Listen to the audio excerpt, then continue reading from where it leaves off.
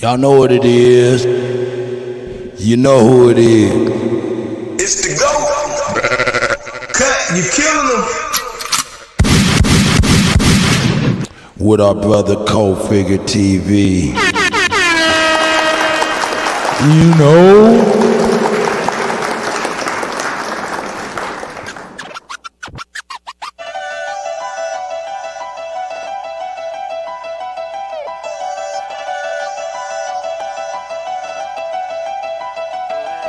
No, hell no, we ain't cool, I'm acting brand new. Yeah, cut the niggas out my circle, they not in my loop. I just might shoot to the loop, I be on the move. Yeah, I'm a nigga with an attitude. Munchie. In your face tattoos, mad cause your bitch eat nut like cashews. Yeah, you don't know me like you say you do. Still knock a nigga out at 192. Ooh, I be all about them Great Lakes. Bad bitch say she graduate from Kent State. Hood niggas still posting the jacks. We on now, I don't care about who next. Sorry, say she live her best life. Yeah, we hopping on and off of first class flights. Ooh, do it big, great white. And every time I eat, boy, I say grace. And every time I eat, boy, I say grace. The niggas still here by the grace of God. I done went through hell trying to win. Probably go to hell, commit too many sins. Yeah, oh nah nah nah. Oh nah nah. Oh nah nah. Yeah, yeah, yeah, yeah. Spell it for you. Cut, you killing them. Pyrex gang, check this out. OPP, no PPP. Ho see me, she kiki. All eyes on me, bitch. GTV.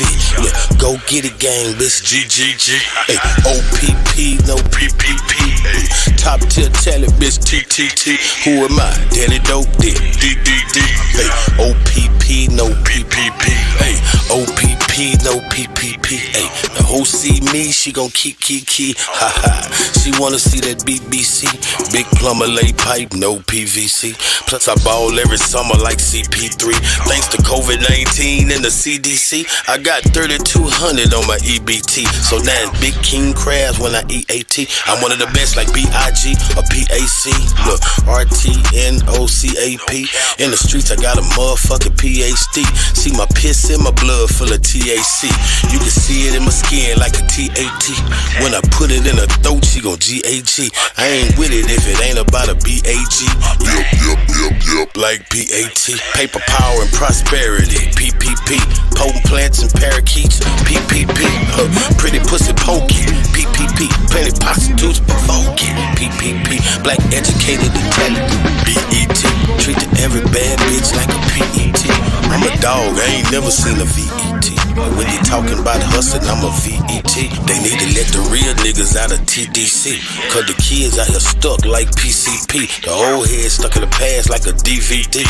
Need some A, B, C, D, E, F, G's, H, I, J, K, elemental P-I-M-P's. No J-O-B's, no G-E-D's. $1 million made off G-O-P-E. BPD couldn't see O-P-E. From the ESK to the OGP. We sold to the black and white like an OTV. I just ATE. Big tomahawk steak from HEB. OG King Kong, big APE. I do a trail ride show on the ATV. Been rapping since 1983. My favorite color purple, G-R-A-P-E. A-O-P-P, no PPP. Sold to the black and whites like an OTV. O-P-P, no PPP. O-P-P, no PPP. I just ATE. Tomahawk steak straight from HEB. OG King Kong, big APE. Do a trail ride show on an ATV. Been rapping since 1983. Color purple like a G-R-A-P-E. Blowing Zaza, no CBD. All my youngsters train to go, bitch, TTG.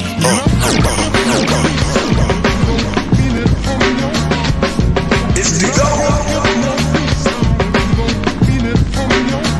Yo, I spit it from the heart. I'm about to lap you niggas. I gave y'all a head start. I'm about to Drake Hard. It's like a seal swimming with a shark. I remember when I used to rhyme in the park. Now I'm transformed and I found the all spark. My dark skin, that's the God's mark. I was given a gift. Drake Hard and Leon, it's like Luke Cage and Iron Fist. The cops want you to resist. It's a bunch of boys in the hood that went out like Rick. Yeah. May their energy live forever. Whoever been shot by the crooked cops. Yo, Channel 7. Show them how we shoot back. Hug up with the mellas when I slide, peace sign when I dip. All my niggas be like, ooh, when that clutch rip. It's real love, Mary J, no fuck shit. We older now, some of us used to buck shit. Really was with the dumb shit. Some of us had big dreams and still ain't done shit. I still love them though, put nothing above them though. And everybody that call you bro ain't your brother, yo. And hey yo, I've been chiefing on Cobb where you got me more than high. Borderline mortified, mentally I'm fortified. You ain't fresh, you a maggot, boy, that mean you sorta fly. Take me for a joke and die laughing. Tracy Morgan guy, trust me when the topic is bread, that shit can go awry. Open me up, find him, them and I. Sides multi-faceted, Siamese Gemini. Dump a load of swish and start thinking like that Fisher guy. Brother needs your help, that can't you see? Oh, he's got to have it. Oh.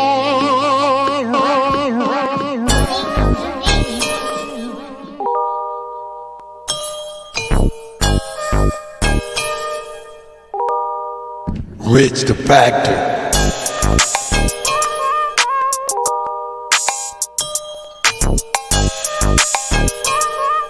Let's go.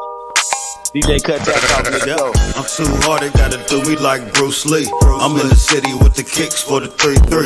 You want 6, I wrap them up like an EP. We back to back in the field like a 3-piece. Quick deals get silk right at Peachtree. We in a G body rolling on some G3. See safe, hit me up when you TD. A couple bricks on ice like some CT. Presidential got me moving like I'm DT. Grease balls in that black thing 3D. Easy on the screen on repeat. Hit Brooklyn, made a left on 18. Hit Benton through the light on 15. Pushing through the north, moving at a well speed. Orca, breaking down some well weed. Orca business got them tied to the well team.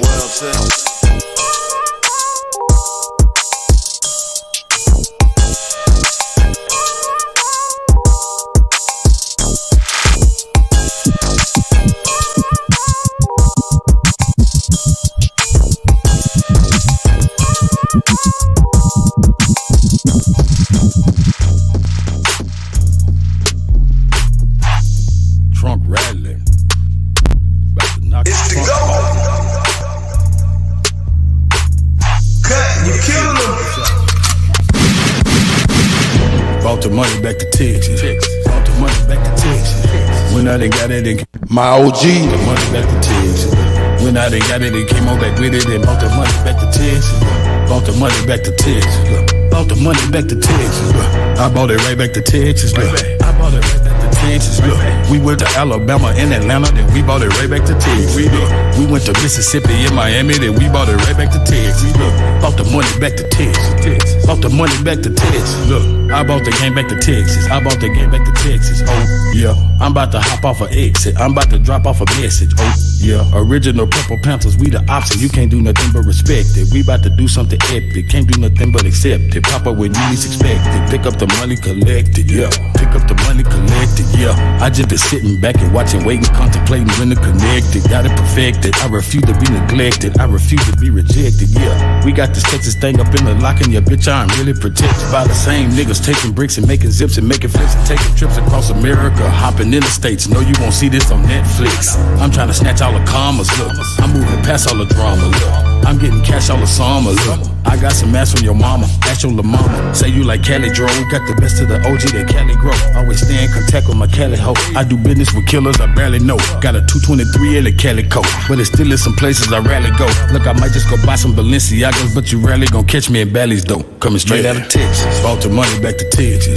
Bought the money back to Texas. When I done got it, and came on back with it, and bought the money back to Texas. When I done got it, and came on back with it, and bought the money back to Texas. Bought the money back to Texas. Bought the money back to Texas. I bought it right back to Texas. I bought it right back to Texas. We went to Alabama and Atlanta, then we bought it right back to Texas. We went to Mississippi and Miami, then we bought it right back to Texas. Bought the money back to Texas. Bought the money back to Texas. I like that Gucci, Versace. I know these niggas can't stand me. They want a verse and ain't paying me. Like I don't do this for the family. And for the birds, fuck 'em. And you know that's off the muscle. Cut, you killing them. Over my tolerance, zero. You know, for sure. Yes, sir, I'm back in that mode. I got them calling me Russell. That boy that out of control. That nigga lip, zip. That's right. Feel like a hoe. I guess I'm back in my bowl. Look like I'm back on that stove. Shame. Yes, sir, I'm back in that mode. I got them calling me Russell. That boy that out of control. That nigga lip, zip. Yeah, that boy that like a hoe. I guess I'm. Man, I ain't been shot nobody out. Let me see what I got up in here. Hold on. I'm back in that mode. Working my shine, I'm a beast. I'm kind to get no beast. Doctor said I had to stop eating beets. I'm a red-nosed pig, far from a stray, but I've been off the leash. Got ties with the mic, capiche? Say you want a feature for me? Shit is gonna cost you a fee. You know, got Bobby back in that mode. Ever since this DJ ZPE, Dre Cobb, you know, Mighty Timberwolf, created a lane. Ghetto Child Clinic, So how the fuck Small, what kind of Bonnie, Shamel, let's go. My tolerance Ricardo D. This mean my niggas keep them wheels in arenas in the 7 Series Beamer with a splash of Alpina. Our toxinous goddess, Got a bitch in house named Medina. Chief Morningstar, Sister Bethy. Shame. Back in that mode. I got them calling me Russell. That boy that out of control. That nigga lip, zip. Yeah, that boy that like a hoe. Candace Ken. Look like I'm back on that stove. You know, for sure. That's where I'm back in them. Red Dog's in here. Them calling me Russell. That boy that out of control. That nigga lip, zip. Arthur Livingston and Smoke is up in here. In my bowl. You know I'm back in that mode. This shit like crack on the stove. Pass up the dope that Magnolia, he cook it up. That's why they packing the shows. Said she wanna link up with me. I put her ass on the bowl. You know I'm strapped with that pole. I put that pap to your nose. Go hard in the paint and I smash on these pussies. I'm feeling like Shaq in the post. I'm gon' keep it cool, I'm gon' hard in these pussies until I get tagged in the post. I did my research, he ain't got no credentials, but homie be bragging the most. Watch me dismantle the goat. I have your ass on the ropes. You know, for sure. Yes, sir, I'm back in that mode. I got them calling me Russell. That boy that out of control. That nigga lip, zip. Yeah, that boy that like a hoe. I guess I'm back in my bowl. Look like I'm back on that stove. You know, for sure. Yes, sir, I'm back in that mode.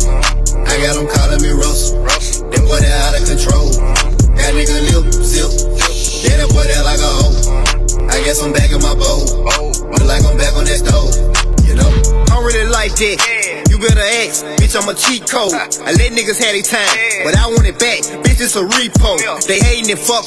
This now my roommate. Stay with me. I feel like I'm Russell. He boy the rent. They don't wanna play with me. Back in that mode. No more of the brakes. I'm back on the gas. I'm talking my back bike. What the fuck is you saying? I'm back on their ass. I'm live from the kitchen. I'm back in my bowl. They missing my whip. Hey, wait, let me fix it. I noticed that dope, but then let me zip it. Yeah, young nigga ready. I'm a little nigga, bitch, but I'm heavy. Off the muscle, I come in here flex.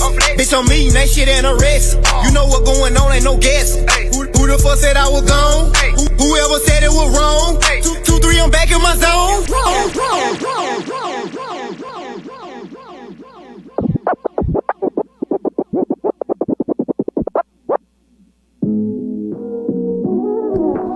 Alright, it's time to get it cracked.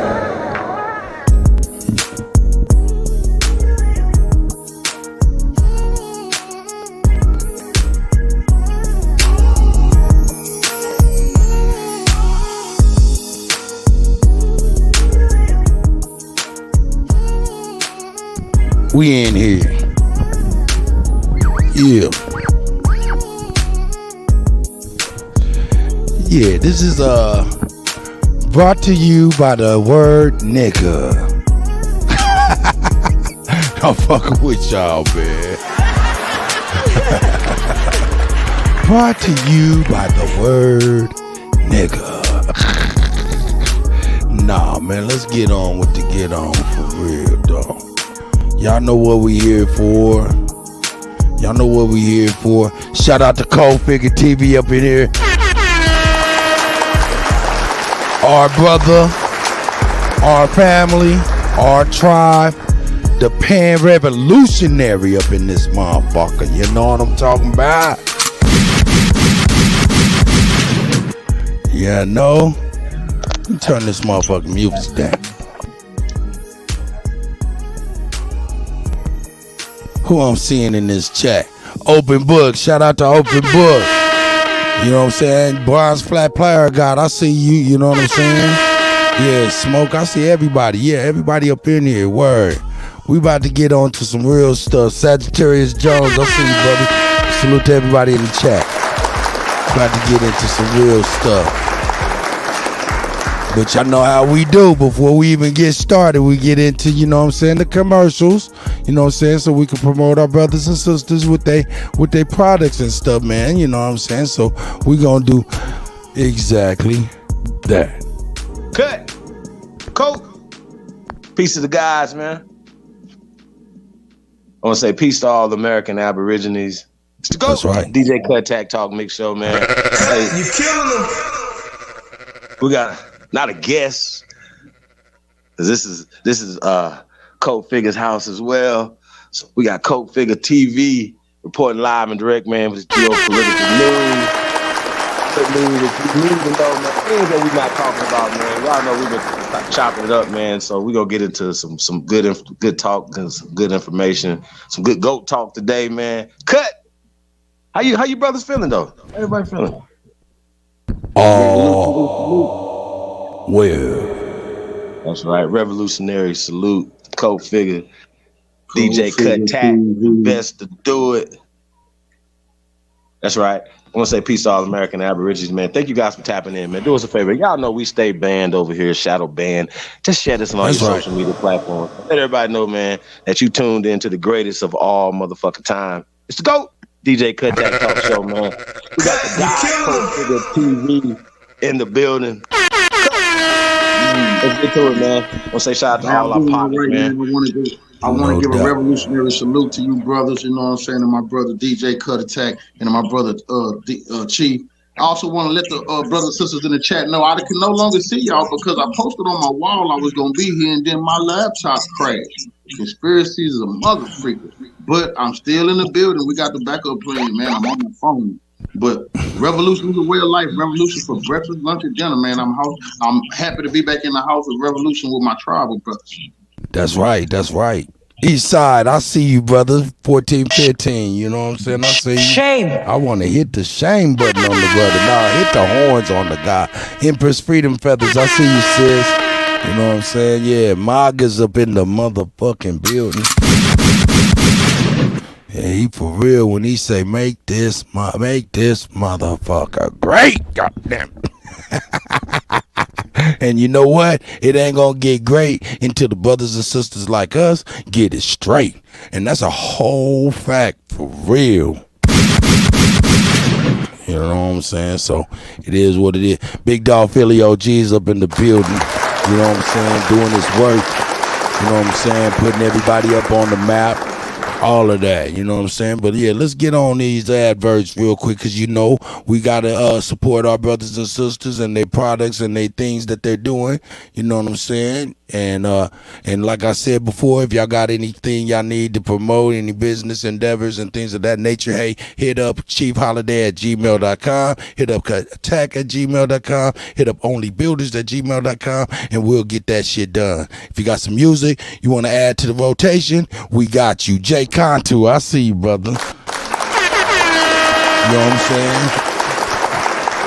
So here we go. Here we go.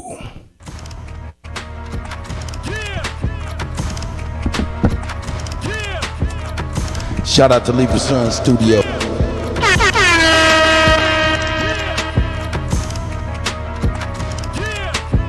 Open Book. Leaper Sun Studios, First American Gods coming soon. Featuring the Jaguar. Feature, film, motion, animated film, First American Gods. Shout out to the Leaper Sun Studio. Yeah, let's get the brothers and sisters stuff worked out real quick. Shout out to Jay Brown. Are you a counselor? Are you an expert judge in matters of taste? Are you an expert judge in matters of the finer things in life, from apparel, bourbon, scotches, watches, cars to cigars?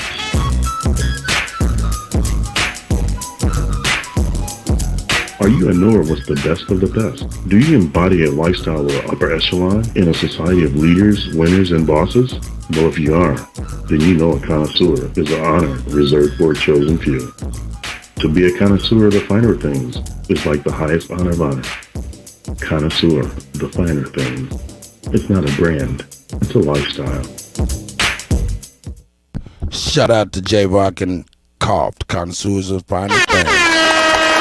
Them hoodies, them buckets, all that shit looking fly. I can't wait till that stuff come on so I can be up on camera and be like, yeah, I'm ready, sir. I'm ready, sir. You know what's next, family. Y'all know we got the order. Uh-oh. Shout out to Cold Figure TV.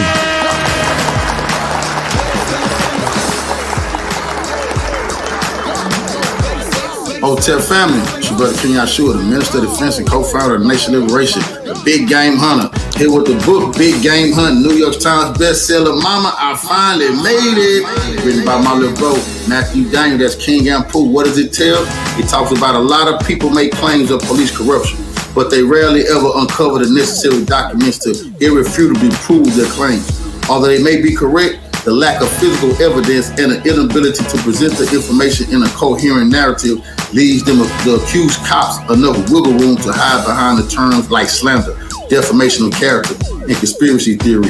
Well, dear reader, those days are over. This work, Big Game Hunting, is clear proof of corruption within the Texas City Police Department. Matthew Daniels lays out his case using eyewitness testimony, newspaper articles, emails, court records, arrest records, and testimony from the Texas City Police Department police officers themselves, which proved beyond a shadow of doubt that there was corruption within the Texas City Police Department that was not only sanctioned by the administration but covered up as well.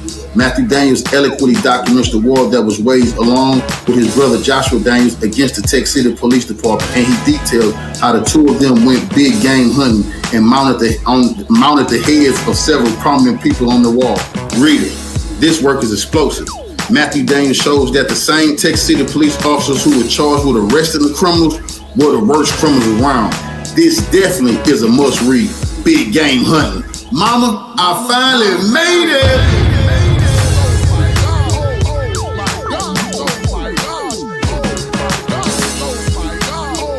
Shout out to Cold Figure TV.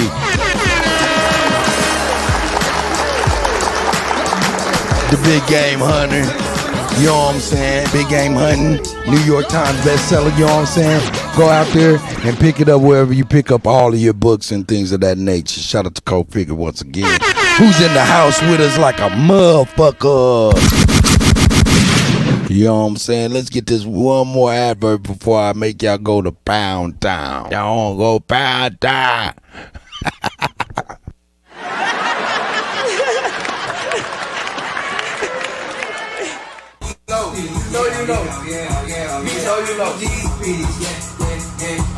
Break to the trap, guys, I'm protected. Take the G's piece. Break to the trap, guys, I'm protected. While I feed speech. Boss told me threw me my first package, and he said, make what you can. Turned to 28 to 56, came back and hit his hand. You always pay the plug, that showed you love, that shit make you a man. Put on the plug, you niggas dumb, you still in close, let me understand. Knock off the 4-way, had a text, so I went right back and cop the A. Got it going like it's a race, Jell you run some dosey cake. Hotline blinking, had them thinking I've been out here moving weight. When you start flexing and finessing, pussy boys supposed to hate. Blicky on me when we meet up, ain't no lacking, concentrate. Can't throw me off thinking we cool, I know how goofy niggas play. I'm closest to you, try to do you, try to knock you out the way. Send him the guy, he think it's safe, send him the guy, he relocate. I used to break down 28 just to keep my money straight. My real trappers, they relate. Tell the nut, smoke out the shake. How much you got, I'm on the way. Don't take too long, no, I won't wait. I coach them up, draw up the plays. I'm getting paid and getting laid. I went from G's to P's. Yeah. Bitch, I went from G's to P's. Yeah. Oh, yeah. Pray to the trap guys, I'm protected. Take the Jesus peace. Pray to the trap guys, I'm protected. While I feed the streets.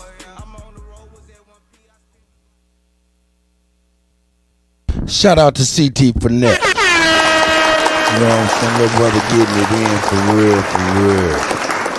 Y'all see what it is, man. Y'all see what it is. Hey, Cut. What up? Let's save Pound Town. Let's don't go to Pound Town. I wasn't about to go to Pound Town right now. I was just playing. I tricked him. We ain't going to Pound Town yet. They say, hey, man, don't go to Pound Town yet, brother. Hey, man.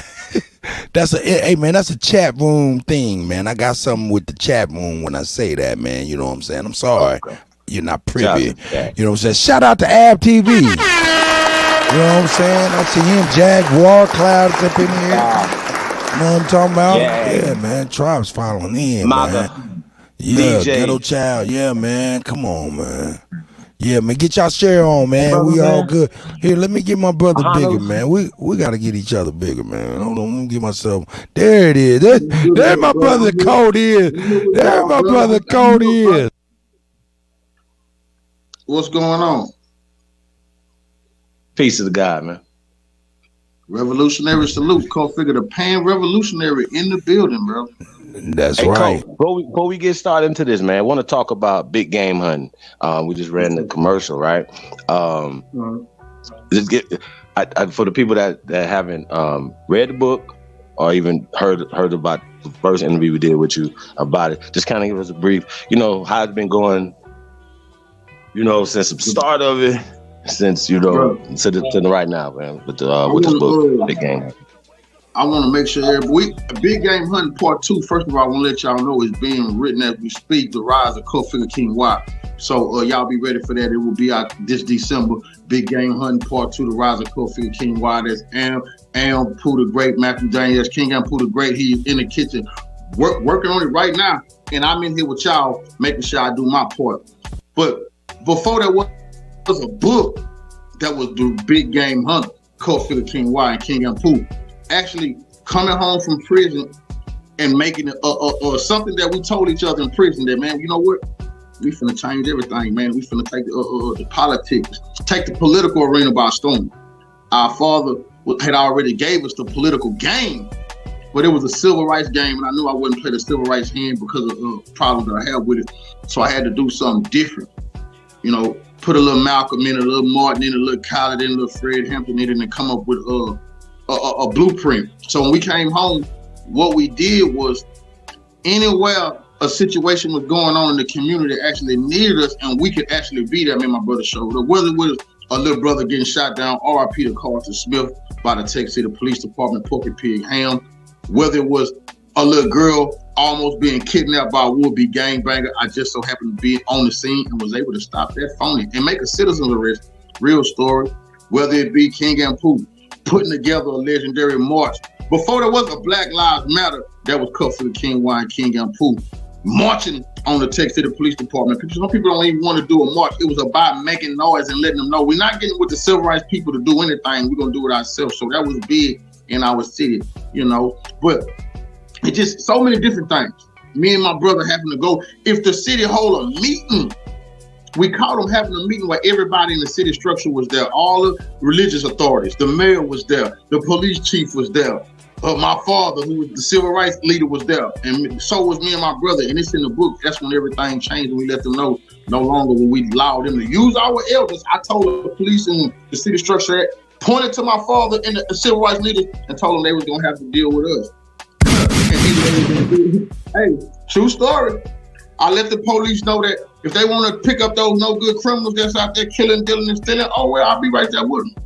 But if they thought they was going to plant dope on people, beat people up, send my brothers back to prison for no reason, then I was going to be in the way. They mouths hit the floor. They're like, what? They never heard nobody actually tell them this, and I'm just letting them know. It was a different type of revolutionary approach. So the big game hunting was a lifestyle. Later on, it became a book. So I just want to let people know that book lets you know how to, don't worry about Washington, D.C. If you in a state, don't worry about your state capital unless that's your city you in. All politics is local. You need to be dealing with your mayor, your city council members, chamber of commerce. If you just talking tough to the mayor and don't know chamber of commerce, you ain't doing nothing. You not real. They hold the purse book, the pocket, the pocketbook. So what Big Game Hunting lets you know that the power structure in your city got to know who you is. We got a lot of brothers out there. We got to have some brothers on the back some brothers unknown, but you got to have some brothers that's known. You got to have some brothers that's in those meetings. You see what I'm saying? And this stuff got to be getting documented. I don't like people. We got a whole bunch of people out there. We don't know what their work is. They pop up out of nowhere. For the first time in revolutionary history, you got a brother coming together. Hey, this is who I am, and this is who I always been. And revolution is a way of life with me. So that's what big game hunting all about. You see what I'm saying? But we living it right now. Y'all brothers is part of Big Game Hunt Part 2, The Rise of Kuttack King Wild, because this not geopolitical. There's nothing in this book right here that's talking about geopolitics. Now when we talking about, this wasn't even Kuttack. This King Yahshua, the Minister of Defense. We live in Big Game Hunt Part 2, The Rise of Kuttack King Wild. So, y'all be looking out for that book that's coming in December, bro. Mama, we finally motherfucking made it.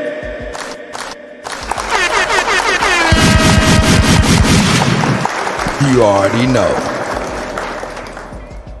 Hey, shout out to our A1 in the building, man. Shout out to all my brothers that's in the building and Revolution. I can't see y'all because they crashed my laptop, so I can just salute to y'all, brother. Shout out to everybody new from Cold Figure, you know what I'm saying? Hey, he our brother, you know what I'm saying? And we his brother, you know what I'm saying? So that's what it is. Let me show my picture and shit, man, you know what I'm saying? I don't got to worry about nappy dreads and looking crazy and shit, nigga. I'll throw a hat on my shit and I'm cold. We family, man. That's all right, bro. That's all right. It's family. I ain't too shabby. This ain't the dating game, brother. We all right. It ain't the date. That's right. Now tell me this. Hey man, you was telling me, I think it was a week ago, you said, man, you think you got a few extra sales based on the advertisement we've been doing over here with the family, man. And I've been shouting the family out, you know what I'm saying, and telling them, man, hey man, good looking out, you know what I'm saying? So I'll let you elaborate on that. I know that it came from over here because when you're a boss, we know where the money coming from. So I didn't never say www.cutfigures.com. That's where y'all can come get their book. What you've been letting them know is wherever they buy books. So a lot of y'all been going on to Amazon.com, and we did about 5 or 6 sales that came from the search engine that was outside of me and my brother, because most people, if me and my brother promoting it, we're going to tell them www.cutfigures.com on his website, which I don't know. That's right. I ain't stopping you, little bro, but I don't remember it. But so when we see those sales that came, people went to Amazon.com, which you don't need to do that, but it's cheaper there. The people can go there, but if you want to support the movement and help make black business great again, you come to www.cutfigures.com. But I salute my tribal brothers and sisters who have been supporting me. You know, we want unity in the community, man. That's right. That's right. You know what I'm saying? Hey, man, I'm gonna be honest, man. The way I've been doing it is, only reason I've been doing it like that is because shit, I ain't really know the website, so I was like, wherever you go get books and stuff, go get that stuff. I don't go get books, but please, wherever you go get books. Hey, hold on, my what's your name just came on. I think I'm finna hit that stream yard. Uh-oh. Hey, the laptop. Like, cause they knew they couldn't stop me. They said, "Oh, he gonna go on anyway, man. Go ahead and hit the laptop." Yeah, CIA. Shout out to whoever's sabotaging us. Shout out to y'all. Shout out to Jim Crow Joe. I'm still gonna tell the people what's going on. Okay, yeah. Shout out to Jim Crow Joe. Shame. I'm backstage. Yeah, I got you right now. Boom. Shout out to Shay Pierre. Oh, I'm about to hit the shame, but there ain't no shame in Shay. Now Shay up in here. Enoch is up in here too. You know what I'm saying? Sister Bethy. Shout out to the sis. I see y'all was in a bill earlier with Ab TV, man. It was kind of shout out to Miss Chief Hobart or whatnot. You know what I'm saying? Hey, shoot, she aggressive. I was like, I'm scared to get on the panel. Nigga say hi. Shit, she's yelling. She's yelling. I think she just was ordering some food. No, I'm playing with y'all, man. No, fuck with y'all. Shout out to Holbert, man, for real. Hey, she be on her square though, for real. She real passionate about this shit, man, and I am not mad at her passion, because we all need it, and that's a whole fact. So once again, lick shot Holbert, lick shots Holbert, lick shots on their motherfucking ass and let them have it. You know what I'm saying? We all getting tired of them motherfuckers. You know what I'm saying? So I get it. You know what I'm saying? Oh yeah, I know you was too, Sister Bethy. I got you, Chief. You right here? I mean, Cole, you good? Yeah. Oh yeah, brother. Oh, okay. Yeah. Now I'll tell you what. You can start hitting that private chat with the links. Then if your lap's up, you know what I'm saying. And then I'll just go ahead and hit up whatever, and we'll be up there. And as we plan the videos, you can just tell me to pause so you can get right on in him. Now, if you want to, you can go straight to the. Oh, let me start this off with telling the people this is something I got to. Okay. No doubt. Back in the having a stance that your ancestors had does not make you a traitor. Don't let people tell you that if you feel like Russia is right for putting their foot square deep off up in the behind of the white supremacists, you not no communist. I've been having to let people know this. Let me tell you something. Before there ever was a word communism, my ancestors had this stance. There was no communism when we came across the invader, the imperialist, the pilgrim, the pirate. You see what I'm saying? That, you know, so I want y'all to know, because a lot of people throw these words around like, oh man, you some communist? Hell no, I'm not no communist. I'm for my people and against who not for my people. You see, we got to know what history has told us. We got to know our historical blueprint. And as I've been looking across the sea of revolutionaries here in America, it's something that's starting to me. I don't have to name no big names, but a lot of y'all phony organizations who've been telling y'all some of the most militant black groups in the history of mankind, why y'all not saying to people about the Ukraine-Russia war? I know why. We're 501c money real good for you, ain't you?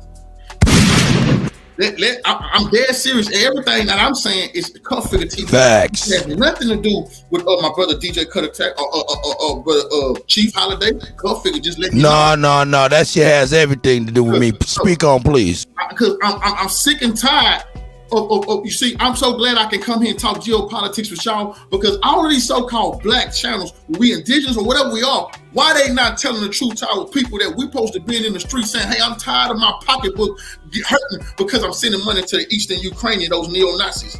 My pawpaw wouldn't have liked it. My big pawpaw wouldn't have liked it. My great pawpaw wouldn't have liked it. They never wanted us to fund our enemy. You're funding your enemy.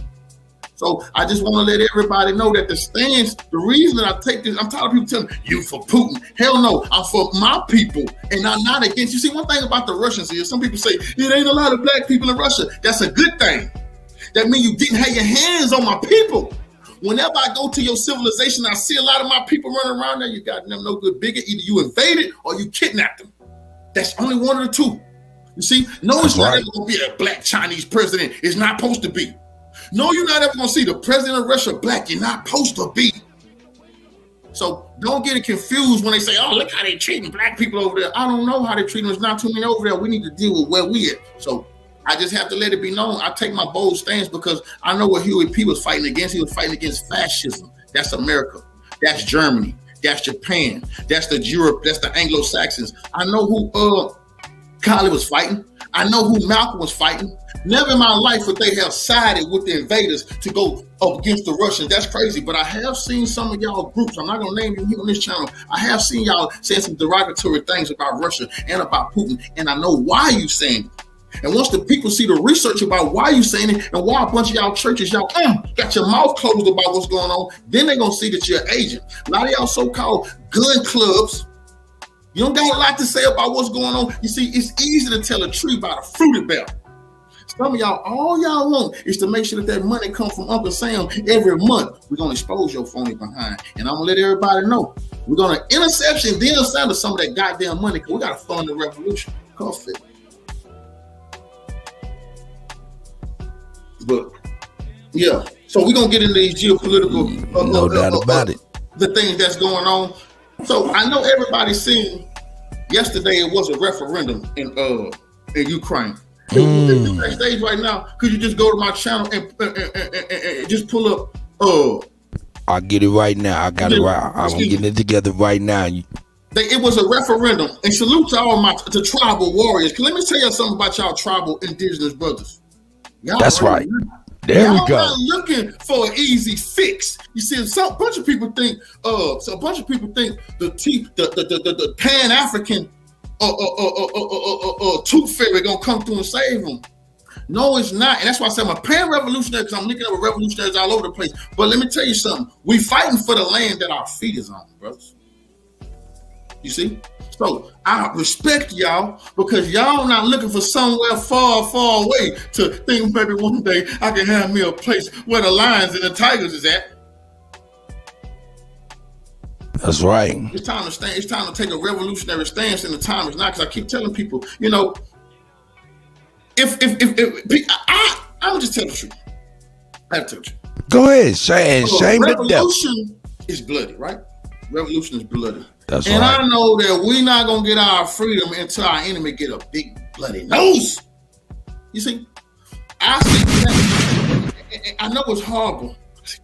They gonna get us. They gonna get us nuked, man. You know what? I can tell, man, there's 40 million of us here. Well, it's about 20 million coons that I hope y'all in the area where the nuke fall.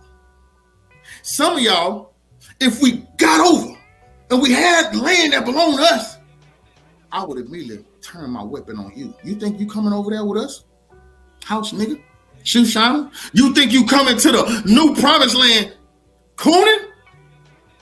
Some of y'all, some of you stuck in your coonish ways we can't have.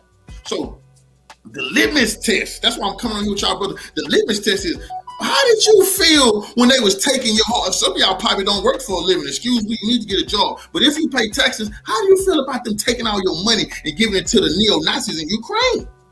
That's right. That part. Come on, bro. Inflation is, I'm getting less for when I'm going. How many of y'all go shopping? You got a wife, y'all got a girlfriend. How many of y'all go to the grocery store? Ain't you getting less product and for more money? All of this is because the Congressional Black Coons decided to back the Nazis. But all that can be over if we take a stand right now and let the world know, hey, listen, I don't know what they've been telling y'all, but we not with them. So aim right. I didn't say don't hit the U.S. I just say make sure you know what you hitting. You know?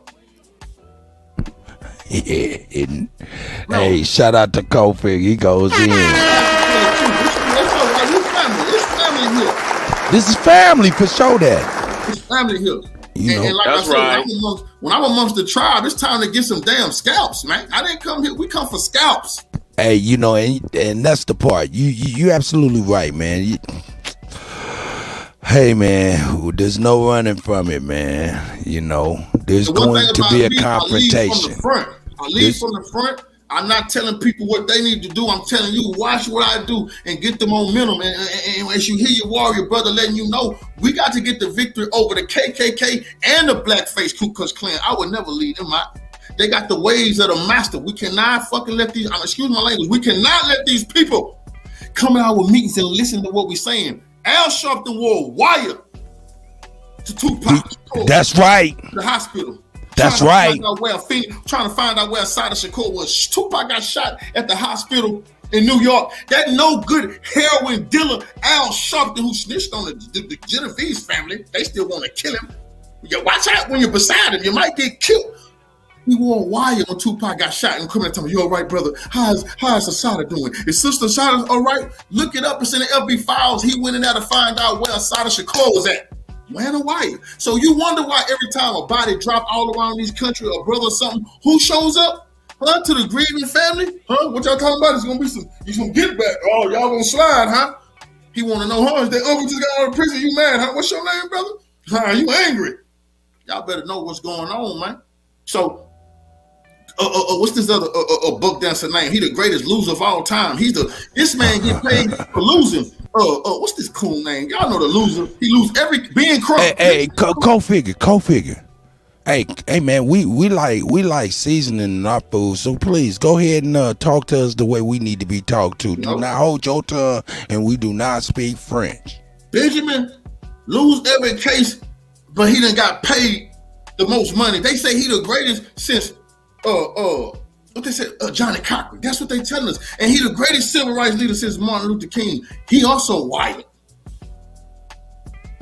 I've left him some messages on his Twitter, let him know I've been wanting to talk to him about losing cases. Somebody reached out to me, but he don't want to talk to court. But we're gonna start talking to all these people. They already know. We want to have in my area. Our congressional leaders, they not getting nothing done. We want to let them know we know about their treason. They need to retire with no dignity and get the hell out of our way. Malcolm told us to go to the United Nations for what was happening to us because you can't keep talking about civil rights. Civil rights go to the civilian court. Why don't y'all think for a while? Human rights is when the whole world got to hear our case. Malcolm been on that in 60-something. None of our leaders, they killed Malcolm, nobody talked about that no more. Are you crazy? These congressional black coons have left us in the hands of our enemy. We got to stop. Ain't nothing civil. No, we don't want to talk civil. That's a fine. That's right. A fine. No, nigga, whoa, hell no. We're going to the UN about what's happening to us. Let me tell you something. They say they want, I keep telling y'all, it's nations where it's 9 million people. You got nations on this earth that's 5 million people.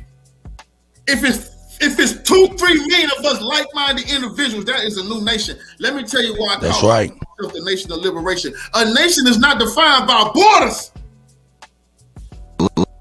Borders do not make a nation. You remember that.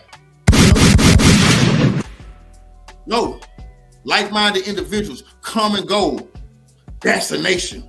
That's right. Once enough of us say we're going to the UN, they gonna wake up out that stupid because we separate from them. The problem is they keep telling us, here's the trick. We all gotta come together as one big black man. Ain't never been that in the history of humanity. How the hell y'all gonna make every black person come together when that never happened? When you have people who say they black, proud to tell you, oh, we never was in slavery. Matter of fact, we sold y'all out. We got treaties with these people. Matter of fact, we gave certain places to these people. Oh no, we was never in slavery. It's some people who telling you their story, not your story. You talking about reparations, you wonder how the plug getting pulled up under you because you got a whole other section of society ain't old shit because they willing to say they sold your ass out. You see? They told the people what your weaknesses is. You see what I'm saying? When they used to come into the tribes, how the hell you think? You see, they tell you that the tribal chiefs always know he's the one, he's the leader. They come snatch your ass up. You think the leaders would just wait down with the headdress on? Yes, I'm the leader. When they knew they was looking to kill leaders? Hell no.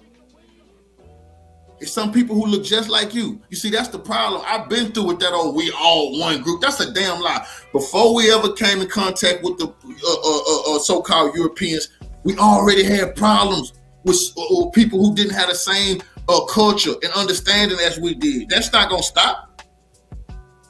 You trying to force yourself. You trying to force. That's like you tired of. You don't want to have nothing to do with a dude who a pimp. He sell drugs. You know, he smoke all day, and you like, I don't like smoke. I don't like drugs around me. I don't want no nigga who pimping. But you trying to say no? Y'all got to be together. Y'all got to be married. How the hell that's gonna happen? Something unevenly yoked. We have an unevenly yoked society they're trying to place together, and it's never gonna happen. The drillers is killing us right now. The poison pushers is fitting on and everything that's not nailed down. What the hell are you? We cannot, huh? You see? The race hustlers. They only bringing up what's happening in our culture unless the so-called white person do it. But as soon as these drillers, killers, and stealers kill us Monday through Saturday, if they kill us on Sunday, if a white person kills us on Sunday, they coming out marching and we come. What happened Monday through Saturday? Oh shoot, we couldn't pass that off and played around on this day. We can pass it on Sunday. That's right. Shout out to Enoch's Ghetto Child, man. Shout out to a Snake God, Candace King, man. Ken, excuse me, man. Big Chief, fuck you, crackers. It's up in this motherfucker. Who else is up in here? Coppertone FOH Apparel, established in 2016, is up in here. Arthur Livingston is up in here. Yes, we got family up in here. Patrick Gabriel, Leonard Peel. Shout out to the family. Hey, check it out, Code. I'm over here on your page right now. The one right at the top row that's right at the end. The NATO? No. All the way to the end to your right. Okay, whoa. Yep. White on white 3? Yes. Yeah, hold on. Let me zoom in so you can see this, man. How that? Yes. Okay. Yes, that's gonna be it. That's the one I want. Yeah, that's the one I was checking out. So you see. That's the one I want. But once again, I want to say this before we move on. I appreciate the indigenous tribal brothers and sisters accepting me to come here and speak revolution with them. I do not take this for granted. And I appreciate y'all warriors, brother. No, we appreciate you as well. See what I'm saying? We coming together, you know what I'm saying? Hey, a lot of our brothers and sisters, you know, they're very, very passionate on this Aboriginal and indigenous indoctrination and I mean, not indoctrination, but our stolen heritage. You know what I'm saying? They're real passionate. You know what I'm saying? And sometimes it's so passionate it shocks me. Shout out to Pseudo Natural. I see you. Sometimes it's so passionate it shocks me, but I understand the passion because it's long overdue. So I salute my tribe, man, everybody. Hey, and I ain't even gonna front. Hobart, boy, I'm trying to tell you, she put it, man, I was like, man, hey, man, she for real, she's for real. I mean, you know what I'm saying? It be the passion of like Chief Bethy, you know what I'm saying, and our women, you know what I'm saying, to really have enough for us to really say, hey, man, we ain't got nothing left and we got to do something, you know what I'm saying? So salute to our sisters, man, our tribal sisters, man, for real. Salute to them. I thought that was amazing. It was scary, but it was. I'm fucking with you, man. Shout out to Hobart, man, and shout out to all of y'all, man. Especially Sister Bethy. You be doing your thing, Sister Bethy, man. You know what I'm saying? I really appreciate it. Let me turn this music off and get on to this right here. Y'all can see that pretty good, brothers. You see this, bro? I want everybody to pay attention to what I'm saying in this video because you living in an era that they're going to be writing about in the history books. You see, every once in a while, you have a man like President Putin who come through in history. You living in that time, you see. And a bunch of our elders that sold us out, they don't want to tell y'all it's the age of Aquarius. You have opportunity to regain everything that was lost. That's the truth. You do not have to agree to be, see, what vote you agreeing to be in bondage. You see, that's over. You don't have to live like that no more. Right, Russian already said they will arm the indigenous people in America. I'm gonna bring that video out. He been told them. He said if they kept that what they was doing in Ukraine, that he was going to get Alaska back because that was a land lease. They leased that to the Americans. The Americans do not own Alaska. Y'all might think they do. That's BS. That's why it's so close to Russia. That's why it's so close to Russia, man. But he said he was going to arm the indigenous blacks in America who had been shot down, and he said he was California, New Mexico, Arizona, and Texas. Those countries was taken illegally. Texas is not Texas, it's called Tejas. And ain't no New Mexico, it's the old Mexico. So everything's about to change. Tell me this.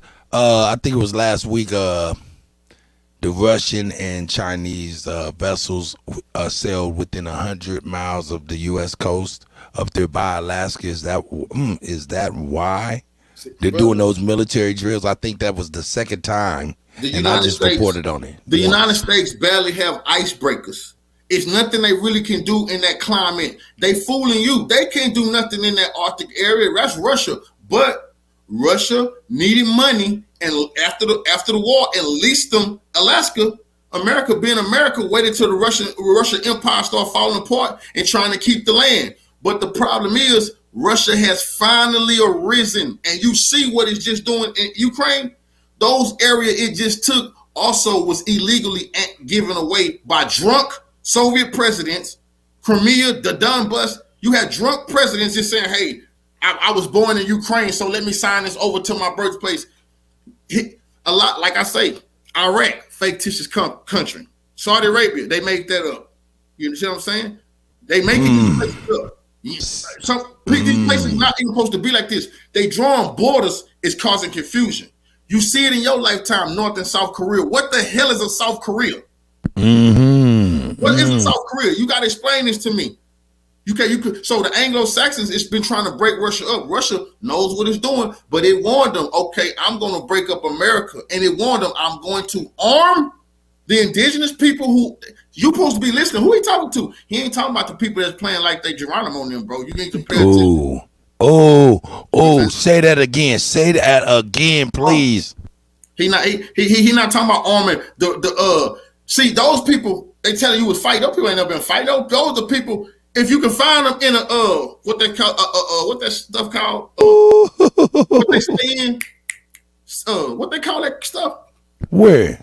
The Indians, the natives. They say they natives. Reservations. Oh yeah. You talking about the Mongols or mestizos? Settler colonies. Russia's not talking about arming them to fight the United States. They're never going to fight the United States because they're Europeans themselves. He's talking about arming you. For you to take back. And one thing I keep telling you, when we say we're going to take back what belongs to us, we're dreaming about places that don't belong to us. In some places that's on this continent of America, we never was at. But then you have some places you've always been, you still there. I'm gonna show you you've been there. I'm finna show you something that's real funny. Then we will. Shout out to Co-Figure too. Oh, I'm pushing the shame on the motherfucking people that got us in this situation. Shout out to Co-Figure TV. All of y'all people, every city we complaining about gentrification. We got whole areas that's been black. Now white people moving in. I want you to go back and talk to your ancestors. Just because the problem is y'all never got on a timeline. You've been there. You've been there. You see, they still taking your land and it's called gentrification. But you thinking that, we just got here and now they moving in. No, boy, you still got these still the pilgrims, the pirates. You see, the gold rush, you see, they made that stuff, but wasn't never no gold. They were just coming to kill. But they had to fool the drunk criminals to tell you, it's a bunch of gold over there, but guess what? You got to kill a lot of those Indians on the way over there. But so we got to understand where we at, what's going on in the time you living in. It's a great day to be alive because you might wake up and have your property back. Ooh. That's serious business. And Donald Trump told y'all. Donald Trump, when Elizabeth Warren, the lady who was from Massachusetts, she filed and tried to say that she was a Native American. You Pocahontas. And they told him, how dare you? You can't make fun of her heritage. Donald Trump came out and say, that lady is not no native. That's a scam. And if she is a native, tell her to sue me. Where the lawsuit at? It never happened, and she had to retract her statement and apologize. You can go on right now and find Donald Trump sitting in front of Congress giving the whole game up about he went to the Indian reservation. They wouldn't let him get his game license, so he told them, they over there pretending like they Native Americans. They not. It's a scam, and that I won't in on it. They won't let me in on it, so I'm going to expose it. So they know what time it is, man. That's probably they trying to lock Trump up because he probably was gonna cut y'all the deal that y'all been waiting on. He probably was gonna give a couple of states again. They got to get somebody like that out of here. Why? He don't give a damn about the plan that they got. He only worried about his plan. That's somebody we can make a deal with. But this meeting, this what Pooh just did is setting the tone to everything becoming better for you. If he don't succeed, your ass is going back into the fields, man. That's just true. That's right. Shout out to Co-Figure, man. Shout out to Matthew Douglas, man. I see you up in there. Black Wolf is in here. Enots, Old Head. You know what I'm saying? The brothers and sisters over at my channel. I appreciate y'all, man, for helping me run that up. You know what I'm saying? Mighty Timberwolf is in here. Brandon Rogers is in here. I see Brandon's up in the beach. You know what I'm saying? Who else is that? Mr. Aboriginal Smith is up in here for show. You know what I'm saying? Shy Apples. He ready to get it cracking. I already know. Arthur Livingston's in here. Yeah. Let me skim through and see the thinking space. You know what I'm saying? I see you shining light. You know what I'm saying? Everybody. Jay Contu. I think you might be from Co-Figure TV. Welcome, brothers and sisters. You know what I'm saying? Hey. Everybody here, Thomas Dodson, I see you, man. I see y'all, man. Anthony Pickens, shining light, yes. Okay, let's get on with the get on. And Co-Figure, like I said, at any time I'm on the pause button. At any time you need to just kind of add a little extra sauce. They need to hear. I'm gonna let it flow. So everything that I had in the moment, they was able to get it. Yeah, because it was. All right, that's what it is. I'm gonna be dropping some bombs like a motherfucker on their ass, like bombs over Baghdad on their bitch ass. Co-Figure TV.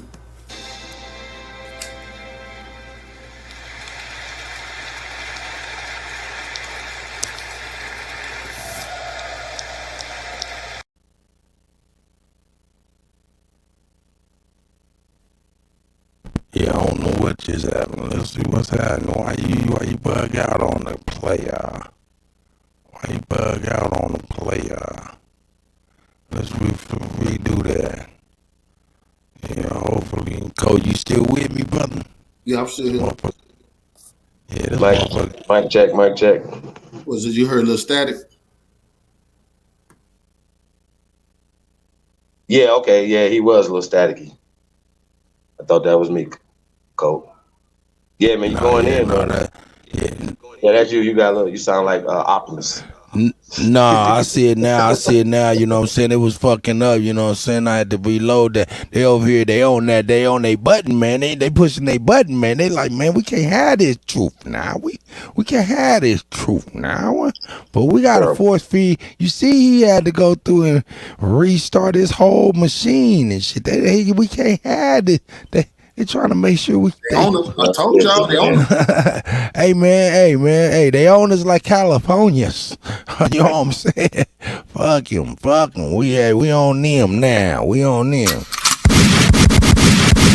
That boy. You know what I'm saying? We on y'all. So it is what it is. Go Figure TV. That's right.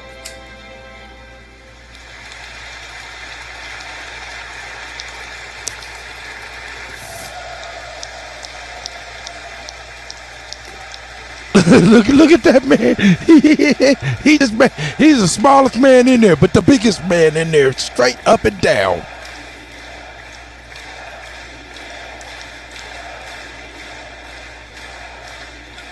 Wait a minute. So what are we watching right there? Okay, hold on. This is Co-Figure TV. Hold on, I'm gonna let Co-Figure. Hey, Co-Figure.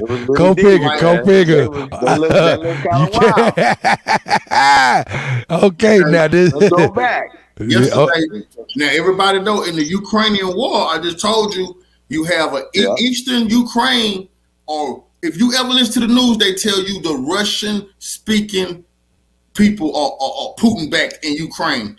What you understand is those are Ukrainians in Eastern those Ukrainians who have just joined Russia, the Donbas, Kherson. Who else voted to join? It was 4 regions. Now tell me this. Those are the countries that was resistant in the first place. Yeah. Okay. Wasn't it? Am I right? In 2014, Barack Obama, that's who Joe Biden still works for. Don't let them trick you. Barack Obama launched an illegal coup d'etat in Ukraine to overthrow the democratically elected government. They don't care about a democratically elected government. They wanted to find somewhere that they could steal money. Ukraine is one of the most corrupt places in the world. You see? So they started. So in that when that happened, the Nazis seized power. The neo-Nazis. One thing you got to know about Ukraine is those are the people the Soviets fought. Hitlerites, they call Banderites.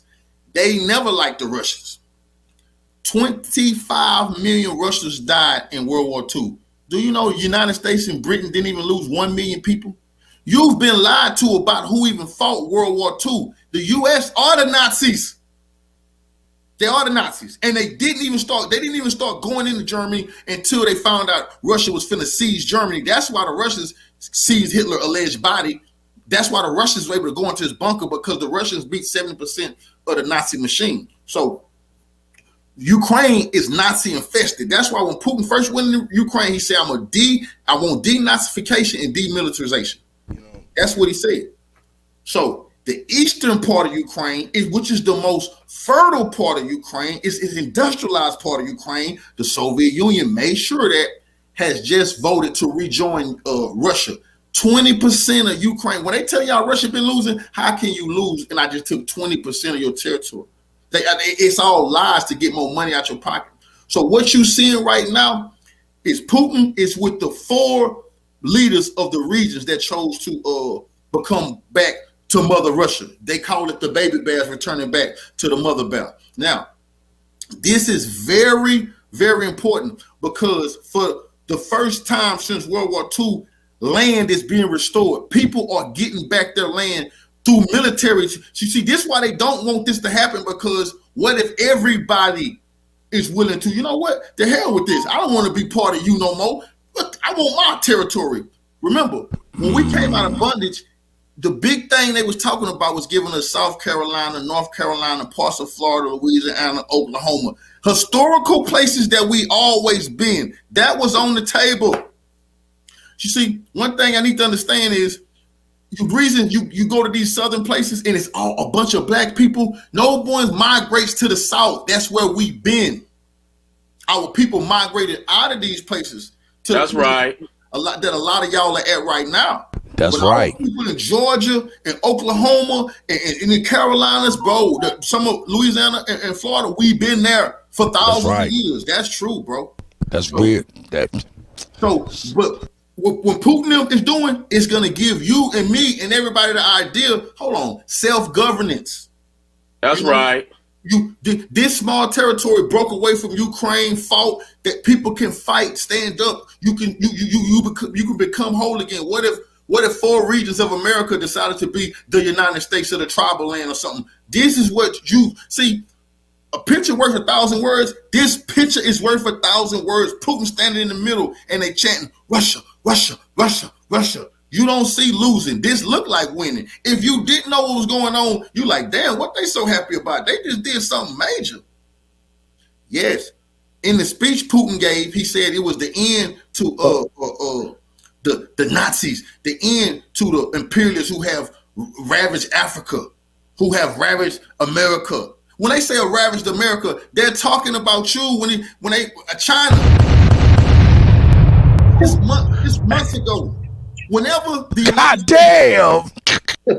United States bring up the Uyghur situation in China, the Uyghurs are Muslims who, right or wrong, are being thrown in the camps or whatever. I don't want to get into them politics. I can, but China says, "Why are you doing what you doing to the blacks, the indigenous? Why are you?" That China never calls indigenous, but they say to the blacks in America. While everybody in the world know you being treated just as bad as anybody else, and they all wondering when you gonna want some freedom. They all want to help you, but they said if we had one leader, that's why they killed Malcolm.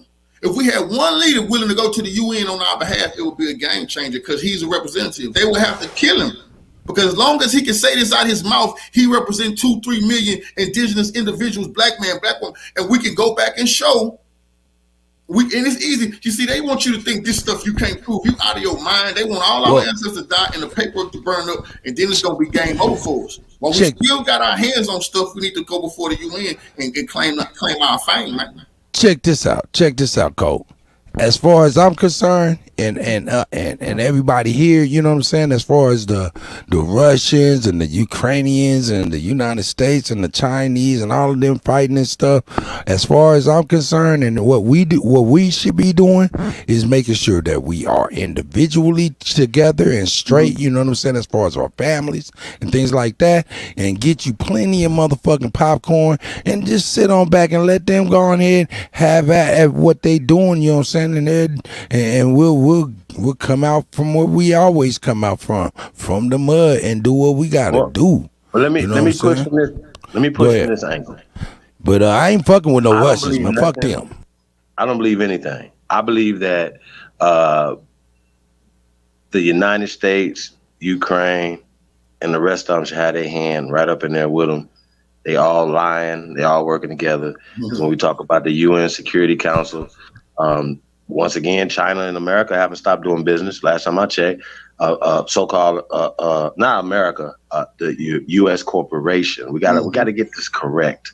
America, we are the Americans, and the corporation is different. They're using Americans and the resources of America and Americans. So let's get that where we at now. For me, as being a red-blooded American, I'm a patriot. I believe in America, and I want America and Americans to win. Now, with that being said, so I don't believe none of this theaters of war. I don't believe anything. I don't believe them. I don't think it's happening. So, matter of fact, I know it's not. So that's where I'm at with that. So I don't believe them. Number two, they got me having some little personal little company. These are corporations having little skirmishes within their own companies. That's why I see it. Now, number also, as far as I'm concerned, if any of these people right here are on the continent of America, right, in the Americas, they could be clearly sending people through the borders at any given time, right, here to harm Americans and America, destabilize our economy, so on and so forth. It don't take a bunch of people to do that, because according to them, a little boy in the trunk of a car and a crazy nigga drove around in a Chevy and shut down the Capitol. The fuck? Right. And a couple niggas on the airplane did all this shit. Stop it. Hey, so y'all understand what we dealing with. But check right? this out. Hold on. These not corporations, bro. These families masking as corporations. Listen, they're naming themselves stuff, and then they trying to hide behind a shell company. That's for legal terms, bro. We cannot let these people, because if they can blame it on the corporation, then shit, corporation can get fined. No, these is families who are starting these wars. And if you know about what happened in Britain, if you know about the Rothschilds, then you understand these is families masquerading as corporations, and they got to be called to the table on that, bro. They're not faking these wars, bro. They're making them happen. The choreographed part is rules to a war. So you would think like, damn, why they not doing this and not doing that? You see, you had emissaries for years who would go talk during war. So. Hey, you know what? Check this out. Everybody's speaking super true, super true. But we're gonna go ahead and shout out to Sister Bethy. Oh, yeah. She shot me a couple texts saying, hey, y'all cut out the rest. 14, 15 saying who grew up in pipeline to you. We're gonna play that video too, like I said too. Yeah. We getting on all of that. We getting on all of that. That's why Co-Figure's here right now. Geo-Political news. Hey man, you know what I'm saying? Hey, and shout out to Sister Bethy. She just trying to look out for us, you know what I'm saying? She be like, yo. Where the bell at? For real. She like, not the bell, the bomb. She want me to hit the bell. Hey, time out. Shout out to Sister Bethy. We on it. Hey, all right, here we go. Geo-Political news now. I got to answer my door. Hold on.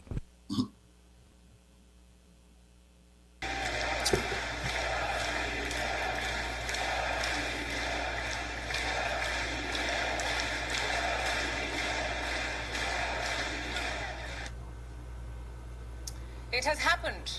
The annexation of 4 Ukrainian territories is now complete. A few hours back, the Russian President Vladimir Putin made it official. He gave a speech. He dared the West and set the terms of engagement with Ukraine. The international community has unanimously rejected these referendums. They have been called a sham. Even the UN doesn't back them.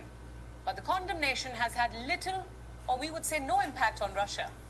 Ukraine is now making swift moves. A short while back, it applied for a... First of all, the imperialist white supremacists is not the international community. They need to stop saying it. They don't even have the biggest population. Stop saying that. You see?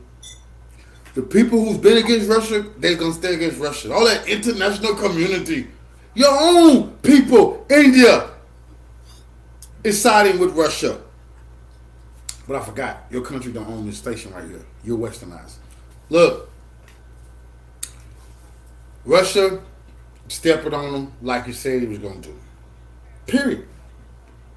They told y'all Russia was losing. That was a lie. Big time winning. How big? They just took 15 to 20% of their territory. Used to be Ukrainian territory, now belongs to Russia. Because precedent has already been set with the Kosovo War, Yugoslavia. They know this. Putin. We don't care about the world stands against Putin. No, the world don't. The international community, the international white supremacists. Who cares what they got to say? Even the UN need to tell Israel to stop occupying the Golan Heights and give Syria back their goddamn land. Quit eating and gobbling up all of the land that belonged to the Palestinians and go back to pre-1967 border. That's what the UN need to fucking worry about. For a NATO membership. Kiev says it is applying. And these damn dummies just accelerated their bid into NATO. They really want to be in the NATO now. They really want to die. Russia already told them it'll be a burning day in hell for them before they ever allow NATO to have those weapon systems so close to their borders. This is why Ukraine is going through what it's going through now. It's punk drunk. Oh, we're joining NATO. No, you're joining Hitler. Applying to join the military alliance through an expedited procedure. My question is, how will Vladimir Putin react to this? What does he plan to do next? After Crimea, will Putin get away with this move too? And this is our cover story tonight. Let's get you updated with what's My bad, I had to step away. I'm back. The world's attention was on Moscow today. The Kremlin hosted a grand ceremony where Vladimir Putin announced the annexation. Russia is now taking control of 4 regions: Donetsk, Luhansk, Kherson, and Zaporizhia. These represent 15% of Ukraine. And today, Vladimir Putin annexed those very regions. He signed the decrees. The fertile land, the industrial part, is gone. In the presence of the so-called leaders of these 4 regions. Remember, they were installed by Russia. Listen in now. Listen, to what you can say so-called all you want. They still ruled it. You see Iran and everybody else say the so-called Israel regime in Israel. Those Hyksos, those individuals masquerading as Israelis, they rule that land. So you can sit here and say the so-called rulers all you want. Just because you say so-called don't mean it ain't gonna be so. To what Putin said. Today we signed the treaties on the admission of the Donetsk and Luhansk republics of the Zaporizhia region and Kherson regions into Russia. People in these regions are becoming our citizens forever. So that's what Vladimir Putin had to say about the annexation. From there on, Putin launched in what could best be described as a rant. He listed his grievances. You see? A rant. Best be described as a rant, says this person, but I watched, it wasn't a rant. It was a beautiful revolutionary speech about the end to racism, the end to trying to enslave, the end to nuking people, the end to stealing resources from Africa and Latin America, the end to trying to keep the Anglo-Saxon Germanic Hitler plan of destroying Russia. That's over. That's not a rant. The end of just attacking countries like you did in Iraq. That's not a rant. Like you did in Libya. That's not a rant. That's I can tell you too westernized to even be happy for humanity today, lady. But you just got to do what you got to do, right? You know what that's called. Against every rival you can think of, starting, of course, with Ukraine. Putin tried to paint Kiev as the aggressor.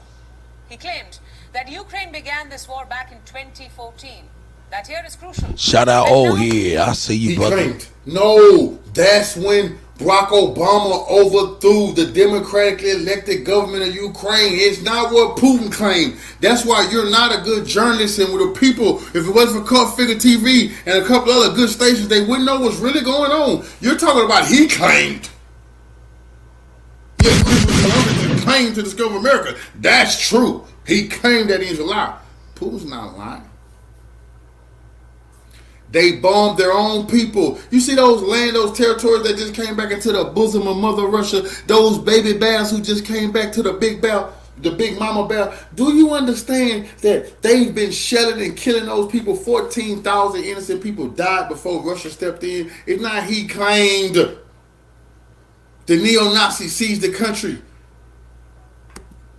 Now they must return to the negotiating table. But it will be Putin who wants to set the terms of the truce. His first condition is about the annexed territories. The Russian president said they are non-negotiable. We call on the Kiev regime to cease firing and stop all military activities immediately, including the war it launched in 2014, and to come back to the negotiating table.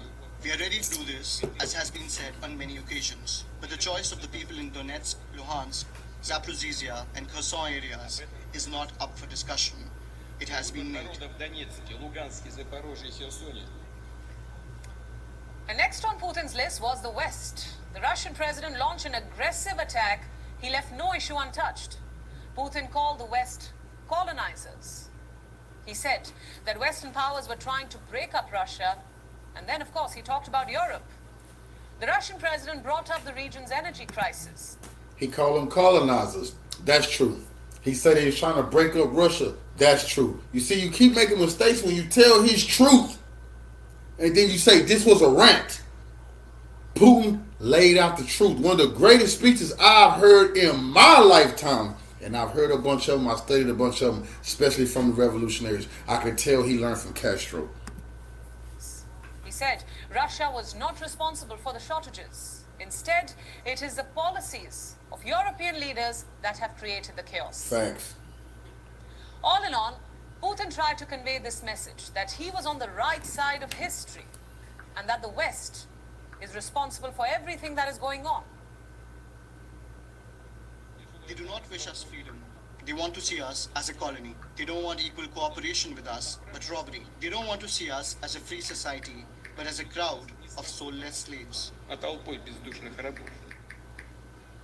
So that was a quick recap of Putin's speech. What was Ukraine's response? It is now considering countermeasures. Before we came on air today, the presidential office in Kiev put out a statement. Ukraine plans to reach out to the international community.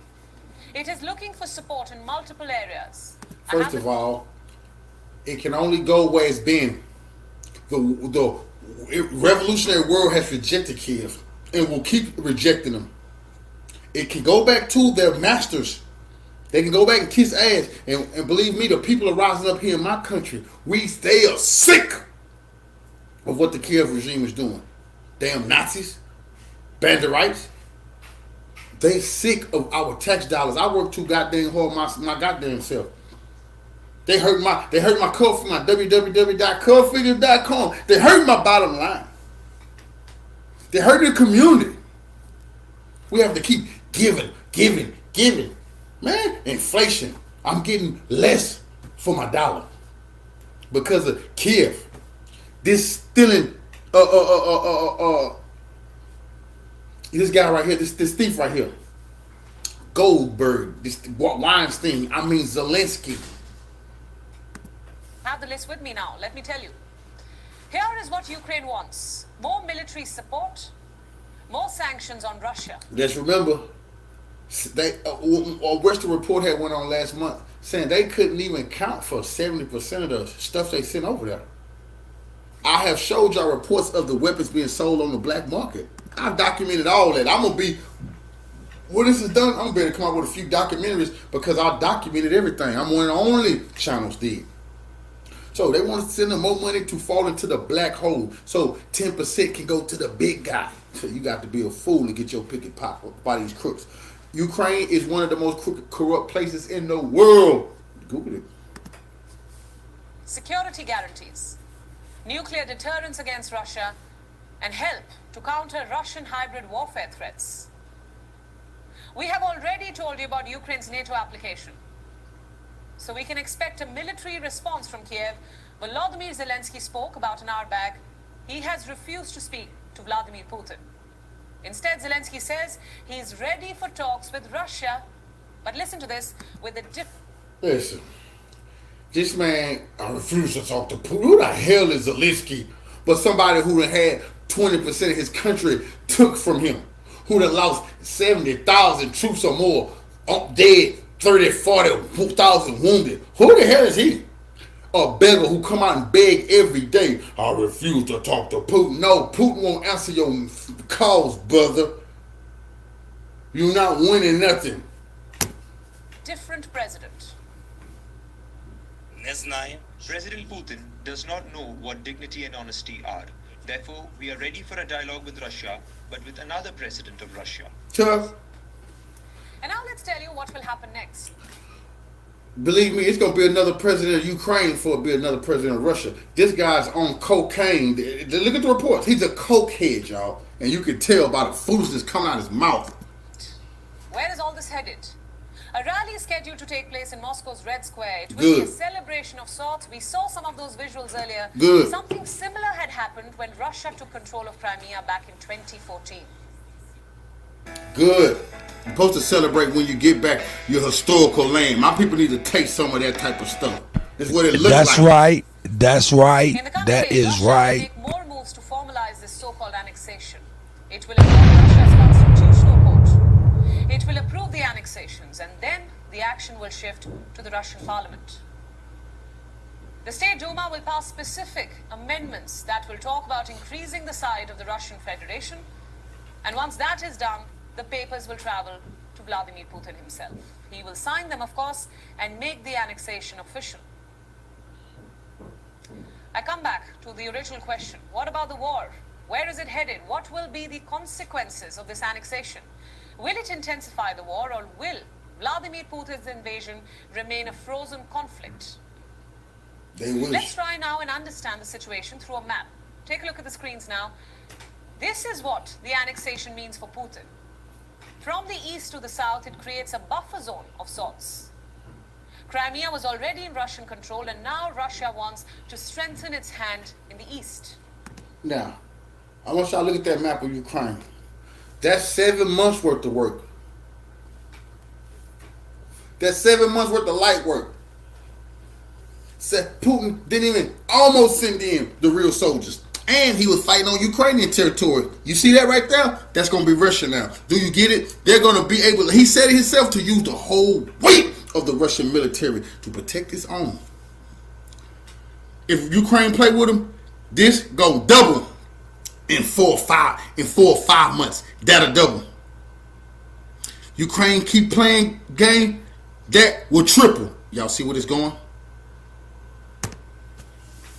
In the coming days, Russia is expected to send more troops to these particular regions. Putin has already promised to work on security. In fact, some experts suspect that the people living in these areas could be encouraged to join the Russian military. Next question. How will the West respond to Russian actions? Reactions have already started pouring in. Let's begin with the United States. The US was among the first countries to respond. America is hitting Russia with fresh sanctions. More than 1,000 people and firms connected to the war in Ukraine have now been sanctioned. Listen, this is so pathetic. Fresh sanctions. We're going to sanction them. We're no more doing business. Only in white supremacist world does that matter. Putin and his people don't matter. Only in y'all world do y'all think that y'all are the beginning and the end to every goddamn thing that there is and was it is to be. The world is moving on from white supremacy. You're going back that from which you came. Back into the Stone Ages. Back into the darkness. You already are starving and you're already in the dark. And this is just because the conditions in which this war is putting you in. Imagine when you got to stop stealing from Africa and Latin America and Asia. It's not going to be good for you. In addition to that, more than 900 Russians will now be subjected to visa restrictions. America's move was on expected lines, of course. US President Joe Biden has already revealed his intentions. Take a look. I want to be very clear about this. The United States will never recognize Russia's claims on Ukraine's sovereign territory. This so-called referendum was a sham, an absolute sham. But it wasn't a sham when the United States allowed it to go on in Kosovo. It wasn't a sham. They called Russia weak after the Soviet Empire fell, and then they pulled this bullshit in Kosovo and split up Yugoslavia, which they've been trying to do. Russia know exactly what it's talking about. It wasn't a sham then, but now it's a sham. But the problem is, you see, for what you did in Kosovo, Putin just did what he did in Ukraine, but they on his feet letting you know they ain't listening to y'all. The hell with you, your products. United States, you can punk Europe, you cannot punk Russia. You can punk Germany and Britain and France and check them and make them fall in line. You can never do it to the Russians, and that's the problem. You can only get tougher and blow up the pipelines that belong to the Germans, nigga. You knew better than to blow it up if it belonged to Russia. Your ass would have been grass. You know that. Keep picking on who you can pick on, bro. But the days of you picking on the revolutionary nations, that's over. You know that. The United States got a bunch of vassals. It's still in Japan. Japan is a vassal. The United States will never leave Japan. It's conquered them. It's still in Germany. It will never leave. The Germans have told them to leave. The U.S. said the hell with y'all. The United States is an imperialist bastardized country that has no real home. They never go home. They want to colonize Mars. No, ain't no home to go to. You see? They're like the Spaniards when they came to America and they crashed the ships on the shore. And people say, oh, what the hell? Yeah. Nigga, we sink or we swim. We win or we dead. That's what's going on with them. But looks like they're going to be dead. Biden has the support of not just his allies, but the United Nations too. Secretary General Antonio Guterres has refused to accept the referendum results. Listen in. The so-called referenda in the occupied regions were conducted during active armed conflict in areas under Russian occupation and outside Ukraine's legal and constitutional framework. They cannot be called a genuine expression of the popular will. The list goes on.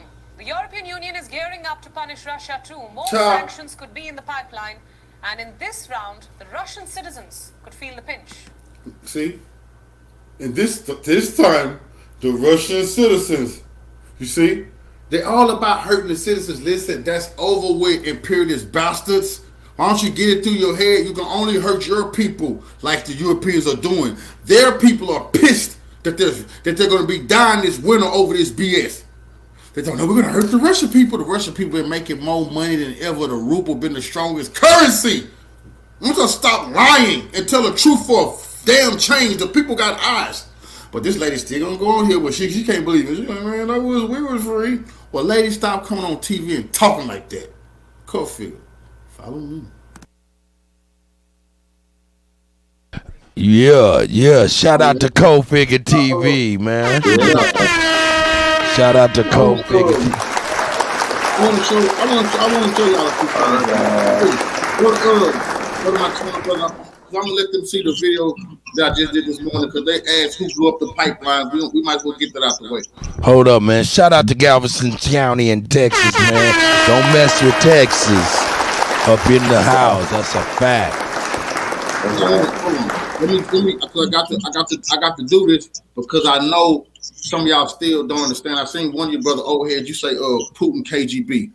Brother, was you jumping up and down when George Bush Sr. was the president of the United States? He was the head of the CIA, was the equivalent to the KGB. That's right. That's the truth. We got to understand. We got to quit letting them point the finger at somebody else. One more thing I'm gonna tell y'all. I don't have a problem with Putin. He's never had a problem with me. You see what I'm saying? We got to quit looking at Putin and saying, well, I heard America government been killing your people, lynching your people, beating them, raping them, and murdering them. Could you please just give them some attention and stop attacking whoever they're mad at? Well, Gaddafi was a bad guy. A lot of y'all didn't like Nelson Mandela because the United States didn't like him. You didn't like Castro. That's right. The United States didn't like him. You don't like whoever the United States don't like. Tupac. It's just real talk, man. Trump. It's just so understand this. If you don't want no freedom and you cool with being a second-class citizen, you in the wrong place right now. While I'm on here, we're gonna have some revolution and some freedom. And we're gonna stand up straight.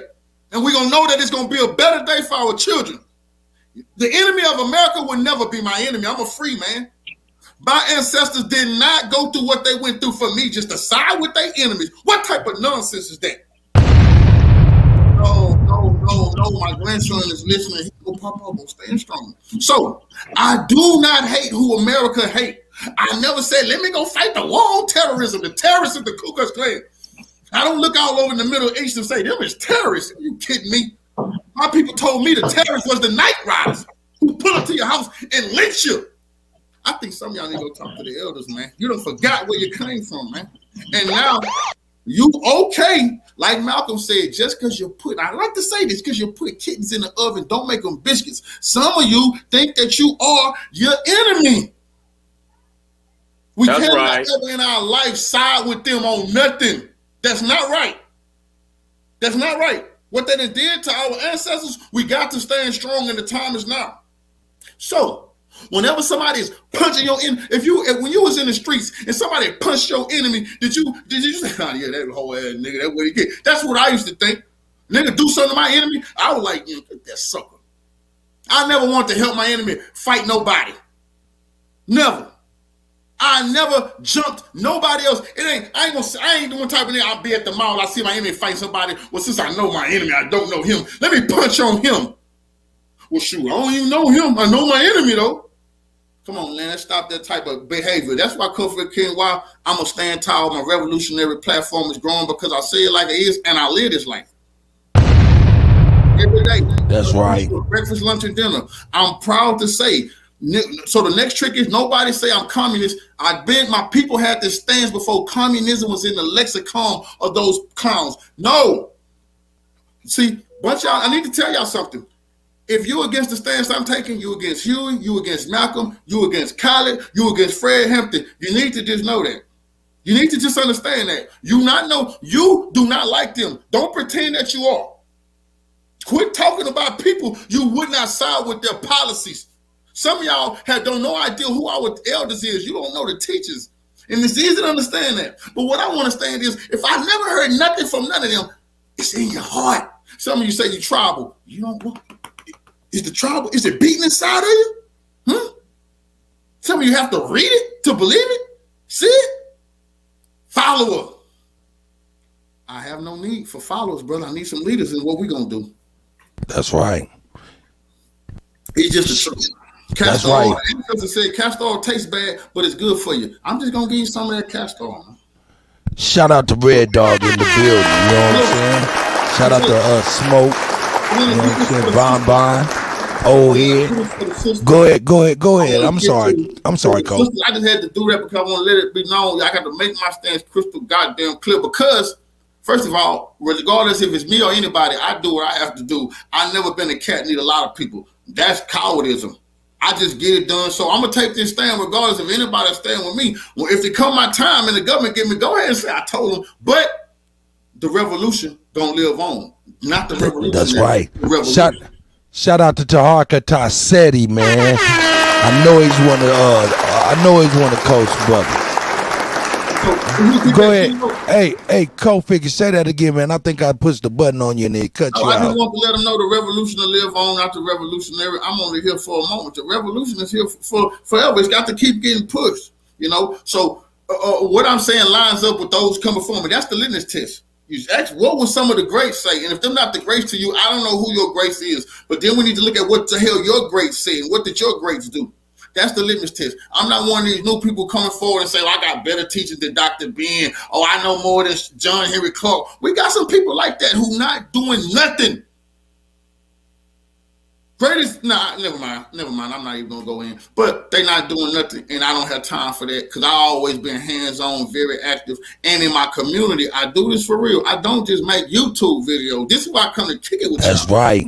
You know what I'm saying? So, this ain't something I'm doing hiding in the house, man. I'm going to leave it in a minute and go see if anybody didn't like the show I had today with y'all. But it's going to be, I just posted this morning. All right, it's that number 3. Go to the top. It's going to be that third video at the top. This is the United States being busted bombing them gas pipelines. So this is an act of war on Germany, their ally.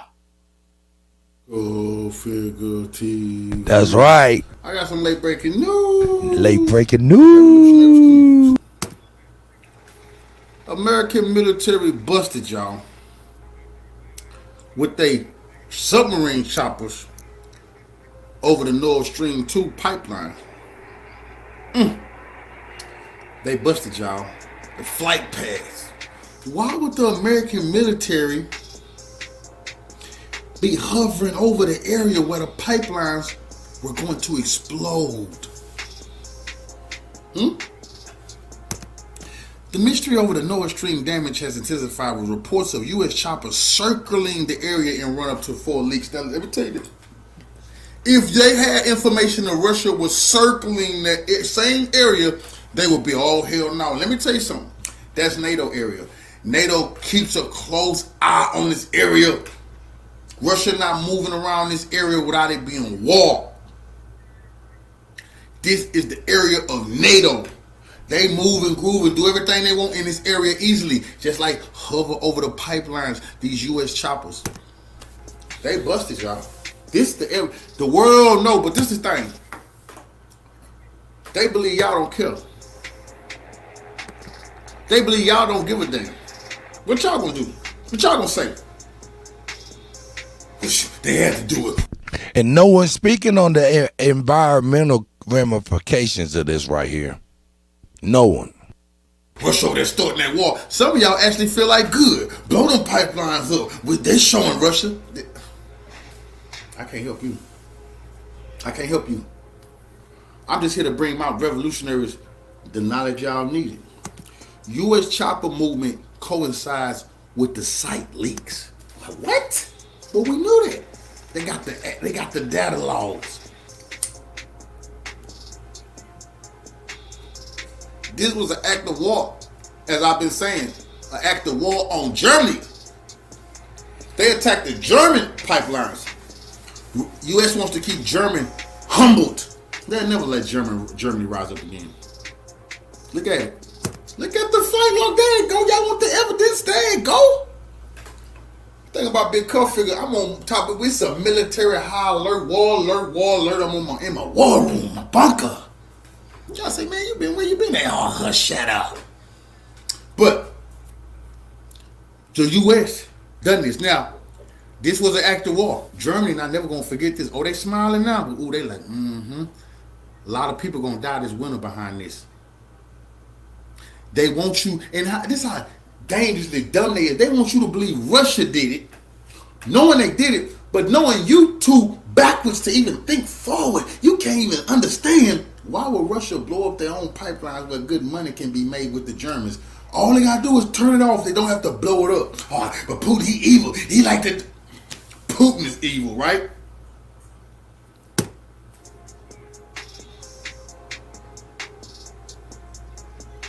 A lot of y'all is in the hand of the evil ones and don't understand it. I'm gonna help liberate you. I'm gonna help free you. But you gotta fight with me. But I'm bringing this revolutionary information to y'all because I wanted y'all to have it. The whole world knew it's the U.S.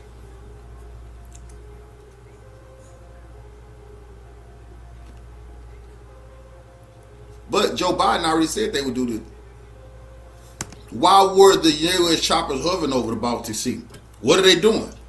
They gonna tell you, oh, operational procedural measures was being. I know it was. Environmental imperialism, environmental terrorism.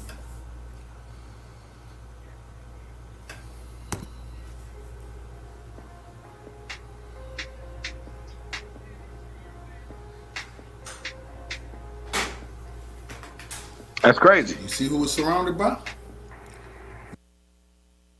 That's nuts. You see that shit? Go Figure boy be lining it up. He be having it lined up, boy. That's why I be bringing y'all that geopolitical news over here for real. That's right. NATO member states.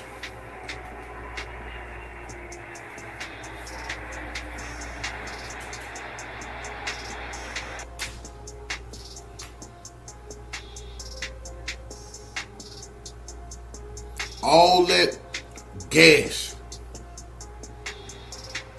into the atmosphere. Ooh, just days Go before the Figure speaking on assault ship USS Kearsarge was in the area. You see, the amphibious assault ship. You know that's where the dolphins can go into the water. You seen it on the movies. You seen it. And the U.S. force has been testing a new type of unmanned underwater vehicle for mine hunting off the coast. Also, they had everything they needed to do this mission. That's disgusting. Then they'll tell y'all 30 years from now, if you get 30 years, this is not a game.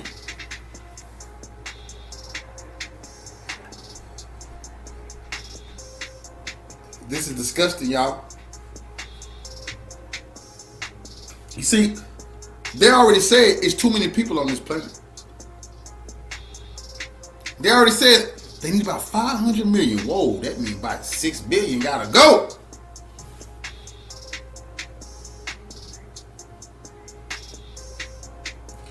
Now, this is one that I had heard about, but I'm glad they had it on this video. In 2015, a remote operated vehicle rigged with explosives was found right next to one of the pipelines in Swedish water. Now, what they won't tell you is who did the vehicle belong to. Now this is 2015. This 2014 is when Obama had the Nazis overthrow the democratically elected government in Ukraine. You see, they already found these ain't the Russians. Remember, Russia don't need to blow it up. And Joe Biden said on tape, we can take care of it. And the reporter said, but how? It's in Germany's operational control. We gonna take care of it. We got ways. He said that.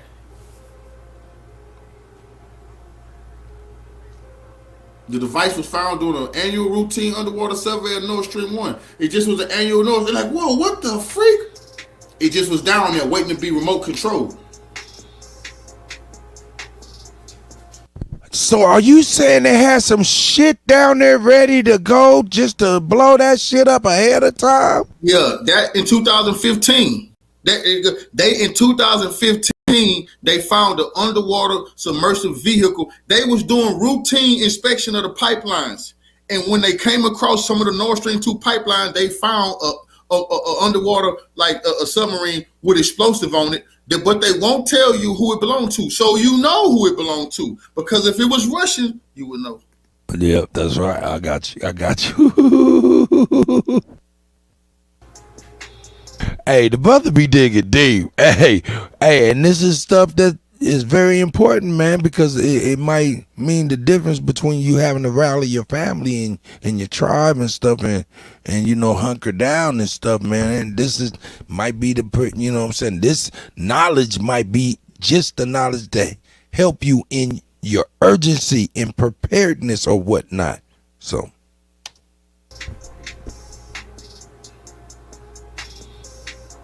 a lot of people don't know this stuff is going on.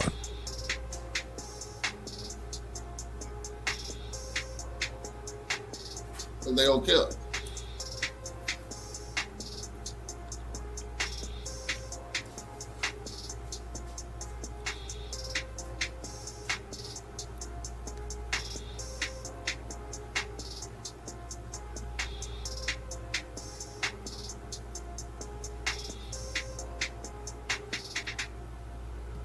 Hey, Red Dog, I can't hold your hand, brother. I can't lead you across the street. You grown, brother.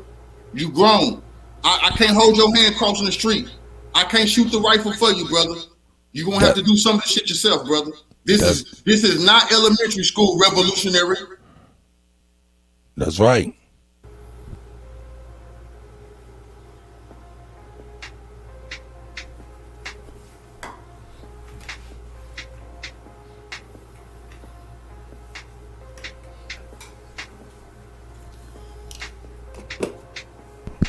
I don't even know who this Red Dog is. So definitely did this. All this evidence, and they still trying to pretend like they don't know what went on. This is crazy. Yo, Red Dog, I don't even know you, man. And you know what I'm saying? So, yo, man, you might. That's why I want to make sure everybody who with us in there. I don't mean no disrespect, y'all, brother, but anybody who not. Which one thing I tell you, you won't stand, you won't hit a link and come up here and debate me on any of this. I got time. Yeah, okay. Now, Red Dog. You want to come up here and debate me on this, brother? Yeah, would you like to come and do that? What you talking about, brother?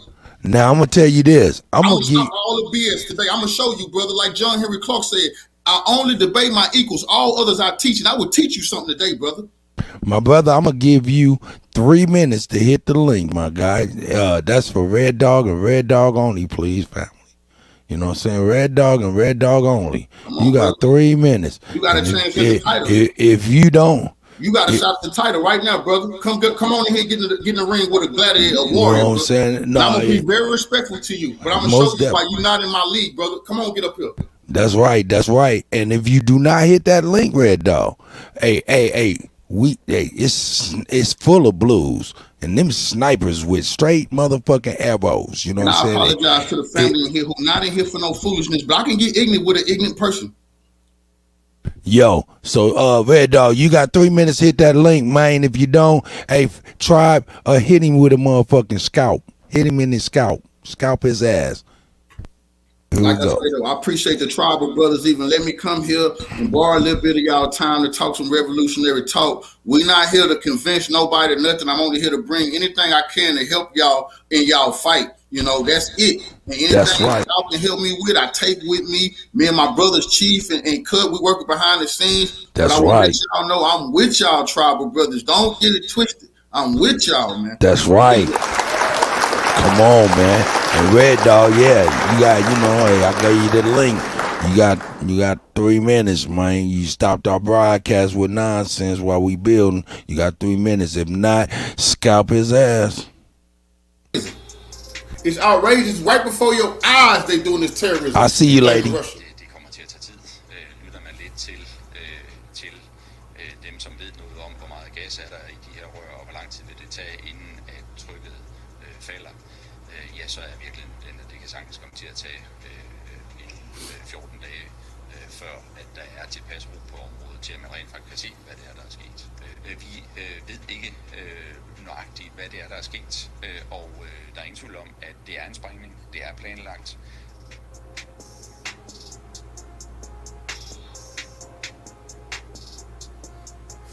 But they too much of service to the U.S. to tell the truth.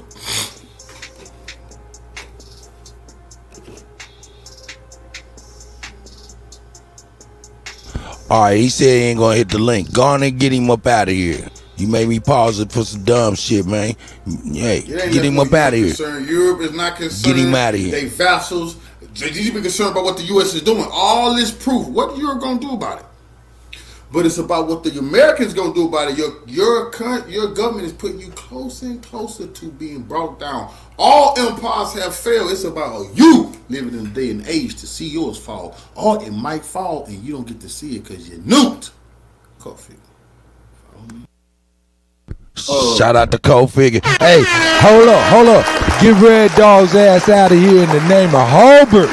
In the name of Holbert's ass. Now, I wasn't gonna yell like her. I wasn't gonna yell like her though. I appreciate my tribal brothers up here on the stage standing with me, and the tribal brothers in the audience finna tear his butt up. See, we got unity in the community. Ain't no That's more right. we together. That's You're right. not gonna sit here and do that. But Nope. you're not gonna stop the program because I'm gonna keep flowing because the people enjoying this conversation. That's I'm right. picking it with the people, and man, like I say, y'all type of agents better be glad it's only on here because I'm ready to do day for day for showing the people it's real in real life. You won't get away with being an agent of chaos anymore. That's over, bro. And That's we gonna right. get some unity in the community. The tribal revolutionaries coming together. I'm a planned revolutionary, man, and I'm telling the truth that people overseas is saying that the indigenous, they're not saying the slaves who was brought from Africa. Nobody's saying that shit nowhere. Excuse my language. Nobody's saying that. No, bring your language. When I go listen to the Africans, none of them are talking about for our brothers who was taken away. That brother, that's very important. They will be speaking on that. They don't speak on that because all of them, I hate to say it, damn, this gonna hurt some heart. All of them is in on the game. It's a lot being made of you not knowing nothing about who you used to be. You see, you started reading about the inheritance. You love the biblical inheritance. You don't even know your inheritance has been taken. You see, what you gonna get? Man, I hope my daddy leave me something. Man, your ancestors left you plenty. You don't even want it because you don't know who you are. But it's a video now in the geopolitical sphere. Ukraine this morning was denied entry into NATO, y'all. After Putin came out and told them people, I'm not playing with y'all, and he said, I'm not bluffing. The old Ukraine territory is Russia now. And he say all options is on the table, like America used to say. I want to let everybody know something. I want this land just as much as y'all do. So when I say the government is what I don't like. You see, we still got to be here. You see, I want the territory. I don't want to die neither. But it's like in the days of Kemet, if you read some of the history, the Hyksos took over and then they started pretending like they was the Commetans. They pretend like they were the Egyptian kings. The Romans did it. Alexander the Greek, when he went to Rome, he started pretending like he was the Egyptians. He called himself the last black pharaoh. He thought it was Hannibal, Taharka. So what I say that to say this, you have individuals right in your face pretending to be you.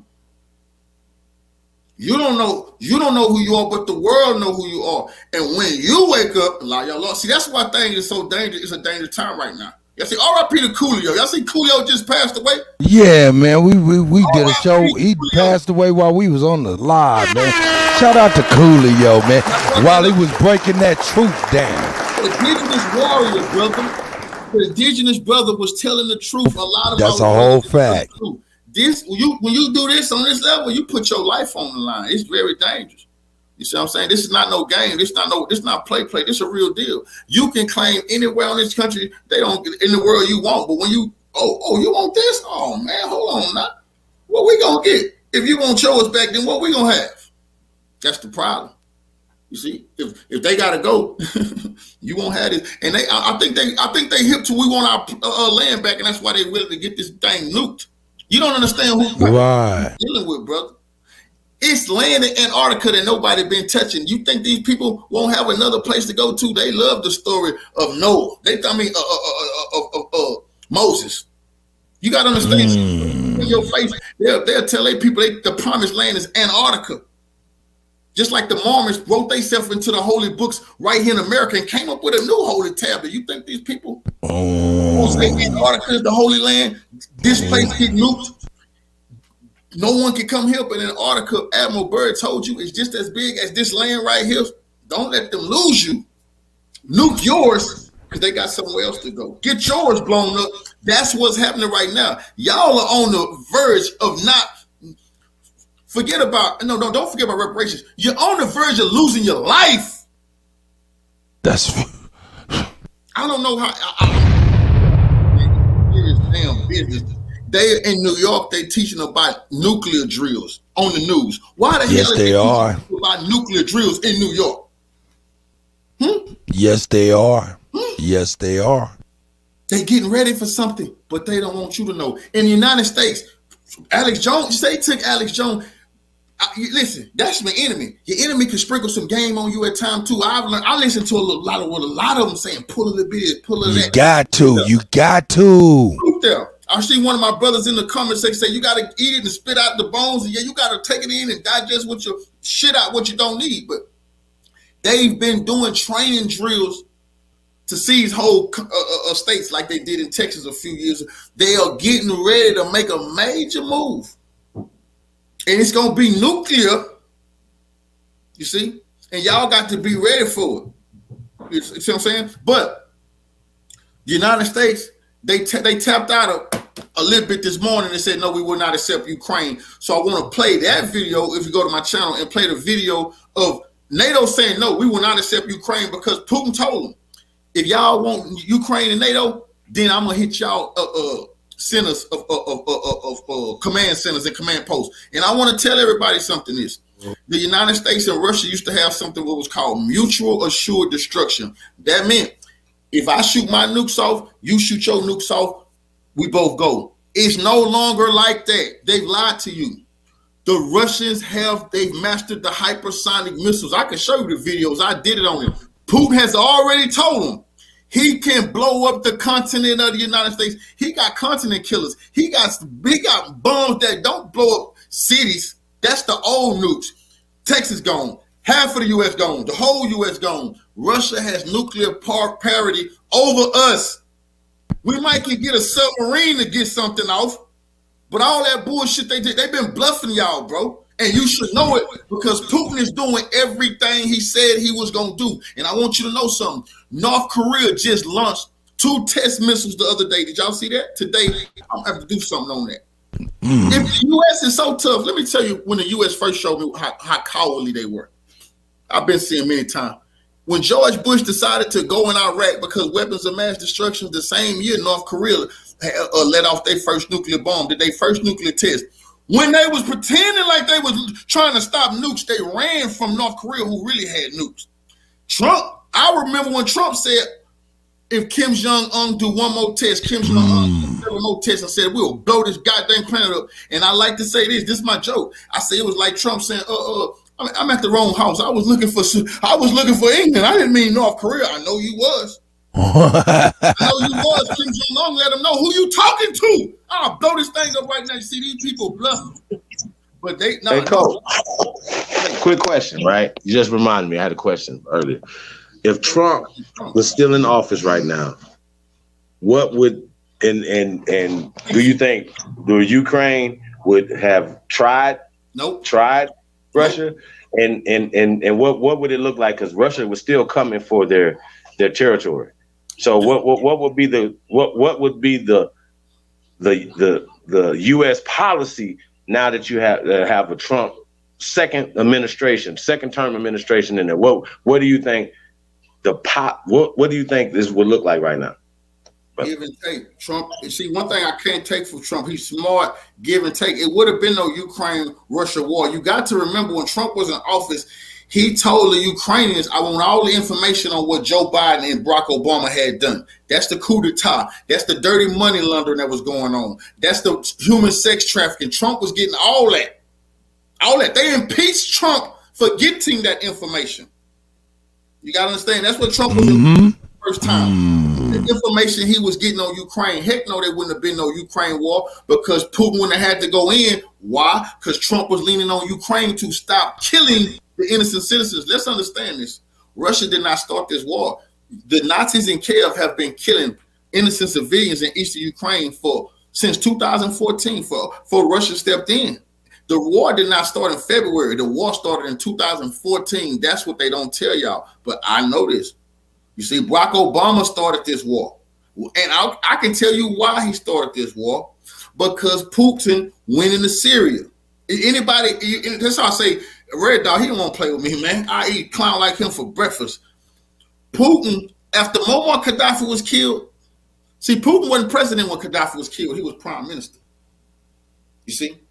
Putin had pulled a trick on the West. He stepped down, rewrote the Constitution. They voted on it. But when the U.S. called him this is how you know Putin don't run Russia. Russia has laws and it's more than just Putin. And let me tell you something. Putin ain't a communist, bro. If Putin loses authority and the communists come back to power, they will nuke America tomorrow. The communists come to power, it's on and popping. You think Putin is the worst thing in Russia? They lying to you. Putin is a measured man. That's why a lot of y'all say it's scripted. War is scripted. War is scripted, man. War is scripted, bro.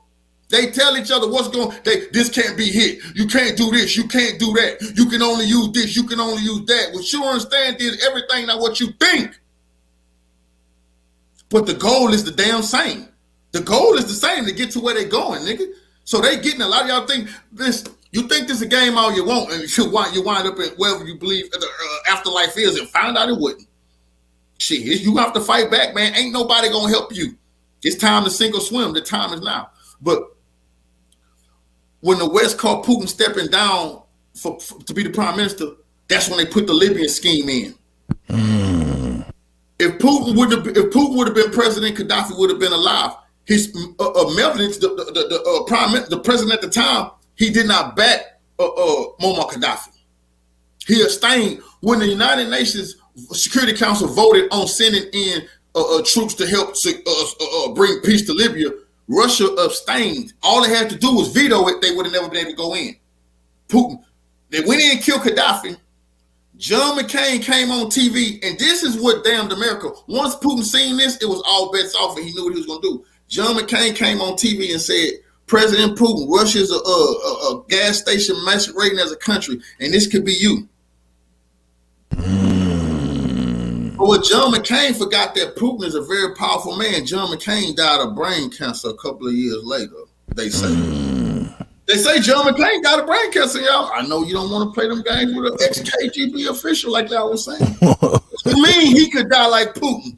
I mean like Gaddafi. No, you died, McCain, of brain aneurysm, they say, or whatever. I don't know. But President Putin, when he seen what they did, he came back into power. They built ISIS. That's when they created ISIS, sent ISIS into Syria. Putin went into Syria to help Bashar al-Assad, the Christian savior. America, Barack Obama, and Hillary Clinton has been cutting off the Christians' heads all throughout the Middle East. Anywhere they can find a Christian, they killed them. I got time. Anybody want to debate whether or not Barack Obama and Hillary Clinton them was killing the Christians in the Middle East? And Assad and Putin saved the Christians in the Middle East. If the Assad had not stepped in and Iran, it wouldn't be no more Christians. You see, when That's Barack right. Obama seen that, that's when he went into Ukraine. They wanted to teach Putin a lesson because he was messing up their games all around the world. They wanted to teach Putin a lesson. Even though slavery had started in Libya, Barack Obama didn't give a damn. He said, "Who gives a damn about slavery?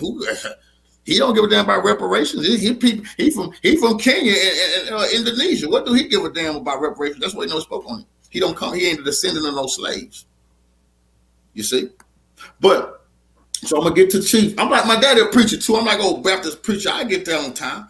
Yeah, you good. You good.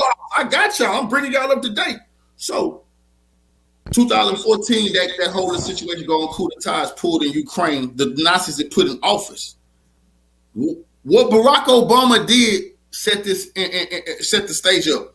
They knew when Trump became president that he would stop that neo-Nazi bullshit in Ukraine, which he tried to do, and they impeached him for it. So they made up the Russian hoax that Trump was working for Russia. Trump do not fucking work for Russia. That's a lie. Bill Clinton and Hillary Clinton got more money from Russia than Trump did. Billy Clinton. Hold on. But here's the problem, Bill. Well, here's the problem, though. The media has painted Trump as being a white nationalist, a part of the Proud Boys, a part of the all of these groups. And from my knowledge, Jim Crow Joe is more aligned, as well as the Democratic Party is more aligned with that ideology and not Trump. So it's really interesting how that they can flip reality. Like, you understand what I'm saying? Like, yo, this guy got caught saying the policies to lock us up. I mean, I can go on and on and on and on and on. That shows the power, though, of these corporations. Like, you understand what I'm saying? Like their whole eugenic agenda, around the world, and how it's playing out. And even with Putin saying, okay, I want to. Right, but when you got somebody, they like, okay, when we watch movies, right, and we watch Rambo doing all the shit he doing, right, we see it from our perspective. Imagine somebody that's from Afghanistan or from that country, with how they see America, their country being invaded and their leaders being taken out, shit like that. Their people being killed. We see it totally different. You understand what I'm saying? And I think that's that's where our reality is as well, that we see the world through our lenses, or through the lenses that they programmed us to see it through. And I think that's a problem in real time, because reality doesn't matter to people. Apparently, like, you know what I'm saying?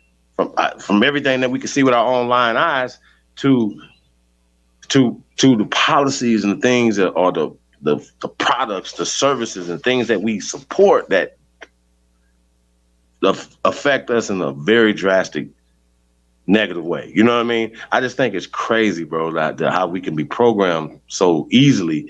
Address that a little bit, man, as well as you going in, man. But this is absolutely incredible to me. Yes, bro. Hey, yo, hold on one second. Hold on one second. Shy, who was that? Let me see what that was real quick. I'm gonna put you.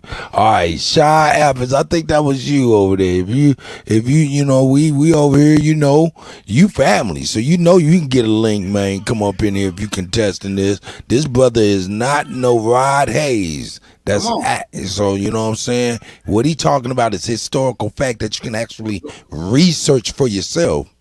We live this stuff. So that's what I'm saying. Because I don't want to hurt nobody's pride or anything, brother. I'm not to be taught. It ain't gonna be nice for you, because I got to do my thing. The people watching, so I'm not gonna let nobody come up here and just toy with code. No, I'm gonna let you know you in the real arena with me. You got to know what's going on here. But like I say, brother, I take this stuff serious. This is what I do. This ain't my hobby, Nah, brother, this is serious business. That's why I can let the water flow like this. That's why I can go in the topic geopolitically, because I've been studying a long time. That's my thing. But I know, when I'm gonna get to Trump as an opportunist, brother. He not a racist. He not a bigot. You know what I'm saying? He can wrap himself in that cloth at any time, just like he can wrap himself in the cloth of. Remember, he wasn't a racist and a bigot to the hip hop generation. That's right. You know what I say? He was the man. That's real, you know, and he was everybody's man. Shit, he was over there. He was the man that everybody loved to hear say, "You're fired." He fired the world. Well, I just seen the interview somebody did. I think it was Judge Joe Brown. Shout out to Judge Joe Brown, man. Real talk. And he was talking about, it was some dudes. It's like in the 80s or 90s, I think he said, and they were looking for loans and they couldn't get loans at any banks or any of that type of shit, right? So the dude that was giving the story, I think it was Judge Joe Brown, said, go talk to Donald Trump. So they went and talked to Donald Trump. Donald Trump gave him a loan and gave him time to come in with they something to the effect, I'm paraphrasing guys, like their first payment. When they came in with their first payment, he said, keep that and go on and run your business. Then they just gave him the money, dog. So there's been stories upon stories upon stories upon stories of real, once again, reality, not programming.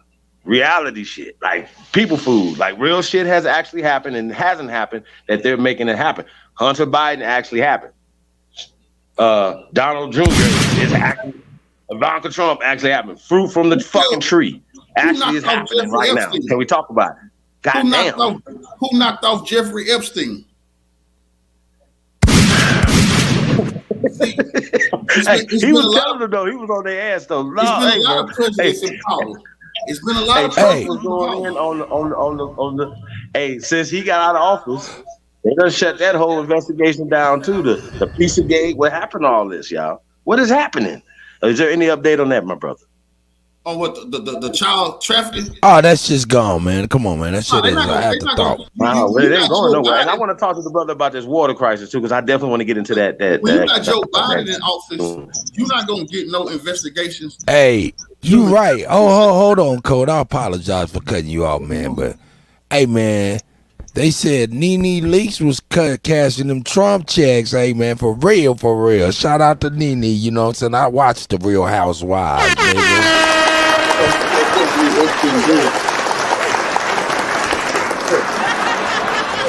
Yeah, I watch that shit, man. I was watching them crazy ass girls go down, man. I like to see the cat fight. I'm sorry. You said you want to ask me about the water crisis? Go ahead, Chief.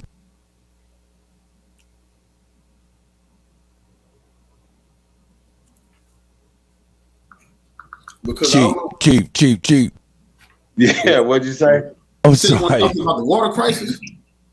Well, yeah, I want to definitely talk about the water crisis here in America. I want to talk about, we got a video from Haiti. It's Geo-Political. We're talking about the crisis in Haiti, and it goes into the historical aspect of it. You might have to go back like a few days on that for that video. Now I send it to you. Okay. Well, hey, check this out. I'm about to share something while you're doing. Go ahead. I'm about to share something when you get done. But when we talk about the water crisis, right, in the inner cities of America, and it's always like where these things are happening at. Like even when I was in Texas last year, when the snowstorm came through, right, I was in the BCS area, right, and it was interesting how College Station areas lights never, like in certain areas lights never went out. But in certain, y'all understand what I'm saying? And it was to start, freaking this thing out. It wasn't roving power outages for these areas, you guys. And it's the same effect when it comes to. It just seemed like they don't know how to fix the infrastructure where predominantly Aboriginal, copper-colored, brown people are. My brother, can we dig deep into the historical, like we talk about where is the money going? Why, if one of us became the mayor, right? The mayor and certain people, their job is to allocate the goddamn funds that come from the tax revenue into fixing things. Since I've been going to school, since a lot of you guys have been going to school, the inner city schools are terrible. County schools are better. What are we doing? What's happening? How can this be fixed? In Houston, as well as a lot of places that have predominantly everywhere people, right? Why is this not happening for us, brother? What's going on?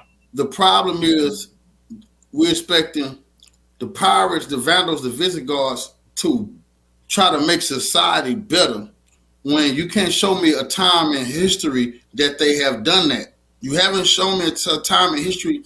Well, listen, 2022, don't let me lose you. They're freezing in Europe because they don't have the infrastructure for the gas. And they're white. They're white. They don't have enough resources.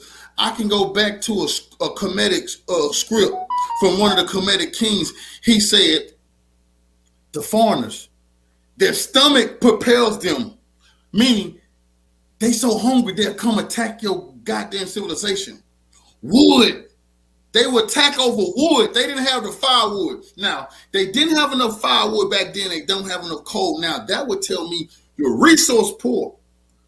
But that would also tell me that they also, it's 2022, you haven't came up with any ideas to solve a problem. See, we're thinking, man, what? You thinking these people who haven't solved the problem that they've been having for thousands of years is going to solve our problem that we've been having for, what, a couple of 100 or so since we've been out of bondage? That ain't going to happen. What they did is tricked us by putting on suits, slicking their hair back, wearing glasses, and fooled us into believing they have everything under control.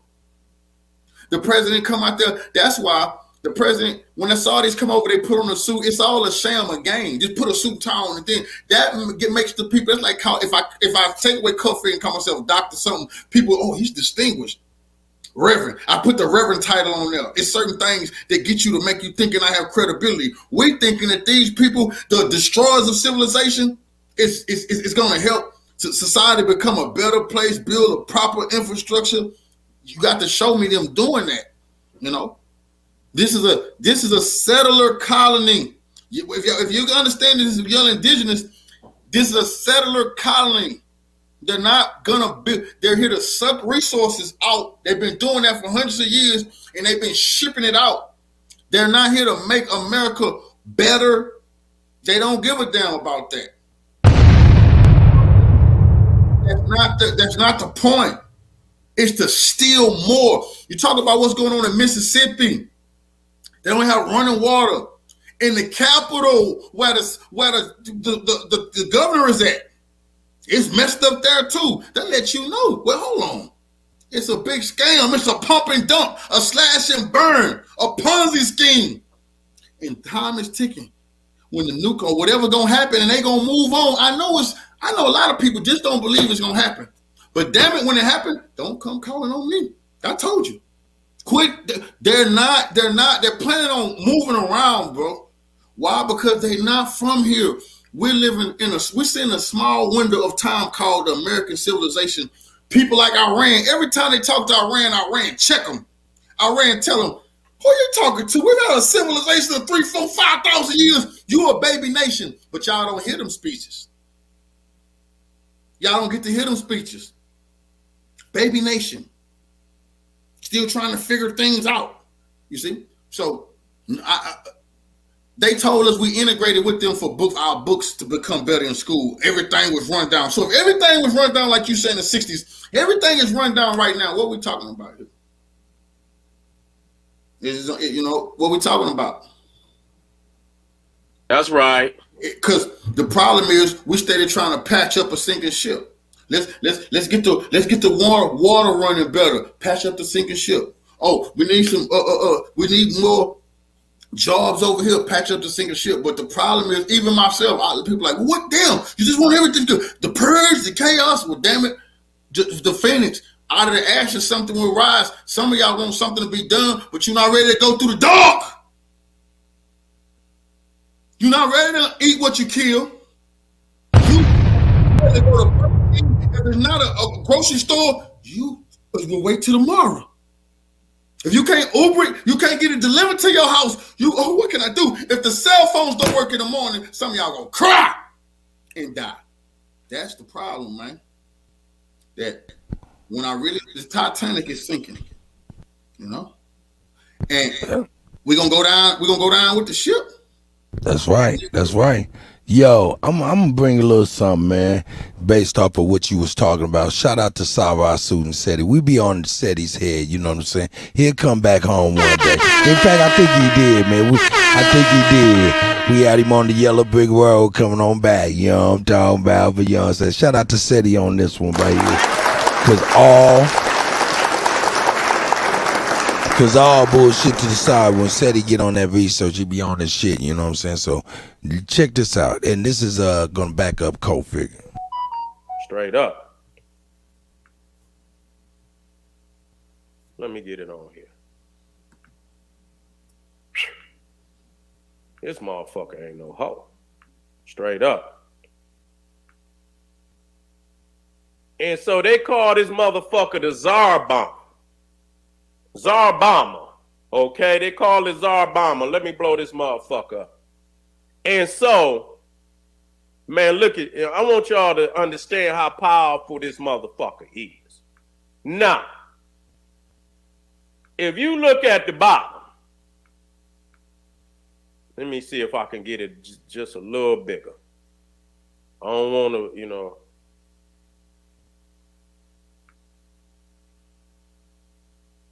So, you know, if you look at the two over here on the left, you see what I'm saying? If you look at the two over here on the left, that's the atomic bomb that was dropped, the two atomic bombs that was dropped on Hiroshima and Nagasaki. Now, you got to be clear, you know what I'm saying? United States obviously have developed more powerful nuclear bombs than that. Okay? They have, you know, and so you can see how small, even as destructive as those atomic bombs were. You see right there, you see here, you see meters. That's 10 meters, 10,000 meters. So, you know, that mushroom clouds, you know, the mushroom cloud, they didn't reach 10,000 meters. You know what I'm saying? It looked like, you know, they might have reached about 7,000 meters into the sky. You see, they show you right there the average commercial airliner altitude. But now they got motherfucking, you know, this is the average commercial airline altitude. Now you gotta imagine, man, when you know how high that is, because most motherfuckers then flew on a plane. You see what I'm saying? So you start seeing some of these other motherfucking bombs, like this B-83 bomb. Now, I don't know if that's an American bomb or not. Let me see.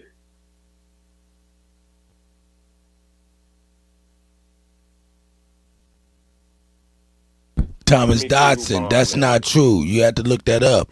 We don't have more nukes than any other country. We don't. Okay? It's developed by the United States. Okay? And so that show you, you know, the B-83 bomb. That's a fact. You can see that motherfucker. You can see where that, you know, where the United States can develop. You know what I'm saying? They clearly, you know, they got some shit, you know, that's off the chain too. You know what I'm saying? Just hella. Look at that Tsar Bomber, though. God damn. And you see this B-83 bomb, that motherfucker damn near up to 20,000 meters. You see? That motherfucker up to, now you got this Castle Bravo.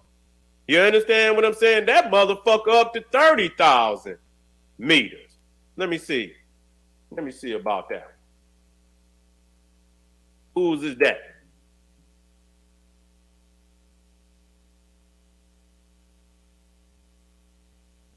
And that was the 6th largest explosion in history.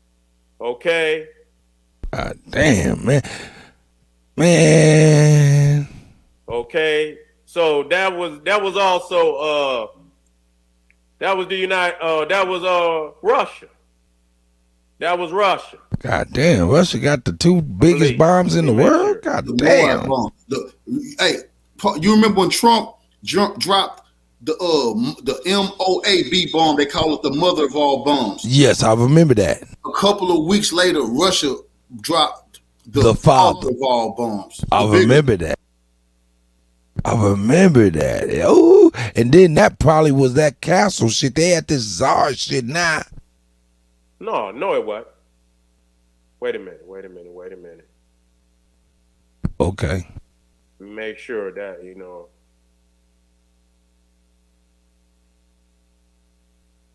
It might have been the United States. Okay. Wait a minute, hold on. Get it right, nigga, damn it. Marshall Islands. Yeah, that's the United States. Okay, so even that one right there, that Castle Bravo, that's the United States too. Oh, okay, You see what I'm saying? And that motherfucker rising up over 30,000 meters. Now that motherfucker, Zarbama, God damn. Look at that motherfucker, man. The motherfucker is over 40,000 meters in the sky. Man, that's we don't even know what a meter is. Damn near 3 times the height of the average commercial airliner altitude. I say, God damn. We all need to say, God damn. This right here shows the mega, well, the Zarbama, and it show you right there the measurements of when that motherfucker go off. Hey, yo, you see that code where it got the mother of all bombs over there at the far right? Then it got the father right there, what you was talking about? Well, they bluffing. They don't want them problems, bro. That motherfucker is 50 megatons. It's damn near 3,500 times Hiroshima. Do you hear that, man? 3,500 times that of Hiroshima. Then you got the father of all bombs.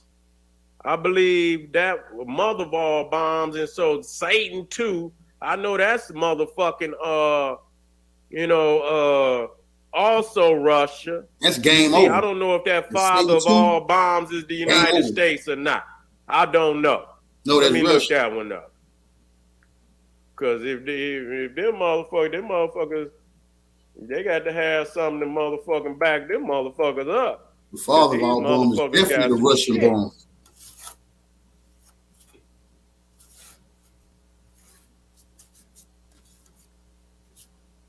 Man, these motherfuckers. So that's Russian too. You know what I'm saying? It's very similar to the motherfucking Moab. I don't play, you know, the mother of all bombs. The Russians got one called the father of all bombs. And the motherfucking United States got one called the mother of all bombs. You see what I'm saying? So these motherfuckers got all type of shit that they fucking with. So, you know, and I just, you know, and I'm bringing this shit up because this motherfucker talking out his motherfucking mouth. You know what I'm saying about this shit? You know? He talking out his motherfucking mouth. You know what I'm saying? You know, about, you know, using any motherfucking thing in his arsenal. And so when I look this shit up, you know, just to show you if he dropped that motherfucking bomb, what it would do. Now, if they saying, you know, this is from the Sun Times. If he dropped that motherfucker on London, the blast will kill nearly 6 million people. 6 million fucking people. You see what I'm saying? When you let me blow this motherfucker up here. Let me blow this. Okay, I ain't gonna go too far into this. So y'all can see this. I'm glad you played that. I just wanted to follow up and give you some, you know what I'm saying, some backup on what you were speaking and put it in perspective for the family and tribe. I want you to think about this. Now, I just told y'all about Russia has the hypersonic missiles. China has them. The U.S. failed a couple of times. But you can see Putin telling you there will be no catching up with this. Every time the U.S. try to catch up, he say they'll build a more advanced. Now, with the delivery system, the hypersonic missiles, meaning we have no missile defense to the bombs that Russia will drop on us. So don't think about, well, maybe they can knock them down. No, hypersonic. You cannot knock down a hypersonic missile. Stop dreaming. The problem is the government who talking tough can't back it up anymore. This is not Iraq. This is not Afghanistan. This is not the Middle East. Y'all know what? Geo-Political news. I think this is what should happen to solve all these problems, right? Back in the days, right? Instead of having both armies fight against each other and hundreds or thousands of people could die, and now we're talking millions of people should die. Think that everybody, these elected officials or whatever that are elected, should actually go fight each other. Putin and Biden should actually fight to the death, and right, bro. Putin is a jiu-jitsu master, man. Our leaders are make sure y'all vote in. He's a jiu-jitsu master.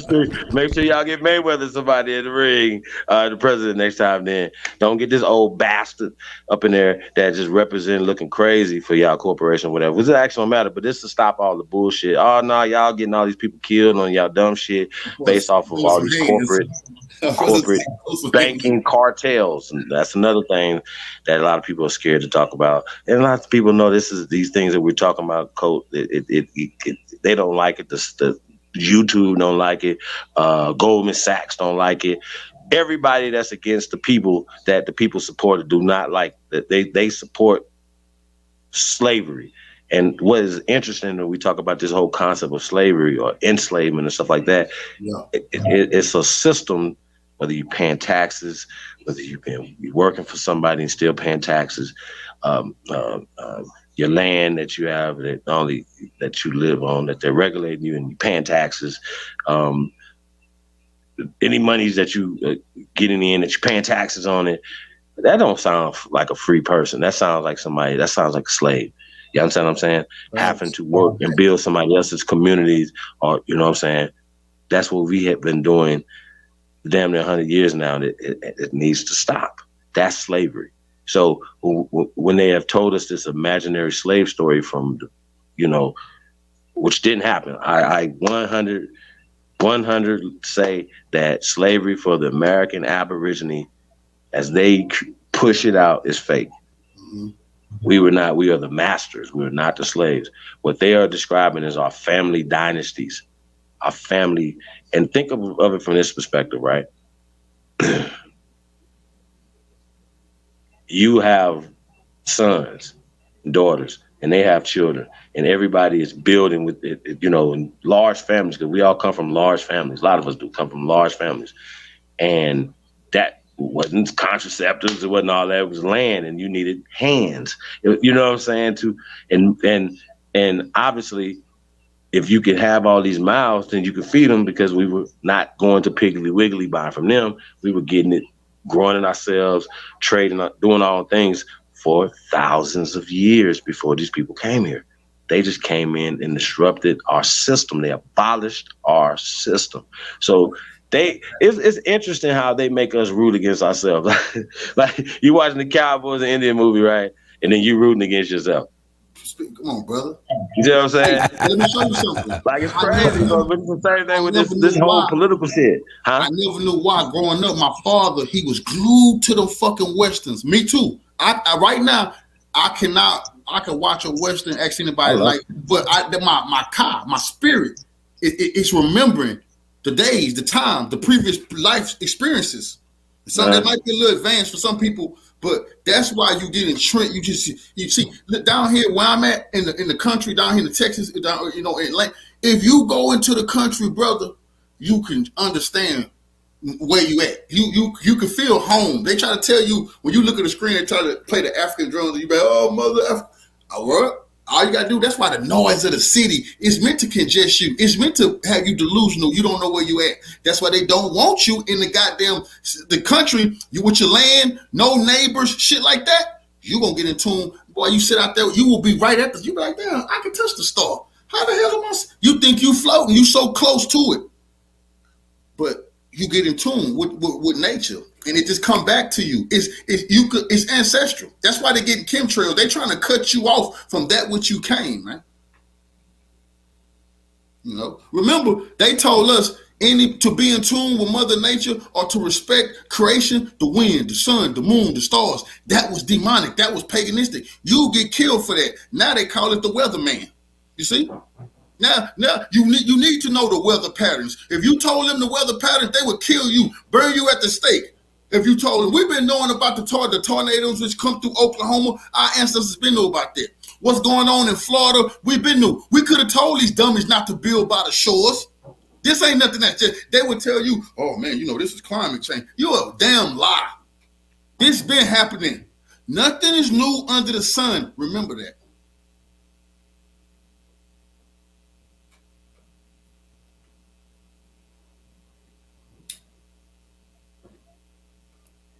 Super facts.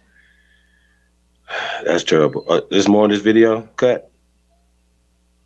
Or this one's over? What'd you say? Nah, I think this is the beginning, right? No. He Cole wanted me to pull this one up, and then and you said the video from this morning. No. This is it. Don't this trip. What's the name of the video? This the one that's gonna explain to y'all. Cause see, remember, you heard Ukraine asked to be in NATO. Beg. Remember, we seen Putin say. We began this broadcast seeing Putin with 4 regional governors saying they return to Russia. You see? Okay. The reaction to Ukraine was not to, and you're going to see this, not to tell Biden or not to tell Europe, but they went on camera and he said he's signing papers to be accepted into NATO. This threw the whole world off. They're like, who the hell told you that? Why? Because nigga Putin already told you, them, if y'all let him in the NATO, we're not going to be fighting in Ukraine. We're going to be fighting in y'all capitals. This video going to prove to you these people were so scared. They didn't want Putin to even think for 1 minute they was letting this clown into NATO. And they exposed the president of Ukraine this morning. NATO exposed him and told him hell no. And the White House told him hell no. That's just what we tell you behind closed doors. Don't you ever go on TV when Putin talking about killing us and you say stuff like this. Y'all don't believe me? You finna see it.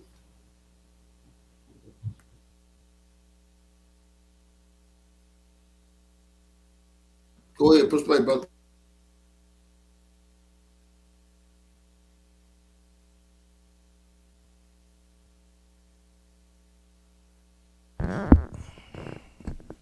Are y'all there? Yeah, go ahead. Push play. Oh, my bad. I'm over here holding my newborn Graham baby. I apologize, y'all. All right. We ready. Figure TV. What's so incredible about this is that this is how the White House responded per White House staffers. West Wing is reportedly scrambling. Zelensky's expedited NATO application came out of left field, apparently, per White House staffer. So, essentially, Zelensky is begging for nuclear war and will be sad to find out that the only plans that DC likely has for him are regime change. And then Jens Stoltenberg went out and said, now we cannot accept Ukraine into NATO. Another Zelensky L. Zelensky, the Jewish guy, did you know that Zelensky and his Secretary of Defense, top 4 powerful officials in Ukraine who running things and running the war, did y'all know that they was Jewish? That was shocking to me. Like, wow, what's going on here? I guess Hitler was funded by the Jews that a lot of people say. This is why my program is my program. We're going to stick to the bottom of the truth. We're going to get to the bottom of it. But NATO and the United States, they blinked yesterday, y'all. When we in the game of chicken, nuclear chicken, they done got their butt out the way. For now. I'm pretty sure they not done playing dastardly games. But as far as when Putin made his move yesterday, checkmated them and took that territory and told them they know what time it is. You're going to be attacking Russia now, baby boy. And then Ukraine, the same day, came out and put in the application to be accepted in a speedy manner to join NATO.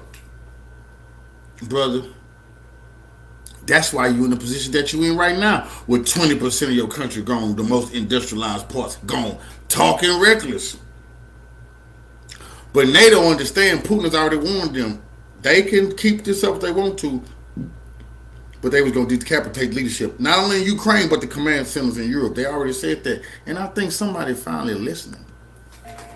They don't want to die. You might remember a few months ago, Volodymyr Zelensky came out and did an interview on CNN with Fareed Zakaria. Now, in that interview, something was said that shocked a lot of people's minds. It was absolutely incredible. I don't think anyone actually assumed that Zelensky would come out and say what he said. If you missed it, what Zelensky told Fareed Zakaria is that publicly, Ukraine was supposed to maintain the position that they were striving to join NATO. But privately, the U.S. had informed them that they would not be joining NATO, that this was off the table. So public-private position, Zelensky's not that different from Hillary Clinton.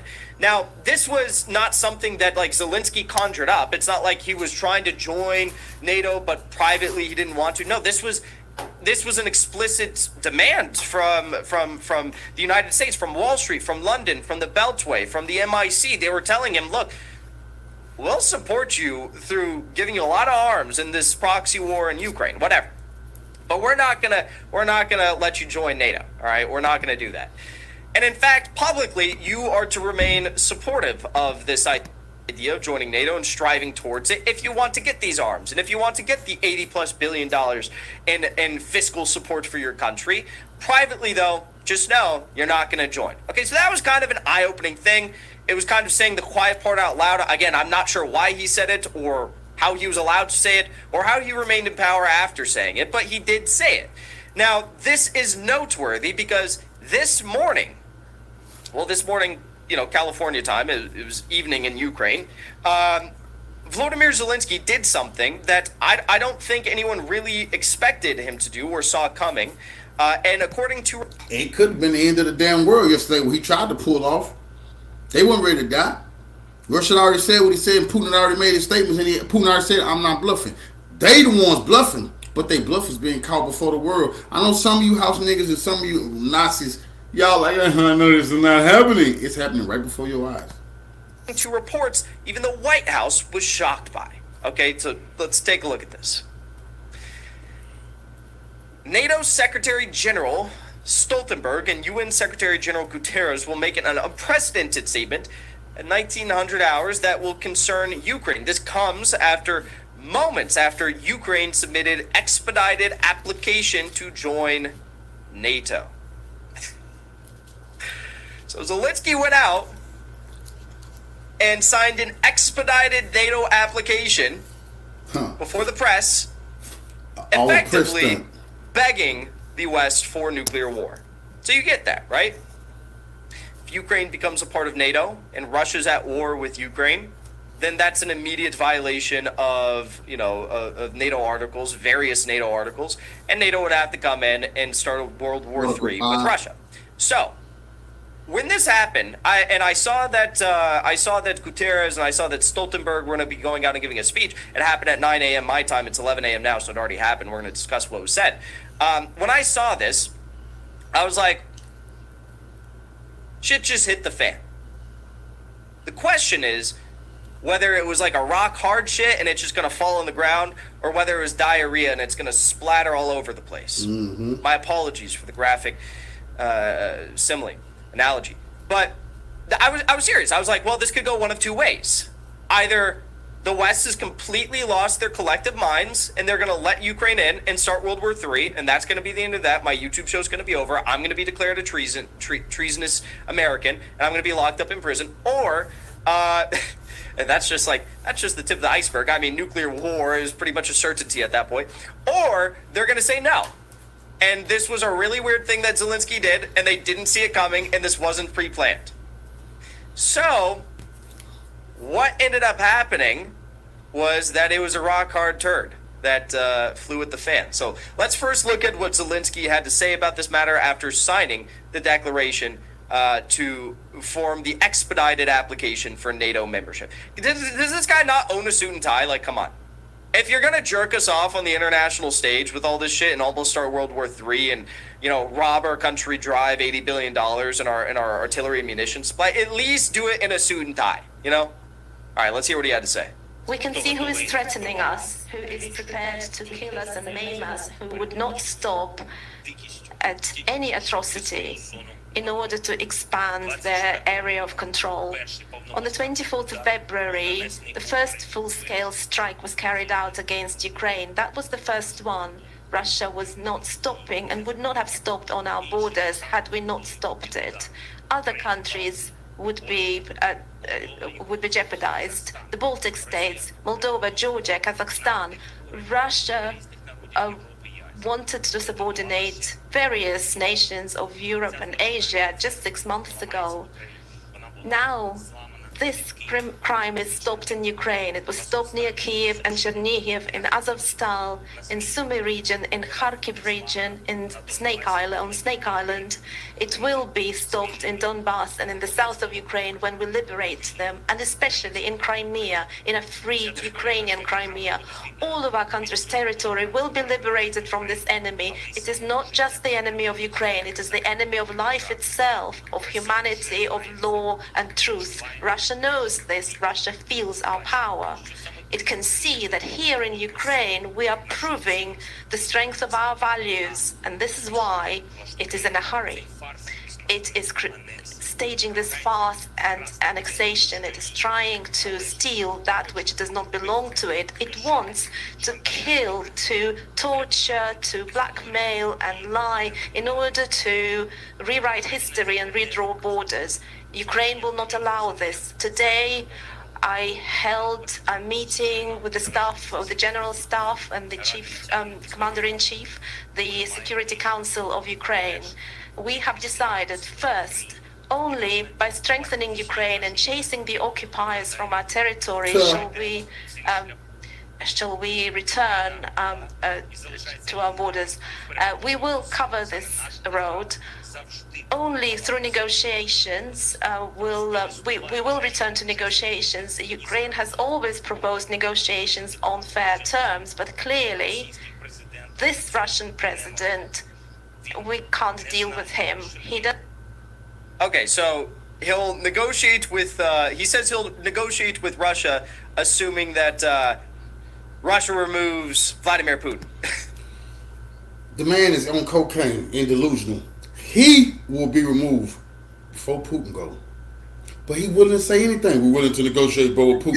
Yep, Losers don't get to tell the winners what's going on. Russia is winning regardless what the white supremacists and your coons is saying.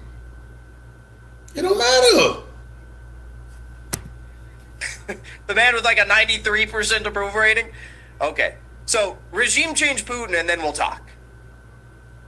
Does that sound like fair terms of negotiation? Does that sound like, oh, yeah, we will not begin any negotiations on unfair terms. The Putin understands this.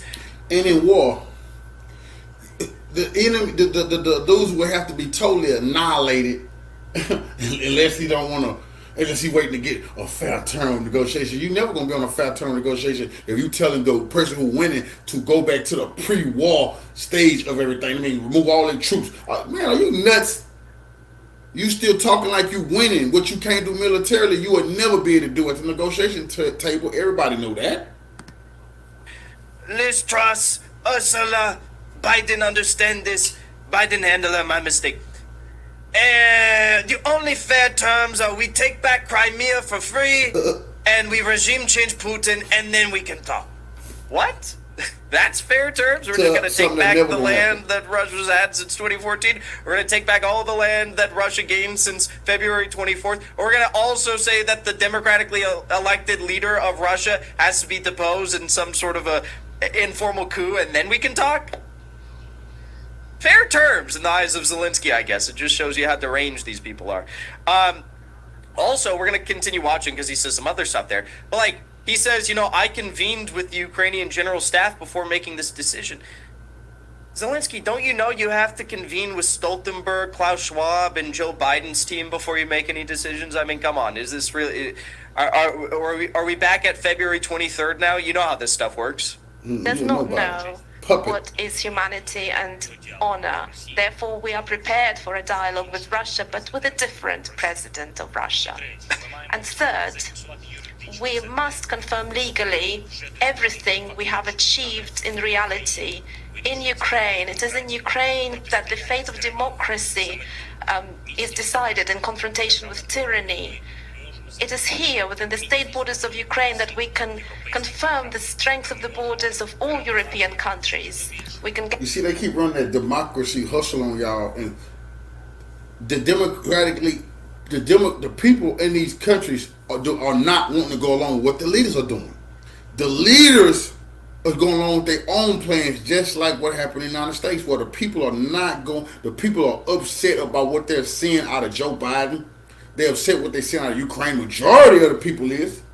They don't want more war. They don't want more of that money going to Ukraine. But these people don't give a damn when they tell you democracy is on the line. What the fucking democracy are you neo-Nazi white supremacist invaders talking about?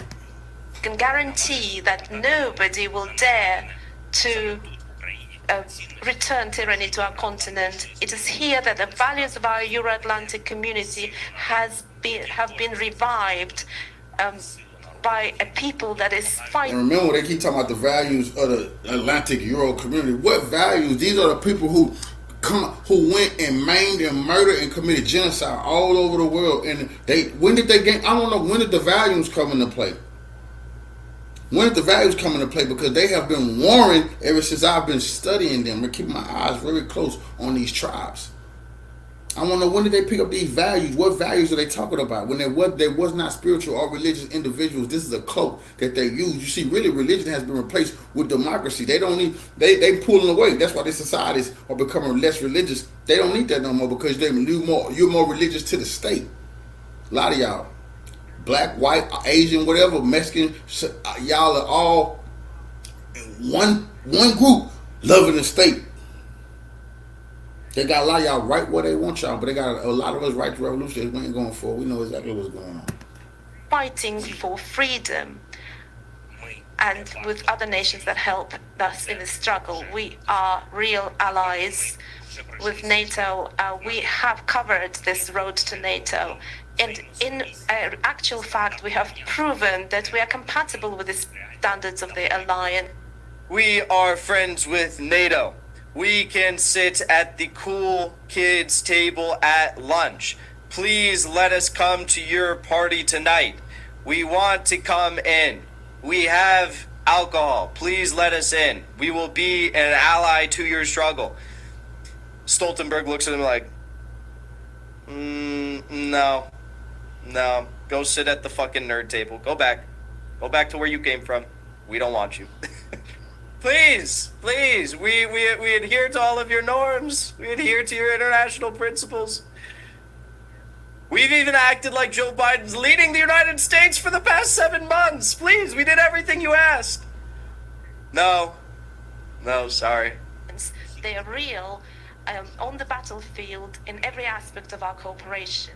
We trust one another. We help one another, and we are protecting, defending one another, and that is our alliance. This is an actual alliance.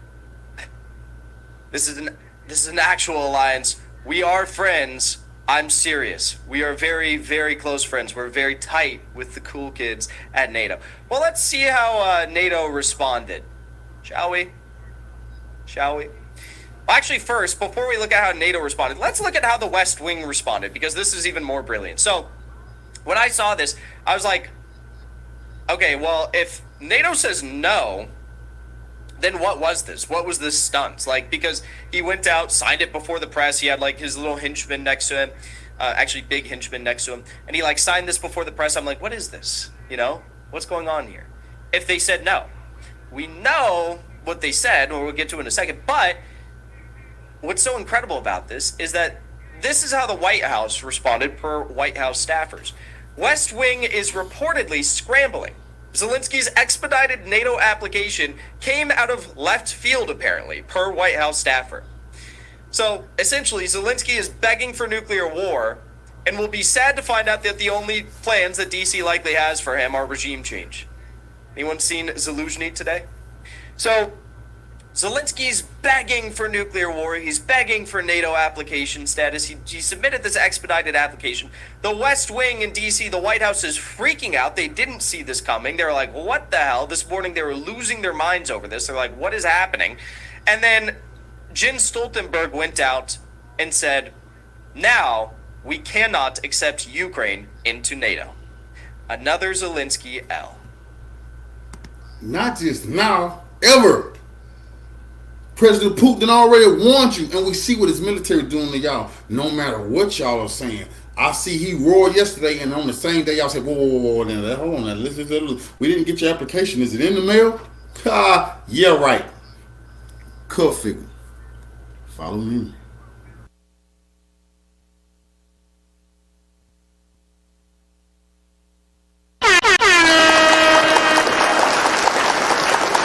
That's right. That's right. I see what it is. Shout out Tayshawn, the Confederate Don. You know what I'm saying? No. Go ahead, Coach. The reason why the reason why it's very important to pay attention to geopolitics of your tribal society and the revolution, what we're trying to do, because we got to know what we're up against. I know a lot of people be like, "What you gonna don't let the enemy trap you into you just want to, man, I just gotta pay my bills. I just want to watch me a football game or basketball game or read a book." Brother, you can't stick your sister. You can't stick your head in the sand. That's why different individuals got to have different things. But that's why I work hard to get this information, gather it, and bring it to y'all as sound so we can know what's blown. We can know what's the tribes of the world are warring, and where do we stand?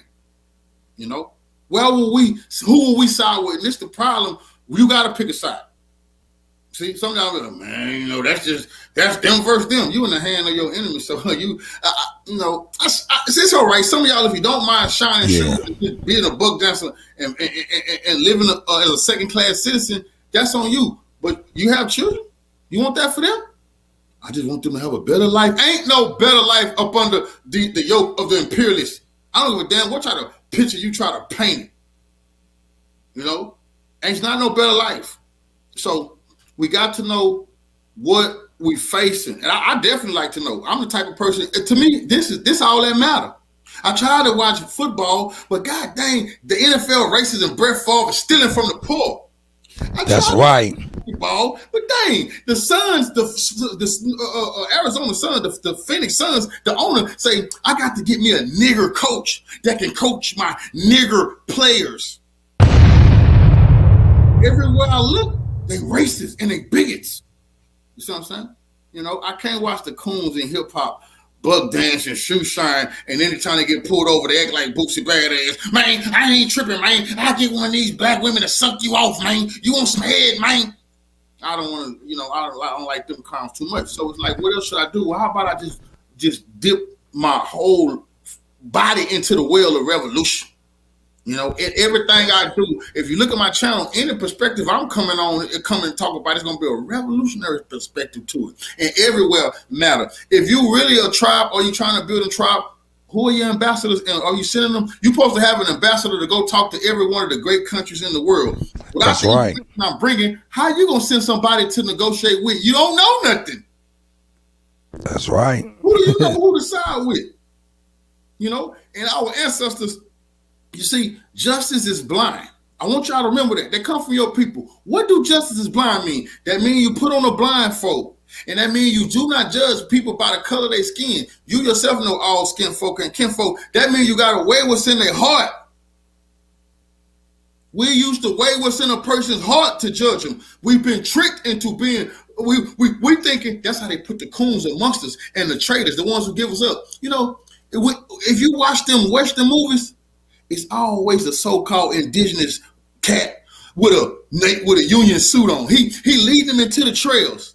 He give, oh look, this is the mountain of 10 wolves. You must go through this track. Oh, this is the river of running wolf. You must go down. You see, it's always these type of people who are giving up everything. They look just like you. You understand? So don't let them get that with you. Don't see. It's a lot of people right now. They calling themselves FBA, foundational black, or whoever they is. Right. But the moral to the story is, if you say this ours, we never cut ourselves off from the world. We can't be like, okay, we just gonna do what's been. We're gonna be conquered once again because we made no allies. We're gonna have to get some allies to help us stand strong. Or even if we did get up under the yoke of the Europeans, then the Asians might in bondages, or another African tribe, or another. And then we have a history. Y'all got to see they playing with your knowledge. You know, you've been through bondage before. It wasn't just the Europeans. So you need to have some alliances going on somewhere on this planet. Resources is a problem. A lot of y'all, you know, you're just putting everything up. I'm like, that nest egg. You might not have a nest egg. When you retire, you might be retiring in the sweet by and by.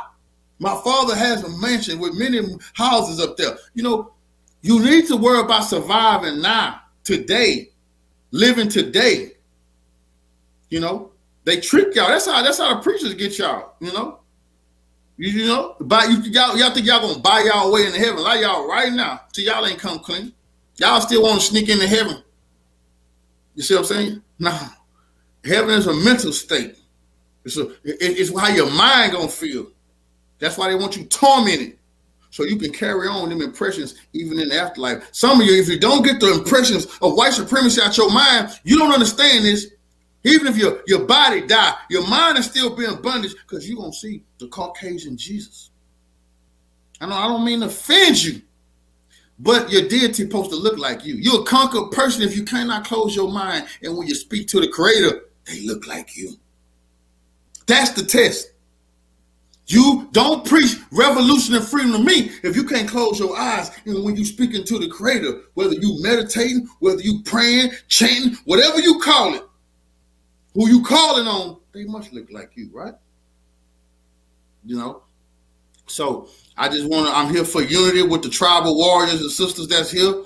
You know, that's right. I'm a warrior. We gonna find a way.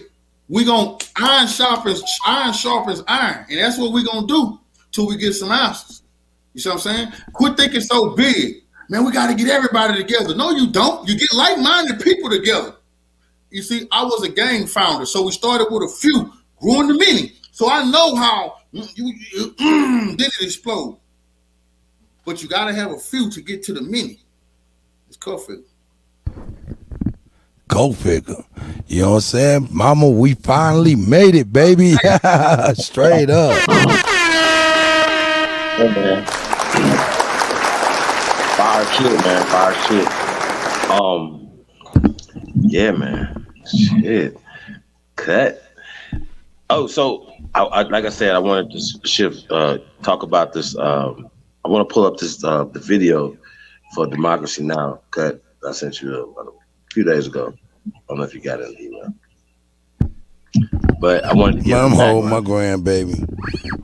Oh shit. Oh there. Nah, I got you. I'm gonna get that now. And why this situation is, they're gonna get into the history of it. And they had Dr.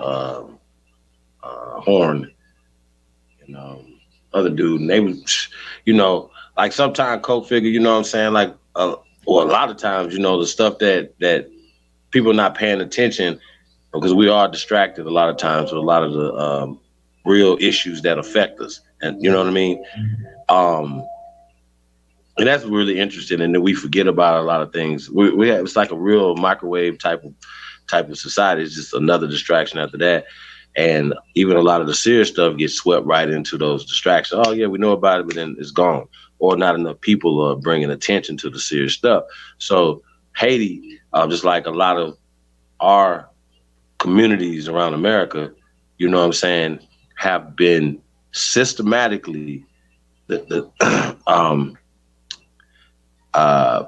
sabotaged. They had this book called the Economic Hitmen. Yes. And they were talking about, you know what I'm saying? Oh yeah. Blend and destabilizing, you know, communities, right? Bill Clinton, right, the first black president, right, did testify and testified, was like, hey, man, we fucked up. I was a part of it. I apologize. I've been a part of policies that fucked up the Haitian economy. Right? Well, it should go even deeper than that because it fucked up the Mississippi economy. A lot. Think about all our communities that you know, a lot of us wasn't around to see them, but we seen the remnants of it. A lot of you guys don't even see the remnants of it because now it's a CVS. But before there was a CVS, we had so-called, we had our own pharmacies, we had our own restaurants, we had our gas stations, all these things. And now foreigners run these industries. Am I saying something wrong? Co-figure, did you know that the Indians, and I'm not talking about the American Indians, but the Indians from India run over 50, they own over 50% of the hotels in America, brother? I could imagine that. That's crazy. Hell yeah, that's where we catching all the bed bugs from. But this the problem though, me knowing that the Indians are still under the yoke of being a Commonwealth nation, see, it messed me up because India is not as free as I thought it was. So that as a corporation masking, a family is masking as the corporation calling themselves India, as you was trying to say. And the family now here is still ruled like Nigeria and Jamaica, these other places on their land.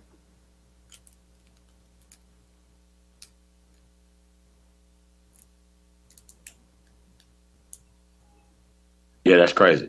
So, like I said, in order for us to get to the origin of this, right, or get to some solutions, because like I said, you know, we're a solution-based platform, a solution-based community, you know what I'm saying? And to get to the bottom of these things or whatever, to solve it, we got to know where it started at, you know what I mean? And how can we reverse engineer it? And most of it is just a way of thinking. Yes, sir. I apologize, brother. Which video do you want exactly? You want the water crisis, Haiti? Which one? No, I don't think it was the water crisis. The other one. What's the other one say? We got Haiti, colonialism, debt. That's it. Debt and Haiti. You do understand why Haiti is really targeted, right? Though. Absolutely. The Haitians are targeted because the Haitians are the ones who actually genuinely liberated themselves with no help from nobody but themselves. They defeated the strongest European powers on earth at the time, France, you see what I'm saying, and Spain. That is why they hate Haiti. And Thomas Jefferson, when we were still going through bondage, Thomas Jefferson said, do not let these niggas find out that them Haitians done freed themselves. Don't let the niggas, you can read that in the book, don't let the niggas find out. That is the sin of the Haitians, really. That's the sin. And the Haitians are financially messed up like a bunch of these other countries. Reparations went to the colonizer.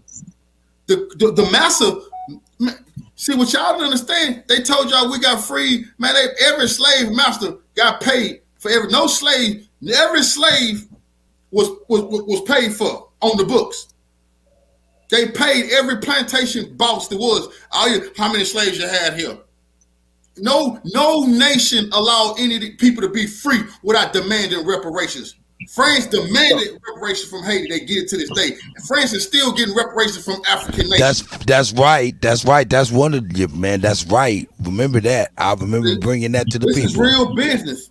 So the Haitians cannot never get from up under the debt that they owe. See, freedom costs. That's why I do not like the corrupt Bush BS going on in the United States, the congressional black coons, because they won't speak up. Why the hell do the black man and woman, or whatever you want to call them, that's on this planet, still got to pay reparations? So that's what I want to tell y'all something. This is the trick. Ain't nobody ever told you this. They ain't going to pay you reparations. You going to have to pay them. It's already precedent been set. You pay the reparations because you got to pay them for allowing you to be free, because you were property. You were what's on the books. They got to pay for all that inventory. They paying for product, a gain, money that they was gonna make. They gonna project it into the future. We were like an NBA player who they projected he might make 100 million. His knee get hurt, but he locked into that $100 million contract. Hey, let me give you another way to look at that though. Like back in those times, right? Look at it as if it's a child tax credit or getting a stimulus package for losses that you have incurred, you and your family, because slavery in America for Americans was our family, because the word family means a house of slaves, servants. So a lot of times when we even check in our records, you'll see servant on there, and you'll say, well, wait a minute, even though you have the same name as this Jefferson guy right here, this Jackson guy, this Johnson guy, right? You think that he owns you. Well, your great-great-great-grandpa owned everything on his land, all his children, long as his ass was living. And then they passed it down like that, and that's just what that was. But when we talk about their system, when they came in and abolished our system, they came in and put their system in and turned it into what they're calling today is slavery, and mask it with Kunta Kinte and all this other stuff. And they said, well, you guys are enslaved. Well, your grandmother, your great-grandmother, your great-great-grandmother was married to your grandfather, and so on and so forth. And that's slavery. Husbandry is slavery. All the stuff that they're talking about, no Native Americans owned us, no people, none of that's all fake. Now they had penance, you had certain things, but they the ones, the prisons was created for them. It was not created for us. See, this is the thing. This one thing we gotta be careful. We gotta be very careful, because what you say, sometimes legally is in the contract. Now, a lot of our people were definitely indentured servants who they then brutally, because like I told people, I was in prison and I know what happened in the fields, and I know what can and cannot happen to you. Let me tell you something. If we had no how would I say this? You see, what happened to us was we were bamboozled, swindled, hauled, beaten, and our land was stolen from us. You see, now a lot of Hollywood has painted a lot of stuff, but this is what we got to do. Understand that we must make it clear to these people that contracts was broken. You see what I'm saying? And we were treated very harshly. And then you see the contracts you started having with one individual, then you try to make the contract. See, you die, then your kids inherit the contract that they had with Big Pawpaw. You see, this stuff, it was never supposed to be so. This is where you get breeding. This is where you get breed. This is when they start breeding us into custody. You see? So I definitely understand that slavery could never have been how they said it was. I definitely believe, because we didn't all come over here. But what happened while we was here, how it happened while here, it needs to be investigated a little bit more. But we definitely was hogged, beat. Our land was taken from us, and we were swindled. We were swindled about a lot of stuff, because a lot of us is peaceful. But this is the point. In Africa and then over here, these people did not just come over here and jump off the boat and start killing it. The problem is, as it is now, we've seen the civil rights leaders give away, like you said earlier, we had our own pizza parlors, we had our own burger stands, we had our own tire companies where you come get your tires fixed. We had our own barbershops. We had our own trucking companies. We had our own. Well, they said, you know what? We don't want our own. We want to be able to come to yours.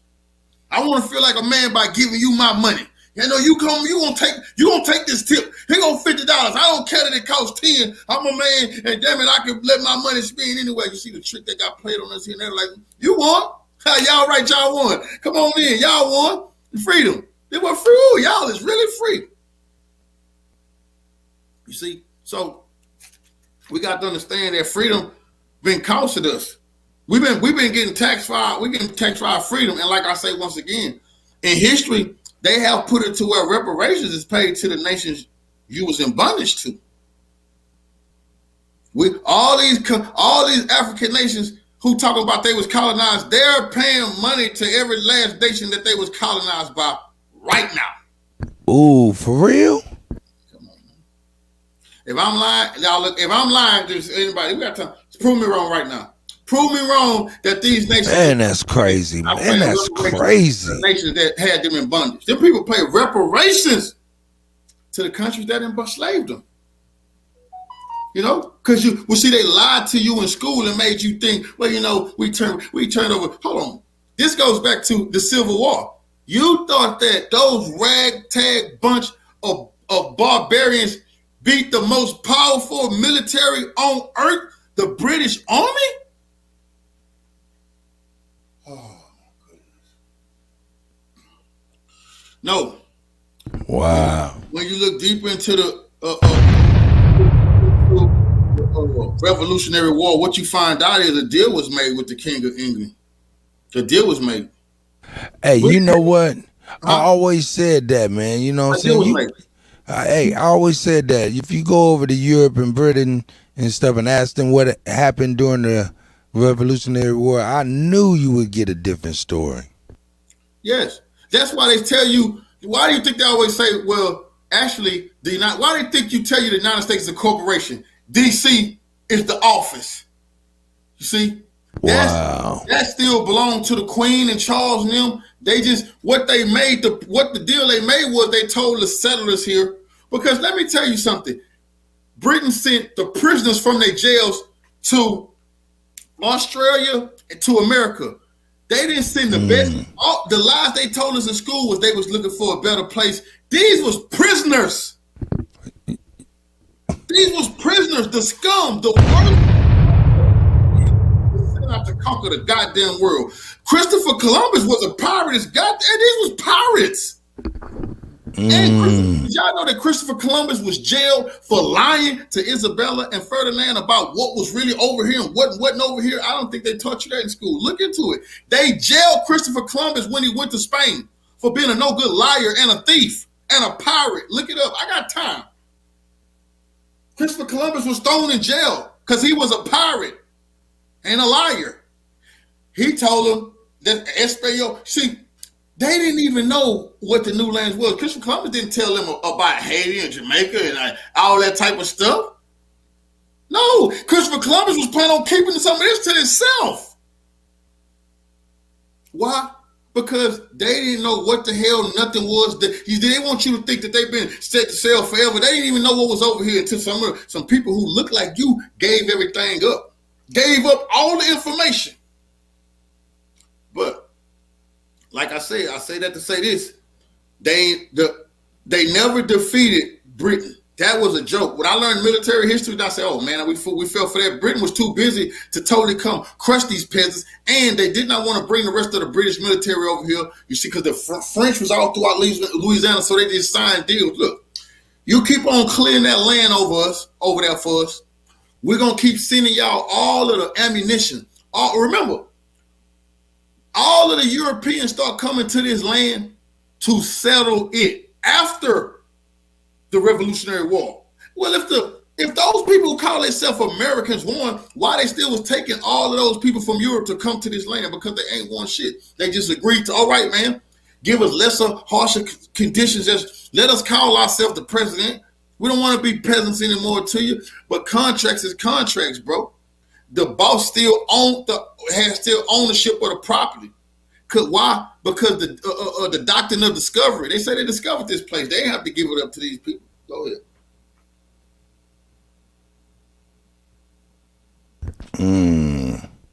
Co-figure going in for real. We need the Tsar Obama up in this motherfucker. For real. Hey, Chief, you got something to say before I break this in? This here Democracy Now! Video. Yeah, nah, man. Just fair use. Like I said, y'all, this right here kind of gets into it a little bit, and we can break it down after that. Let's go.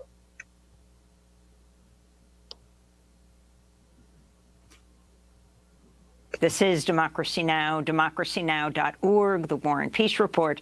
I'm Amy Goodman in New York, joined by Democracy Now! Co-host Juan Gonzalez in New Brunswick, New Jersey. Hi, Amy. Welcome to all of our listeners and viewers across the country and around the world. Well, the ransom. That's the name of a major series of articles published by the New York Times detailing how Haiti became one of the poorest countries in the world while bankers in France and the United States made a fortune. The story dates back to the early 19th century. In 1804, the enslaved people of Haiti rose up, leading a rebellion against French colonial rule, founding the world's first Black republic. Under military threat from France in 1825, Haiti agreed to pay reparations to France for lost so-called property, including enslaved people that French owners lost in the rebellion. France threatened to invade Haiti and reimpose slavery if Haiti did not agree to a staggering amount in reparations, 150 million francs, 30 times Haiti's annual revenue. Haiti began taking out loans from French banks, leading to an economic crisis that continues through to this day. The New York Times estimates Haiti paid the equivalent of what's now $560 million to France over the next 7 decades. The true economic cost to Haiti is estimated to be an astounding $115 billion. And that only tells a part of the story. In 1880, a French bank established Haiti's first national bank, essentially putting France in control of Haiti's treasury. That bank, Crédit Industriel et Commercial, used some of its massive profits to help finance the Eiffel Tower. The bank's current owner has just launched an investigation into its dealings with Haiti and its role in what's called the ecosystem of colonialism, that bank, CIC. The Times series also looks at the U.S. military occupation of Haiti that lasted from 1915 to 1934.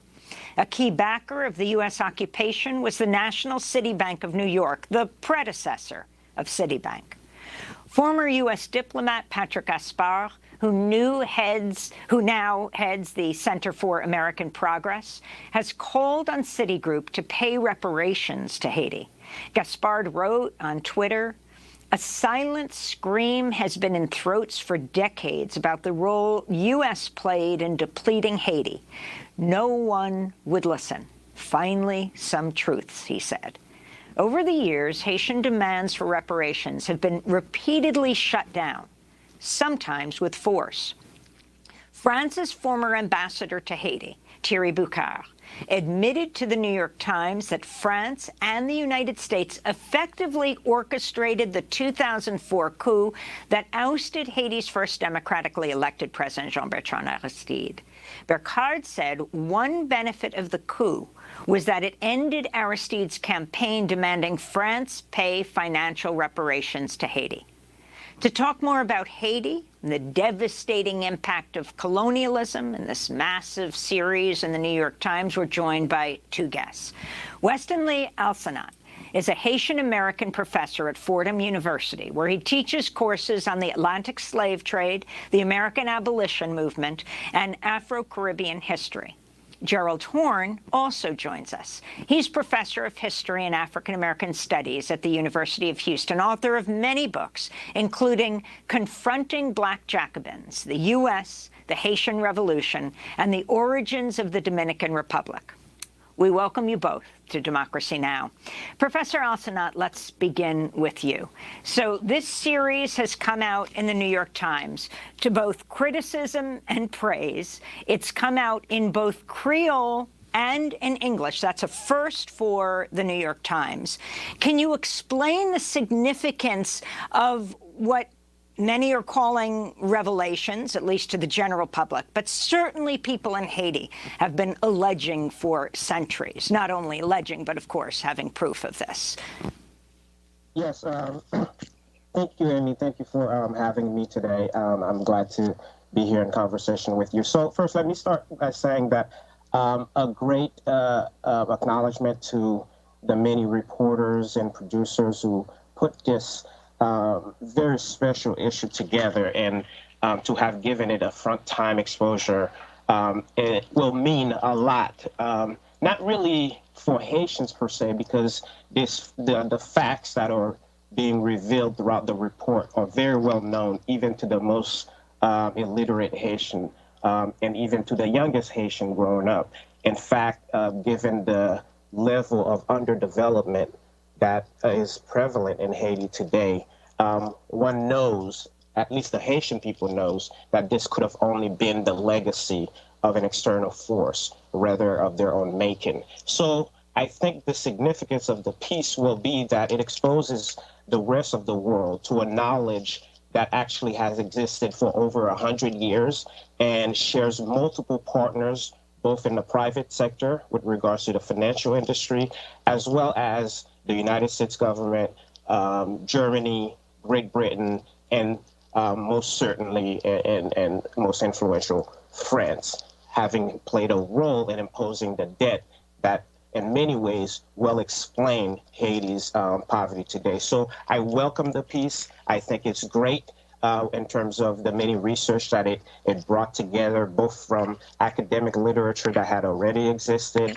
as well as new revelations that are coming up. But in terms of calling it revelations, that would be a misnomer. I myself have written very extensively on the subject. Many other fellow academics, historians have written about it. There have been movements over the decades to get the United States, France, and the other parties responsible for this to get them to some accountability.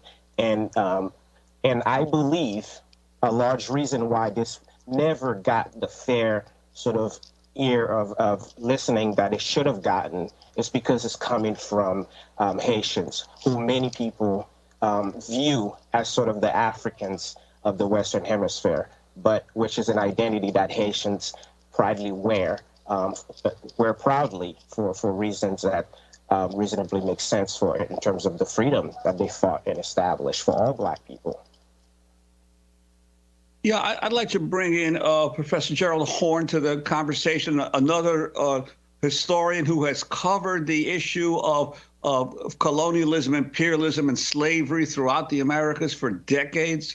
I too had the same feeling that a lot of this is only new to people who haven't paid attention to the history of the Western Hemisphere over the last several hundred years. I'm wondering your reaction to the piece, because the Times really is delving into history much more than news. I think the most interesting aspect of it was the particular. Yo, check it out, Coach. You still with me right quick? Chief. Yeah. Word. Chief Holiday. Yeah, Coach. Yeah. Coke got to get ready to smash here in a second, you know what I'm saying? We're going to go ahead and, you know what I'm saying? I want you to go ahead and be able to wrap it up with Coke Figure, you know what I'm saying? Based on this, he ain't going to be able to watch all of this, but he got to get ready to slide. What's up? But yeah, this one they pretty much laid it all out there though, for real.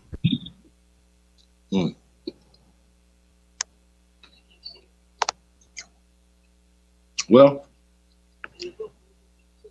yeah, you muted, Coach. My bad. You didn't have no idea, bro. I already was ready for that situation with Haiti because I keep telling people what's going on in Haiti got to do with slavery. That's it. People and that's why I do not like when people kick the Haitians, bro.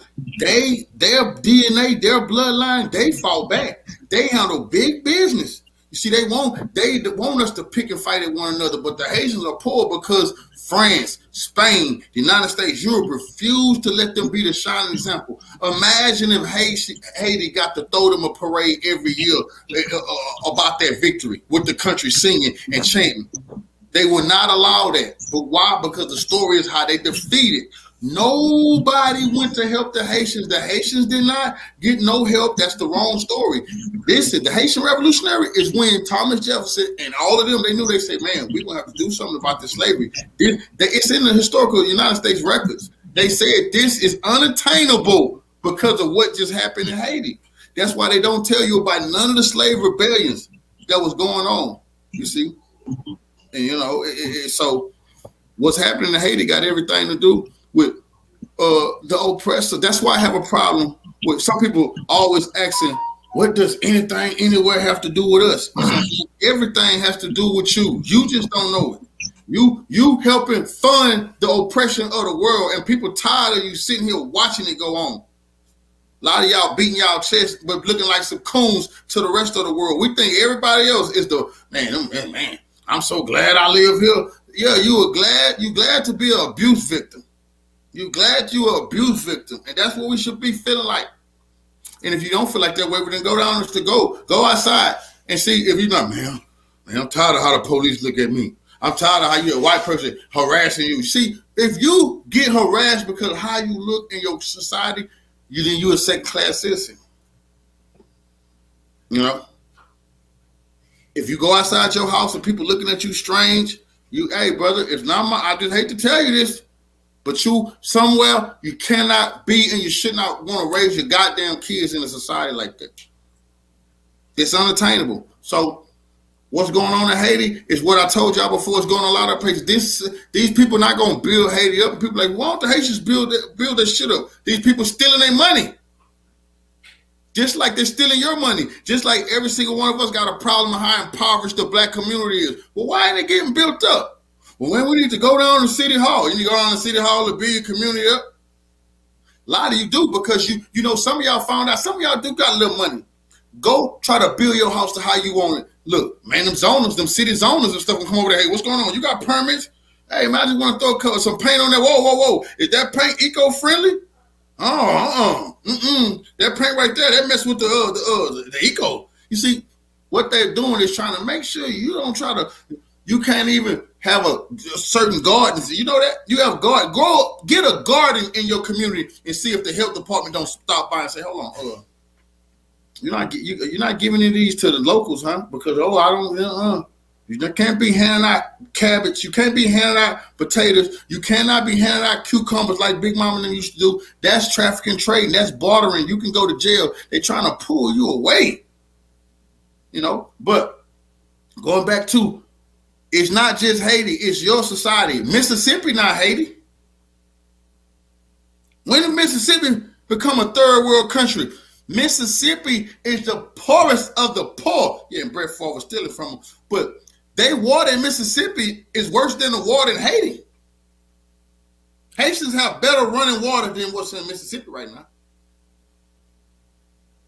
So while we like to beat our chest and be so proud to be an American, well, at least I know I'm a coon.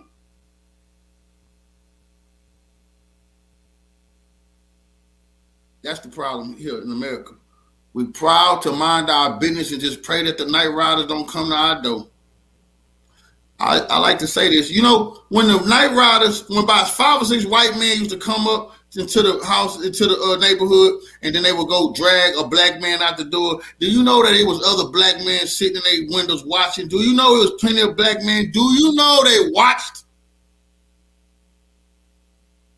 Yeah, because it's a lot of watching going on right now. We don't got to worry about a lot of people, man. If I was back then, no, a lot of y'all is watching right now, hoping they just don't do nothing to you. We done all seen the police rough up females. We didn't get their scalps. We all got community impoverished, poor, and we looking for somebody to blame. That's right. That's right. So what I want to say, this brother, I got to make sure I make sure we understand this.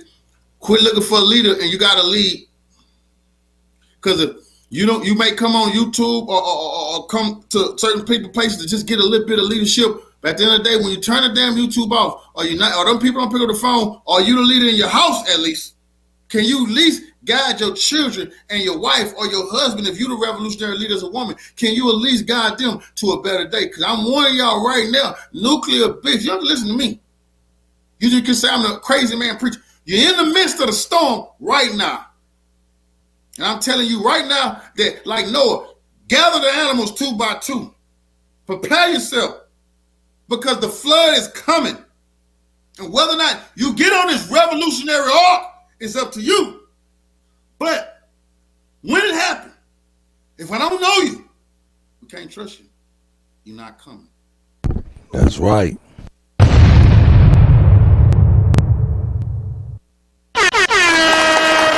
Cold Figure, my brother. DJ Kuttack Talk Mix Show, That's man. right. We got Coke Figure TV blazing it. Going in. Yeah, his connection might have dropped off, man, but he, you know what I'm saying? Coke Figure came through and dropped off, just jumped off, man. How you feel about that, man? You know, sometimes you just gotta let people get when they got it, they scoring. You gotta let them go do what they do. Let them do what they do, you know what I'm saying? You know what Shout I'm saying? out to the brother Coke Figure for blessing us. Geo-Political news and updates, you know what I'm saying? Shout out to Mr. Brooklyn. I see y'all. We talk about a lot of the I definitely want to get back into this video. This is it's gonna get deep, y'all. And it kind of, once again, all the dots have to be connected. The same tactics and things, NAFTA, just redline, all the little tricks and the little things that are being done, that are still being done, you know what I'm saying, are not for the best interest of Americans. You know what I mean? Or America. It's in the best interest of foreign national corporations. They don't care about polluting stuff. They don't care about, you know what I mean? They don't care about jobs. They don't care about, they'll be like, oh, the employment rate and all this other stuff. You know what I'm saying? Like, they don't care about the American people first. Like, when we say that we have a first American agenda, it's just that. It's transparent with first American. We're talking about the first Americans. What about America first? What about Americans first? What about that? What about implementing policies that will benefit all Americans first? Why is it a problem? So, and why exclude other people in favor of other people, especially people that don't believe in America first? They believe in their place first. You understand what I'm saying? So, once again, these companies, these banking cartels, they don't care about that. They care about enslaving or, you know, financially enslaving, you know what I'm saying, spiritually enslaving. You understand what I'm saying? Like, socially enslaving the world. And we see what that looks like. We understand what that looks like across the board. So that's what we fight against. Peace to the guys, man. Shout out to everybody, man. Tap in, man. Do us a favor, man. Like, share, subscribe. Tell a friend, tell another friend that you tuned in to the greatest of all motherfucking time. It's the GOAT. DJ Kuttack talking to the show, man. Shout out to DJ Kuttack, man, the best doer. Shout out to Coke Figure TV tapping in. I want to say shout out to Fuck You Crackers, man. For the only building. That's right. Yeah, man. Make sure. Yeah, man. Shout out to everybody, man. Shout out to let me see. Big Chief Fuck You Cracker, man. I appreciate you, brother. For the donation, my God. I appreciate the tip and all of that. Yeah. Whoa. Duran, Uptown, Abel Duran. We are American Aborigines, brother. You know. So you might want to talk to some Haitians and ask them, are they Africans? And, you know, we don't, you know, go with the out of Africa hypothesis. Yeah, over here we're indigenous, my brother. Whole system. Yeah. So, you know, but you know what I'm saying, hey man, subscribe, man, and you know what I'm saying, we'll be able to explain a little bit more in detail what we're about, man. You know what I'm saying? Coke Figure, you know what I'm saying, he understands the Aboriginal indigenous plight in America and recognizes his ancestry in connection with us as well as he makes a journey too. So maybe you need to just need to walk on the path as well of information. So shout out to you, brother, for real. Maybe you just don't know yet. I'm gonna go and push play on this, man, and go find me a sandwich and some I gotta figure out some kind of a vegetable sandwich. I'm out. I'll be back. Individuals in France and the institutions that directly benefited from the ransom that Haiti was forced to pay. But shout out to the CEO over here sending donations to the cutting. Hold up.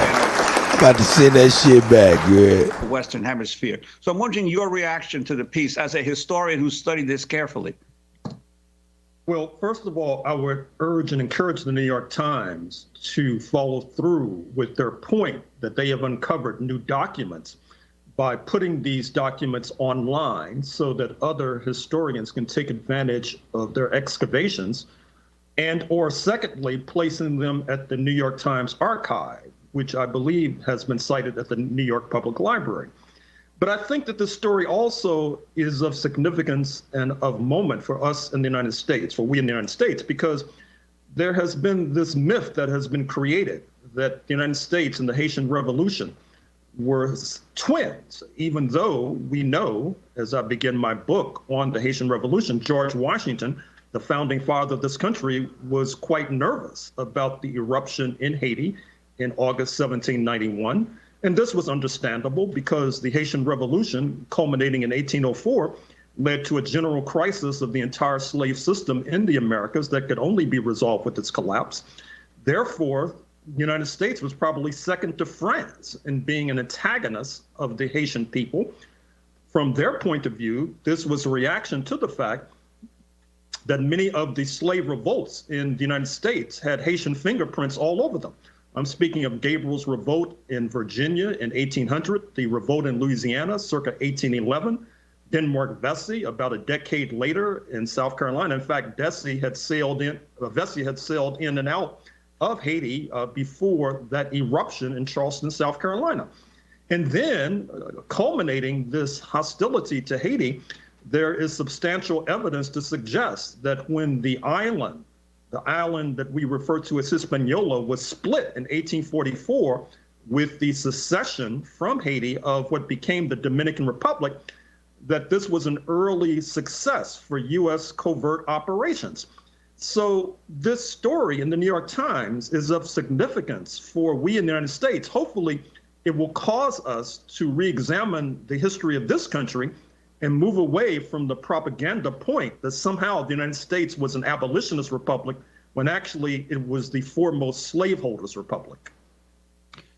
And I'm wondering also if it wouldn't have been worthwhile for the New York Times to do another piece on its own coverage of Haiti over the past 100 years or so. I'm thinking back, for instance, during the first coup against President Aristide, when there were numerous articles in the New York Times about how Aristide was considered to be mentally unstable and erratic in his behavior, all of it fed to it by intelligence sources.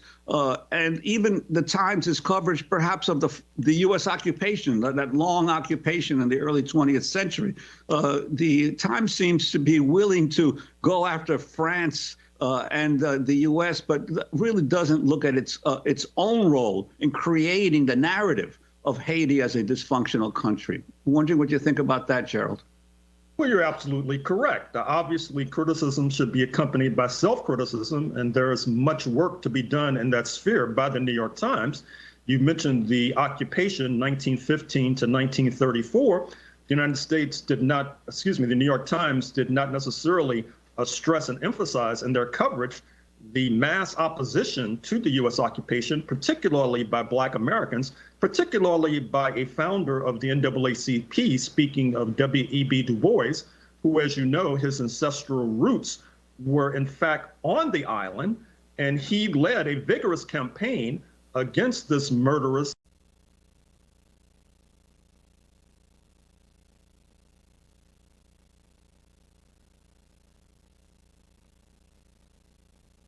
Well, shit, what didn't happen here? He don't want to finish talking? Yeah. Oh, no, just kind of froze on the player. Yeah, just kind of froze on the player. We got hiccups, ticks, and all kind of shit. I guess he want to pop lock and all kind of mess. Let's see what's happening. Oh, yeah. This is crazy. Wait. Are you there, Chief? Yeah, it just done kind of froze for real. Yeah.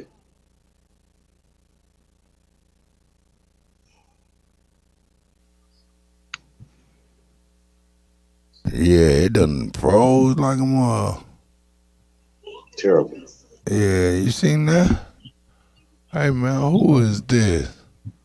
What he talking about?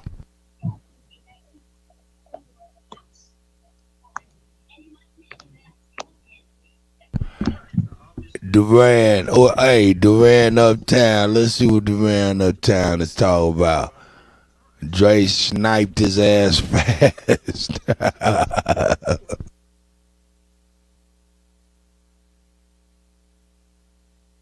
Dre on the snipe. Dre on the snipe.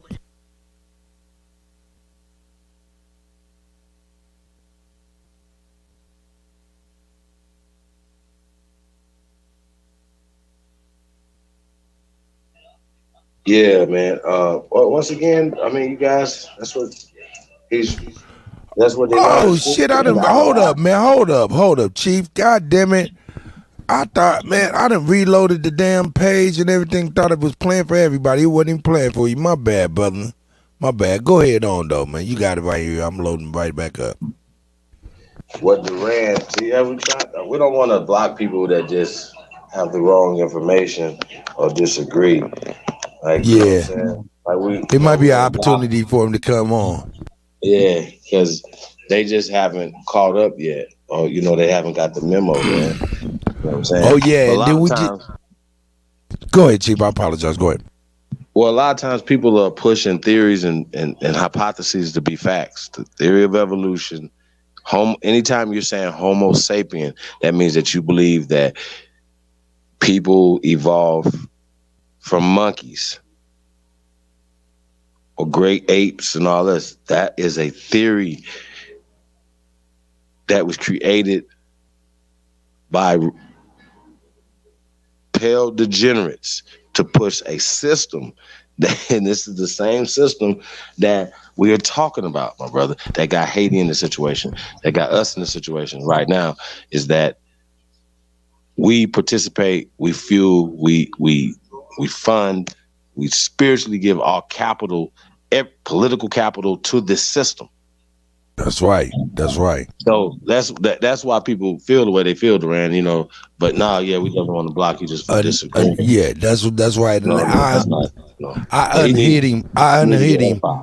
I unhit him on the channel, so he's back on, Duran. If you back on, man, you can get back on. Yeah, and not to mention, put the link in the chat room though, so we can talk to him though. Yeah. Not to mention, we did have a guest over here, and he had people come over here as well, and they may be on their venture or on their journey home as well. So we have to be patient with the family, you know what I'm saying, and the tribe, because they're family and we're tribe, and we're trying to make them tribe. Yeah, and then we're gonna be over there on Co-Figure soon, Cut. So yeah. He like, man, he trying to bring that to the family. Yeah. So we'll definitely get that in soon, y'all. Y'all stay tuned. I know y'all gonna be rocking out, representing. So yeah, we let everybody know, man. We start moving around. But back to this right here, though, man. It's about to get interesting, y'all. Like it's already interesting, but when you start getting into the history of this thing, the New York Times is exposing shit now. And then what these brothers are saying is, well, what was y'all doing the last 100 years of your coverage on Haiti and the characterizations and stuff like that?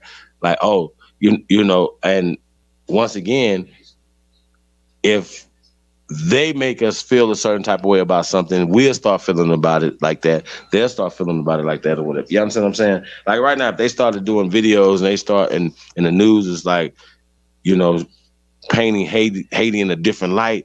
Oh, this is a great place to, like, they'll start coming out saying this is a great place to invest your money, and niggas will be running down there to do stuff. Like, I just think we're the weirdest people ever. And they wouldn't do that unless they have the infrastructure set up to where they short-stopping or catching, backdropping, catching all the money, controlling everything.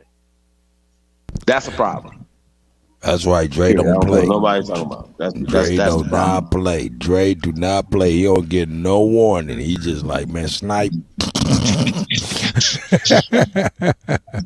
Hey, nah, but hey, Duran, you back on, man. If you is in there, man, but keep it cool. Don't say nothing crazy though, but don't take this opportunity to say something silly. Here we go, man. I'm gonna put it back on the old here, Gerald Horn. As it was called euphemistically, in Haiti, and the New York Times would do well to re-examine its own coverage because hopefully that would improve today's coverage. Well, I want to go back to 2004. Juan just referred to this. France's former ambassador to Haiti has admitted France and the United States effectively orchestrated the 2004 coup that overthrew Haitian President Jean-Bertrand Aristide, Haiti's first democratically elected president. The former French ambassador, Thierry Boucard, told the New York Times one benefit of the coup was that it ended Aristide's campaign demanding France pay reparations to Haiti. I want to turn to an interview we did with Kim Ives of Haiti Liberté. This was right after President Aristide was put on a plane and sent to the Central African Republic. This was what Kim Ives described. This is a U.S.-French-led operation. In fact, didn't Aristide say he holds the French ambassador to Haiti as well responsible for his kidnapping and wants to bring charges? Yes, the French were involved in all this pressure and, in fact, were in some ways leading the charge. This was a purely U.S.-French operation. And of course, France, probably more than the United States, had more to lose from Aristide continuing in the presidency since he was beginning to lay claim to reparations from France for the period of colonialism and slavery. Well, this is precisely it. You had the restitution for $21.7 billion, which was on the table. And we saw a lot of rivalries were put aside to get Aristide out. Between the ruling groups in Haiti, you have the comprador bourgeoisie and the big landowners who generally are constantly squabbling throughout Haitian history for power. They put aside their differences to get together, which we see with Andy Apped representing the bourgeoisie and Guy Philippe and Jodel Chamblin, more the Macoute wing. And we saw the France and the U.S., who have also been sort of vying, put aside their differences. So you saw this unity come between rivals against Aristide because he represented the people and because he was a representative of popular will in Haiti. So just to be clear, this is mid-March 2004 that Kim Ives was speaking. Right after that, Democracy Now!, I flew to the Central African Republic on a small plane covering a group of African-American activists and politicians, including Randall Robinson of TransAfrica, as well as Congressmember Maxine Waters, who went to the Central African Republic to retrieve the Aristides and then brought them back to the Western Hemisphere. As the U.S. government was saying, how dare you bring them to this hemisphere? To which Randall Robinson responded, whose hemisphere? They eventually brought them to Haiti, and the Aristides then went into exile in South Africa for years before they eventually went back to Haiti, where they are today. I'd like to get response, starting with Professor Horn and then Professor Alsanat, about the significance of these coups, whether we're talking about Aristide in the early 90s or again in 2004, the coups against them and what that meant for this country. I mean, no president again would demand reparations. Well, the reparations question is obviously key. Keep in mind that what makes the United States unique is that the slave owners were expropriated. Their property and the bodies of enslaved Africans was taken without compensation. That helped to give rise to the terrorism of the Ku Klux Klan. In Haiti, as we've been discussing, the Haitians were obligated to pay back, believe it or not, the enslavers. And likewise, if you look at the British possessions, so-called Jamaica, Barbados, etc., you had London compensate the enslavers and by some measures that total was not paid off until just a few years ago. And so this question of reparations is quite key. And also quite key is the role of Haiti in helping to ignite this entire process of abolition, leading to capital loss, not least in the United States of America. The enslaving class and their descendants have a very long memory. They have not forgotten Haiti's role. That's why they continue to punish Haiti for having the temerity to rise up against slavery. And even today, they continue to punish Haiti because they see Haiti as a haven for low-wage labor. U.S. baseballs and the U.S. national pastime are largely manufactured by cheap labor in Haiti. So there is still much to sort out with regard to this entire controversy. And Professor Alsanat, if you could also respond right through today to the U.S. diplomat Patrick Gaspard, who now runs Center for American Progress, demanding Citibank launch an investigation, and the whole issue of reparations, whether you could see it actually being real, given the devastation of Haiti. Okay, thank you, Amy. I think I want to quickly go back to what was asked with regards to the New York Times. Let me remind our audience that it was in 2010, not just days after an earthquake had devastated the country and killed upwards of 200,000 and more people, that the New York Times provided a platform for one of its columnists, David Brooks, to say some of the most racist things that I've ever read in the New York Times about Haiti.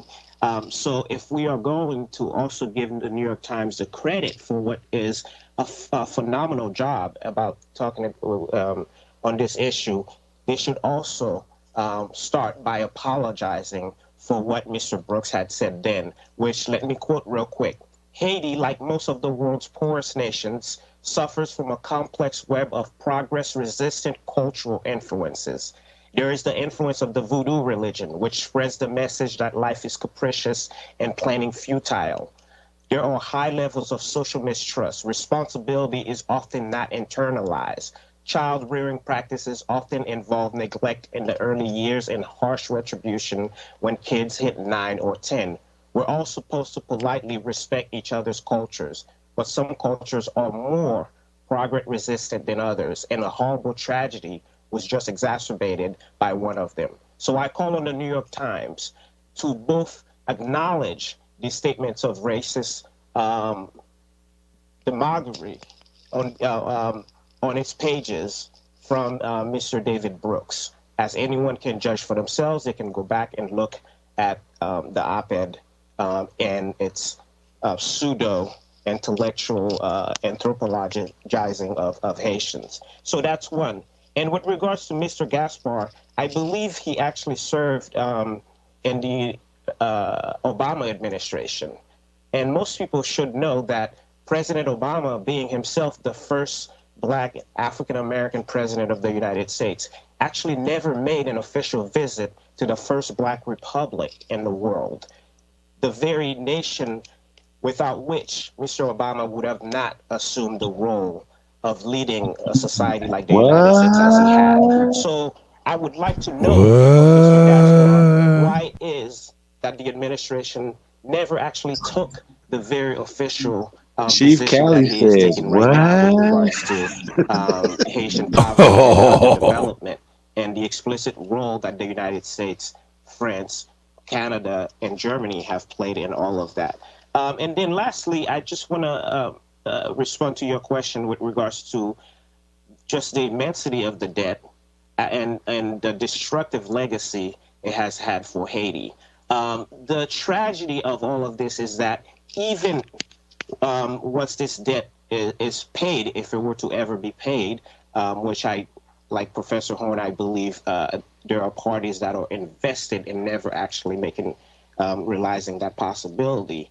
Even if that debt were to be paid, we are already talking about decades of gaps in development that were missed in the process because of where the money was going. Something like upwards to 80% of all Haitian expenditures up until the early part of the 20th century was going to financing the debt. And the fact that American firms from Wall Street in cahoots with the federal government in terms of the State Department, the Navy, and you have names like General Smedley Butler, who actually wrote about his role as a Marines in Haiti and how he secured the interests of the financial corporate groups, as well as working with the State Department to make sure that Haiti becomes a haven for capitalism, as he said.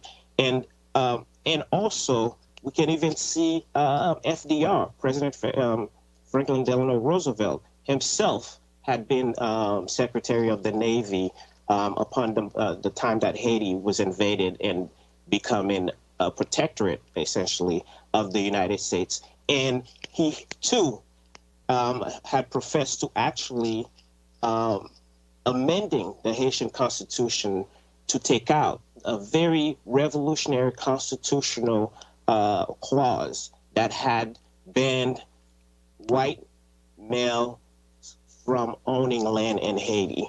Among the first constitutional clauses that the occupation targeted was that, and therefore opened the country up to internal meddling by the international powers. But lastly, I just want to also note the fact that with regards to what you had said about the Eiffel Tower, Credit Industrial, which is now a part of Credit Agricole, one of the largest banks in the world, I think among the 10th largest banks in the world, having funded the building of the Eiffel Tower, which is now this massive monument to French industrial prowess. That it was happening at a moment in which the United States, France, Germany, and parts of Western Europe were developing rapidly from the capital that they were extracting from many of their former colonies or their current colonies. So imagine, what would the history of development in Haiti be today if at the same time that the world is undergoing industrial transformations, the likes of which we see today in the form of the Eiffel Tower? What if that money that was taken from Haiti, financing French infrastructure, was financing Haitian infrastructure instead? The fact of the matter is there is no progress-resistant genes that somehow Haitians are born with. Perhaps someone like David Brooks was born with that, with some progress-resistant gene, as he is unable to fathom that Haitians can take care of themselves. But the truth goes to show where the receipts are in terms of why we know Haiti is in the position that it is today. I'd like to ask Gerald Horne, the bank aspect of this reporting, which to me is, I think, the most newsworthy, in that the Times actually was able to get a hold in French archives of financial arrangements that were made between banking interests in France and Haiti, as well as it's uncovering, or more deeply uncovering, the role of First National City Bank in the early 20th century in Haiti. So I think that this is some of the best stuff in this report. But it's almost like, hey, New York Times discovers imperialism. Isn't the role of Wall Street and European banks in controlling the economies, not just of Haiti, but of Honduras, of Nicaragua, of Cuba, of many of these countries in Latin America, part of the operational mode of American imperialism? Most definitely. And I think that the series, laudable as it has been, could also have made a contribution if it had pointed out the close connections between France and the United States. That is to say, in the 20th century, they began to talk about the Citibank and Citicorp and how it was involved in the depredations inflicted upon Haiti. But I think that if you were to go back to the Haitian Revolutionary period, you would also find similar connections. After all, we know that what became the United States was involved in a revolt against London that would not have succeeded without the assistance of France. We know that there was substantial French migration to the States, and that Frenchmen were involved in similar depredations in Louisiana and slave owning, for example. We know that when Texas seceded from Mexico in 1836, that Texas's major diplomatic ally on the international front happened to be France. And we also know that when the United States Civil War erupted, 1861 to 1865, it was France that opportunistically chose that moment to try to seize and occupy Mexico, and then extend the lease on life of slavery in Texas and throughout the South by welcoming slave owners from Texas and from Dixie into French-occupied Mexico. And it took a mass revolt by the Mexican people to overturn that particular scheme.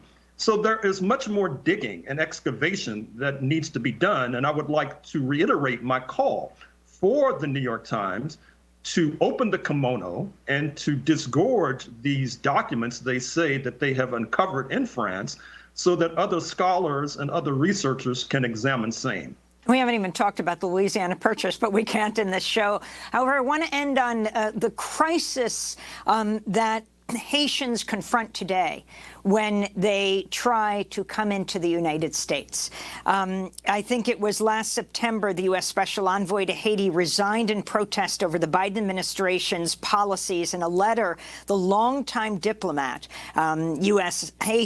Envoy to Haiti, Daniel Foote, wrote, "I will not be associated with the United States' inhumane, counterproductive decision to deport thousands of Haitian refugees."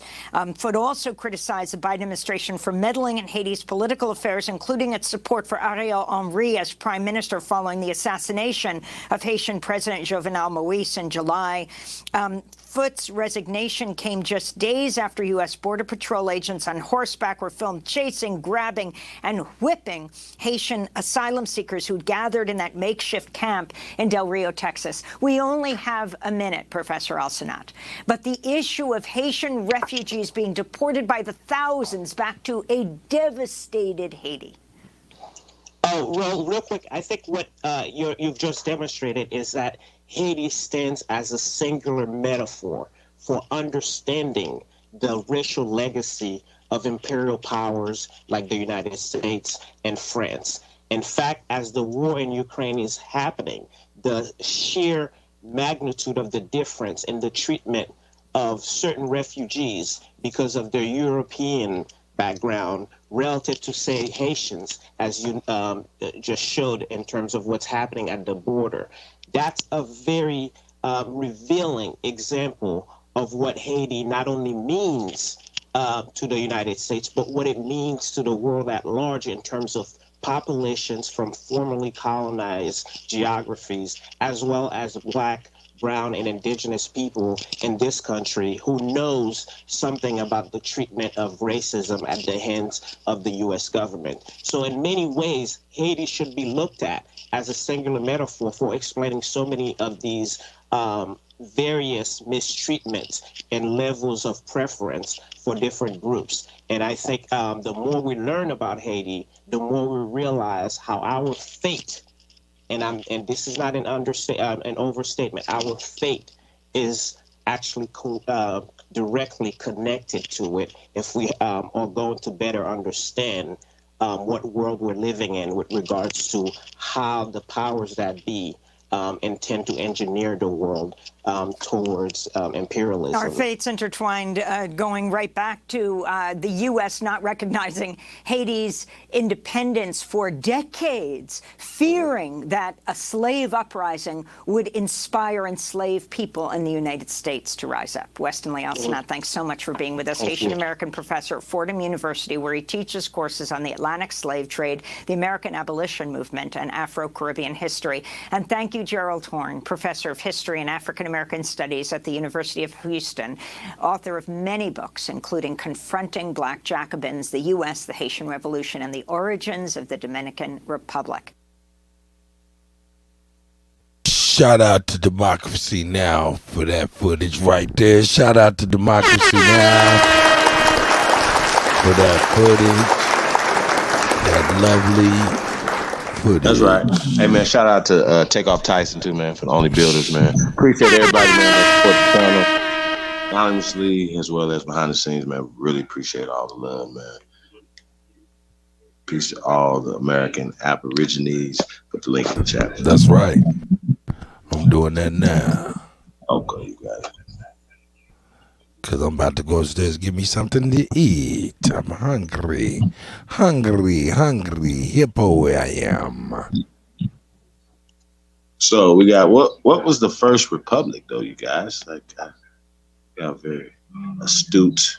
What he said, I take. Do we got some trivia going on here? You going on? Hey, little trivia. First republic. We got beast mode in here. But he got an accent, and I take it. Republican Party. Nah, he's not. I wouldn't answer. That's not the answer. Anybody got the answer? Anybody got the answer? What was the first republic?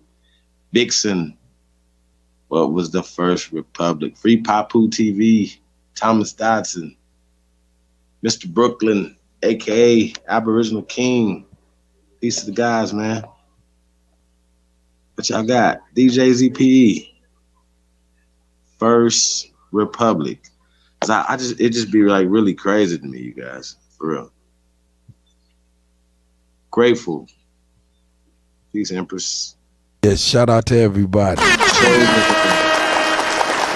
Yeah, man. Shout out to everybody, man. Tap in, man. Do us a favor, man. Still share this, man, on all your social media platforms, man. We really appreciate you guys. Thank you guys in advance. C. Roberts.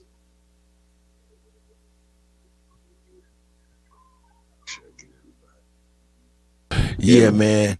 They all destabilized in place. And then you remember the president got smoked last year, a year and a half ago. That's because he was talking all that reparations shit. And then what France did is they sent America a thank you note for helping them not have to pay the reparations that president was asking. That's a whole fact. Aboriginal react. Texas. So, we want to talk about the First Republic. Because, they always be like, they just say the dumbest shit sometimes, you guys. They be like, it was the first black republic. Well, who was the first republic? How about that? Because that's how, you guys, I ask questions and then I go look for the answers. You know what I'm saying? Simple as that. Because I ask logical questions. I just don't accept it as if it's just a fact. And these motherfuckers been a republic since Caesar back in this mythological time in ancient Greece and all this other dumbass shit. See what I'm saying? We believe that right there. We do. We believe that. We believe that they brought all that to us, and it doesn't make any sense. That's right. Hey, Vixen, you go on ahead and hit the link. Come on in here and tell us about it. What you talking about the black flag hanging on the flagpole at the White House? What you talking about? Uh-oh. You know something about that, Chief? A black flag? Nah, I'm just saying, though, that's just somebody. Ooh. Black flag means somebody is dead, don't it? Ooh. Huh? Oh no, I don't know. I'm gonna go. I'm gonna look it up. The Queen, CEO. It could be, guys. I don't know. Sheesh. That's right. That's right. Yeah, I don't know nothing about the black flag.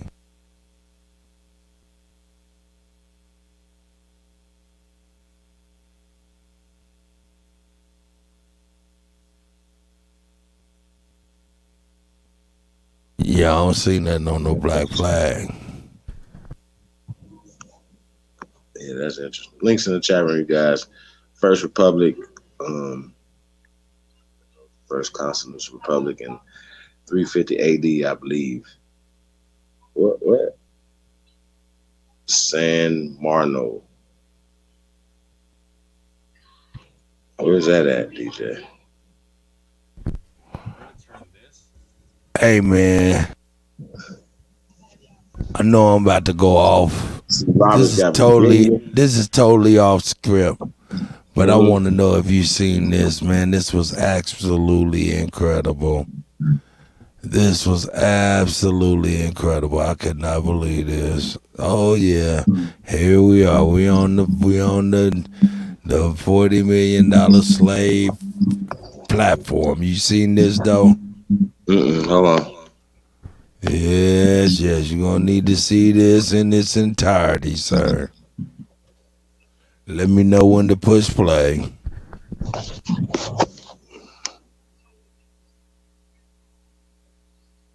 You ready? Go. His ability to make adjustments at halftime.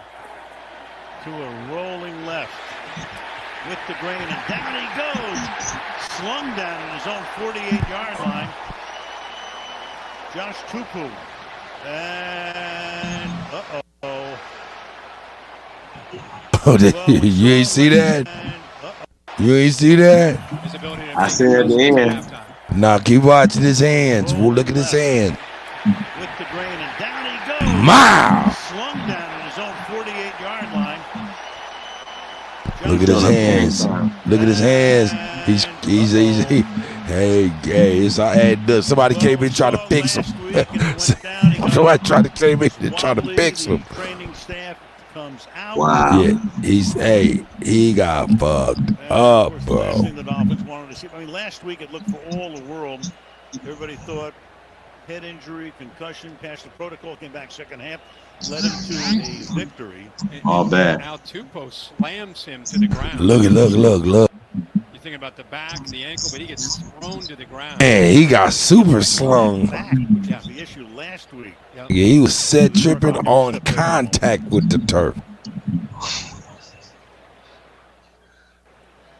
Not going to speculate, but Tagovailoa is still down as they work on him, and we'll show you in a moment the way his fingers were stretching out at the end of that play. Comes down on his elbow. Man, that shit was nuts. On his back, comes down on the back of his head. Man, he slung the shit out of his ass. He goes down. Oh my God, he was, what up, cuz? What up, blood? What up, gangsta? Cut you. Damn, Tua. What up, blood? What up, cuz? What up, gangsta? That nigga throwing up every set imaginable at the same time. White power, West Side. Ooh, wee. God damn. He got the West Side with the pointer finger. That's not normally done. Not the West Side with the pointer finger. God damn. He got the West Side with the pointer finger and the middle finger and the thumb. Golly, that's not. You try to throw a West Side with those 3 fingers or those 4 fingers. Oh my God. Hey, shout out to that brother. Hey, what are you trying to throw it up? You can't do it, can you? You can't do it. Let's see if anybody else can do it. Can y'all throw up West Side with your thumb, your pointer finger, and your middle finger?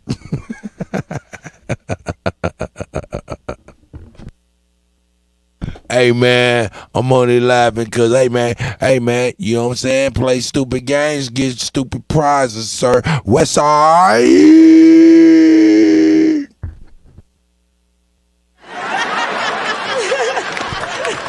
Yeah, man, you playing for the Dolphins, baby. You playing for the Dolphins, man. You know what I'm saying? Shit, that's a fish with a hole in the head, man.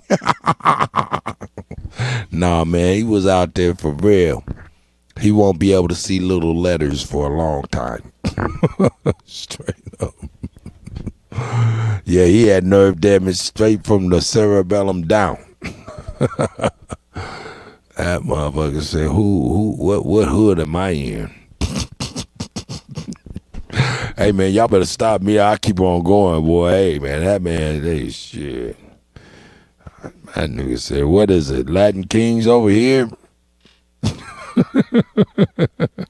Let me shut up, man. Let me shut up, man. Chief, man, what you on, God? while my wife is over here fucking with Louie. Fucking with Louie.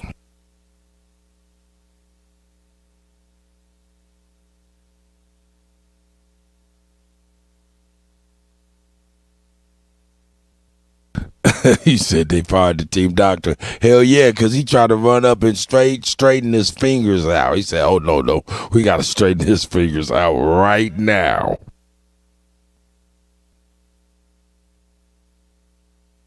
Yeah, that's what they said. They said he was having... Yeah. Hey, C. Roberts just said what you just said, Ma. C. Roberts said he was concussed last game and they let him play. Yeah, he came right back. You know what I'm saying? He said,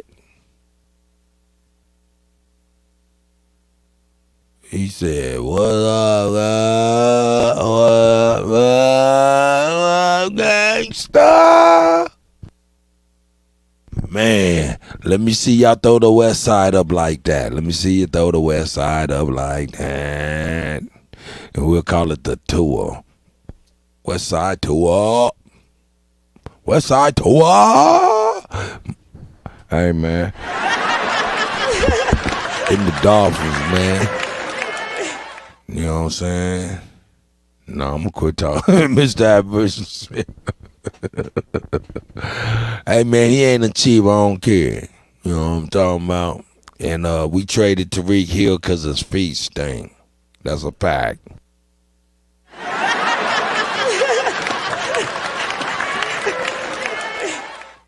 That nigga ran past, get away from that phone.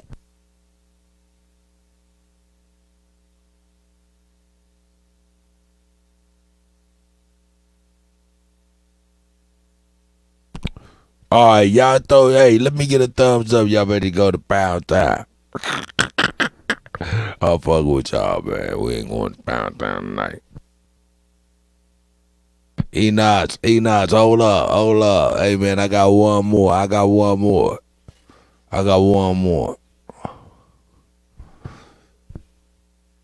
He was knocked out thinking somebody was saying, how many fingers do you have on your hands? He was like, yeah. Hey, man, fuck that shit, man. Ain't nobody told you to be out there, man, running around and shit. Hey, man, no, but I do got respect for these football players, man, for real. Think about this. Football players, basketball players, golfers even, but mainly football players and basketball players. Not even basketball. Yeah, basketball players got some attributes too. Or even baseball players. In my mind's eye, these people could be some straight up superheroes, man. I gotta keep it $1,000, man. They could be some straight up superheroes. You know why I say that? Like, you imagine you walking down the street and an old lady, you know what I'm saying, get her purse, you know, snatched by, you know what I'm saying, just old riff-raff ass motherfucker, right? And as he run down the street, you know what I'm saying, he run by, say for instance, Tom Brady, Aaron Rodgers. He run past Aaron Rodgers. Aaron Rodgers got a football in his hand. If Aaron Rodgers could let him run about 4 or 5 yards and hit him in the back of the neck with a football, knock his motherfucking ass out. Straight up and down. You know what I'm saying? These people, man, they be hurdling every day, man. These are some straight up superheroes, man. These are really, to be honest with you, these are our motherfucking athletes. Just imagine, you know what I'm saying? You coming in our tribal land, man, you know what I'm saying? And, you know what I'm saying? You think you gonna do some more dumb shit and run away, and the motherfucker just run behind you fast like, what's his name? Ja Morant, just jump in the air with a spear and hit you in the back of your neck, just some old fancy ass shit. He don't know how to dunk. He just know how to motherfucking spear your ass real good. You know what I'm saying? What if they ain't never fucked with a football, basketball, all that baseball shit, and all they fucked with was a hatchet, a motherfucking a bow and arrow, a spear and shit, a homemade boomerang or something. Them niggas will be doing magic with that shit. They'll be keeping the public in line. Straight up. Chief, are you there with me, guy? What you think about that thought of athletes being our modern day warriors for real? Just out of their element for real. I mean, I think the assimilation of it, but I don't think that they've been neutral.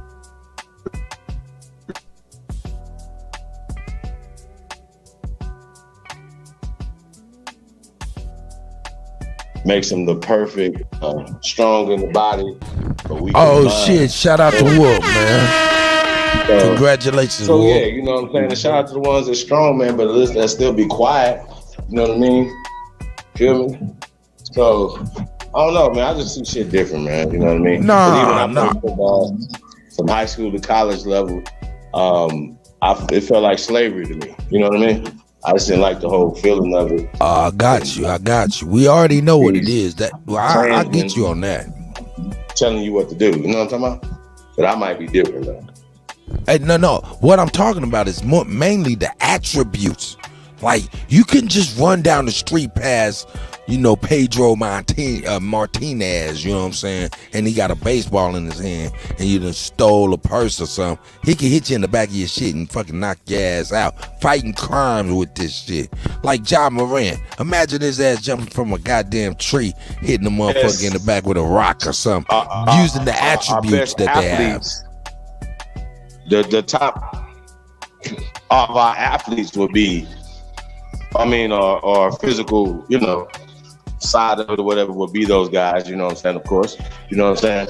But I think a lot of that shit is training too. You know what I mean? You got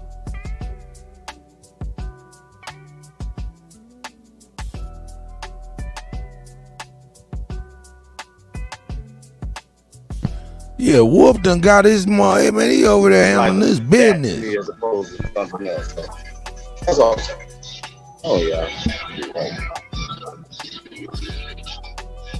Hey, they coming, man. They coming to the door now.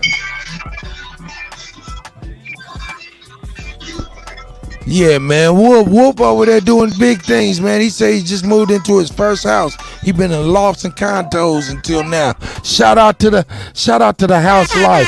Shout out to Wolf for real. That's what's up, man. No doubt. Let me know if you need some any kind of studs, man. I got some blues and shit.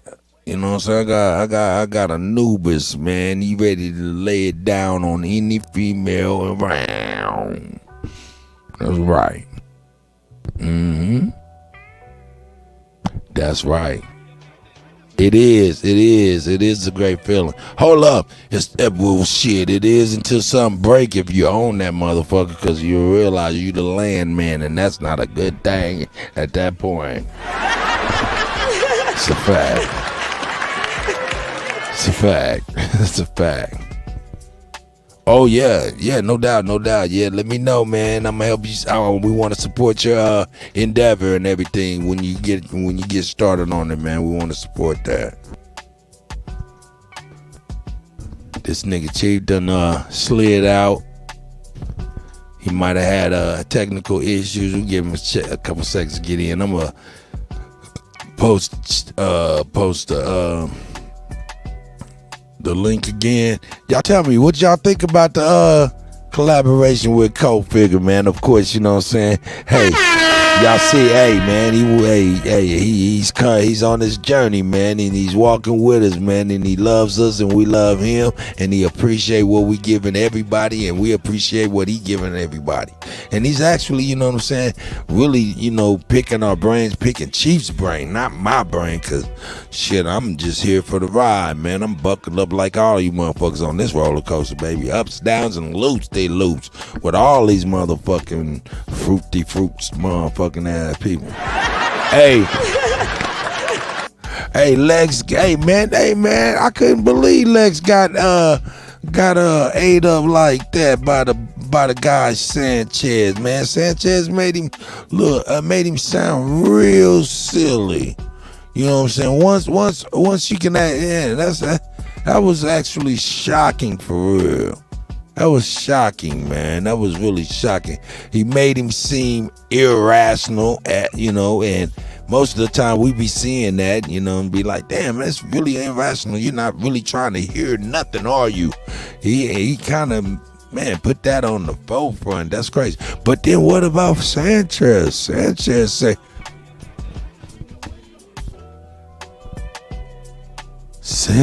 said, what?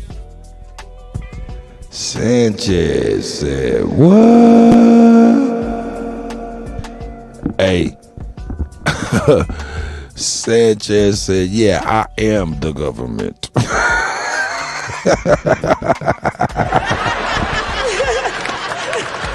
He said, yeah, man. He said it a couple times, but he was trying not to say it, but then he just had to bust down. Said, man, fuck that. I done had all kind of clearance. I was like, oh, shit. You cleared, brother? You was cleared? Okay. I don't know. Nobody was cleared, but you was cleared? All right, brothers. Yeah. Mm-hmm.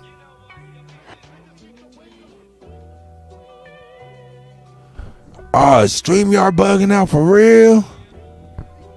Yeah, this shit is crazy, man. They got on us, man. They might have got on us, dog. Hey, Kofi came in. He was speaking very hot. You know what I'm saying? He's speaking that speak that we need to hear. You know what I'm talking about? Y'all say it's a little slag. No, man. I can't see it for real. Yeah, I wasn't lagging in that screen. Hey, hold up. Let me give y'all some shout outs then, man.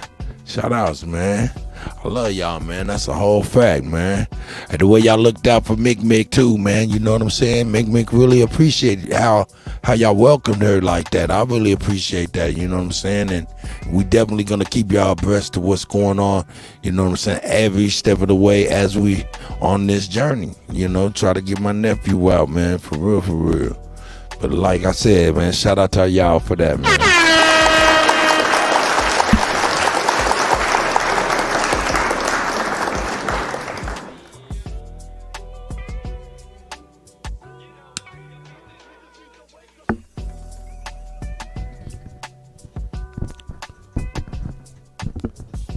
Hey, Tayshawn, Mick is my sister, man. The other day we had a presentation on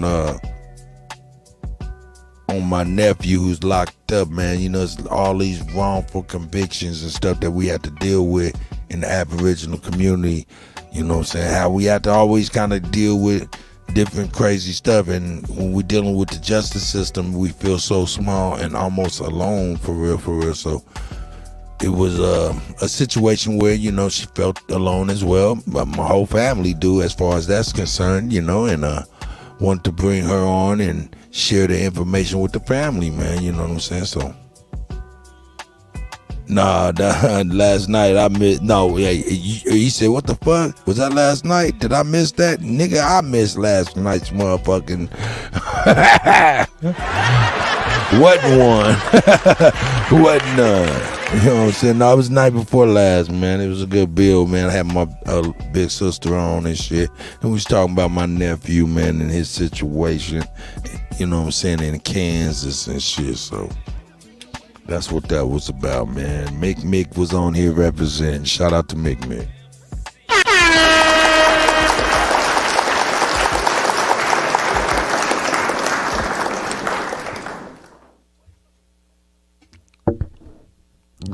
Yeah, she was really appreciative and stuff like that. Look.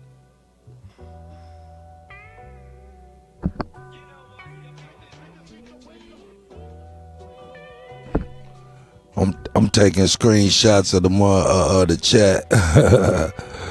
Yeah, so she can see it. You know what I'm saying? Free Dre. She be on the move, you know what I'm saying? She works really hard as a nurse, you know what I'm saying? Trying to get the paper that's necessary, you know what I'm saying? We all trying to collect the paper that's necessary and things of that nature, you know what I'm saying? So, yeah, she works very, very hard. And it's warming her heart. Definite that. Yes. Yeah, let's see what it is, man. How do you guys feel, though, man? Oh, boy, racist. Oh, yeah, well, you know what? It is. It's a systematic, man. I mean, we have to understand, man, when we think about racism in these places and stuff like Kansas, Oklahoma, Missouri, Omaha, Iowa, these are these funny states, you know what I'm saying?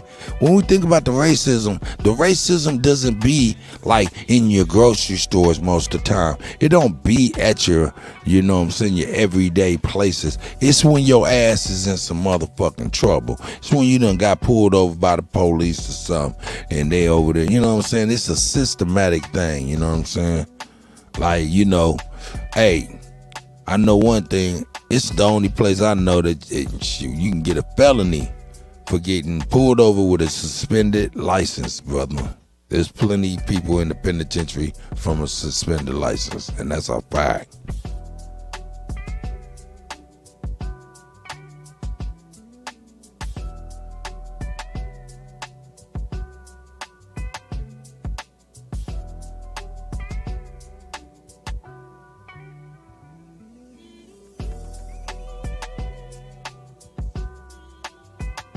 Yeah, that beat smooth. Shout out to my brother Boogie Man, man.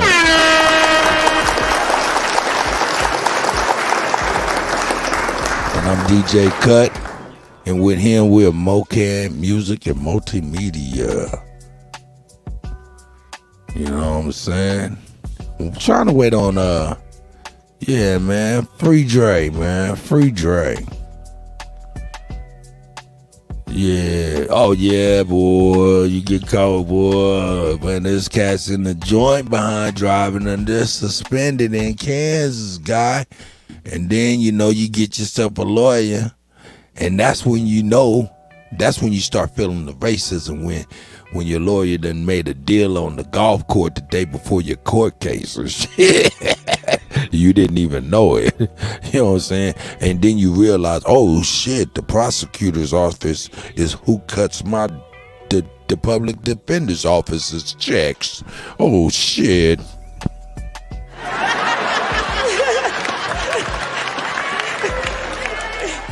Nigga, your motherfucking lawyer is the underling of the people trying to get your ass. Hey, man, this shit is rigged, man. That's why, hey, you know what? I'm going to do it again. I'm going to do it again. I'm going to do it again. I'm going to do it again. I'm going to do it again. I'm going to do it again. That's why I keep going back to this. I will not stop going back to this because it's so important to me. Thanks to these folks. Thanks to these folks. Thanks to these folks is why it's systematic like it is against us, because they said it out of their mouths. And I'm going to go there for you.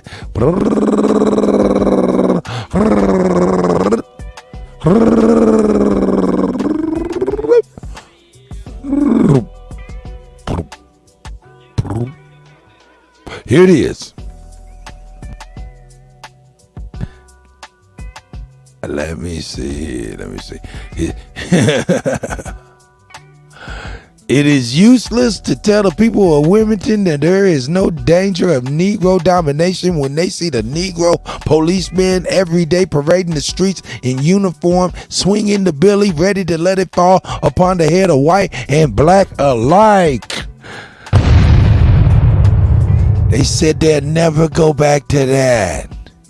They'll never go back to the point where it was useless to tell the people of Newborn and the people of Craven County that there is no longer no danger of Negro rule when they have seen the Negro magistrate issue his warrant for arrest of a white woman and put it in the hands of a Negro constable, have her arrested and brought before him.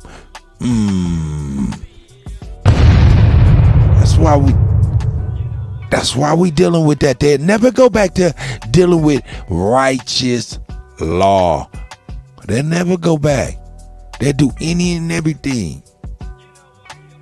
And who was that again? Hold on. No, we gotta give them they motherfucking just due. We gotta give them they just due. We gotta give them they just due. Who was that again? That right there is from we're gonna show the Democratic Handbook of 1898. Let's give the Democrats, the Dixiecrats, the motherfucking fuck you cracks, all in a round of applause.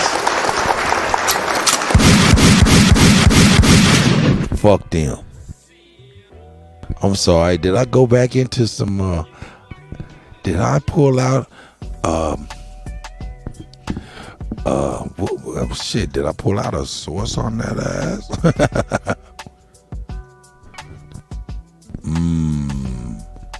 Yeah. Just imagine a day where the judges were black, the police was black. Just imagine that day. Yeah, I think I know what it. I think I know what that'll look like. Y'all want me to show y'all what that'll look like? Hypothetically, what that'll look like, just like hypothetically, man. Just like hypothetically. I mean, we don't know, but maybe hypothetically. Let's see if I can show you what that'll look like hypothetically. Give me 1 second. Oh, god damn. Yeah, let me get over here and show you what that'll look like hypothetically. And where's that at? Oh. Hey, shout out, man. Here it is, right here. That's what.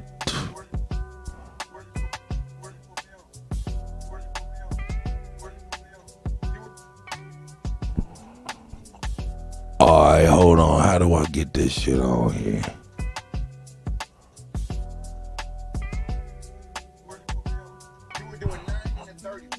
I don't even know how to get to this shit.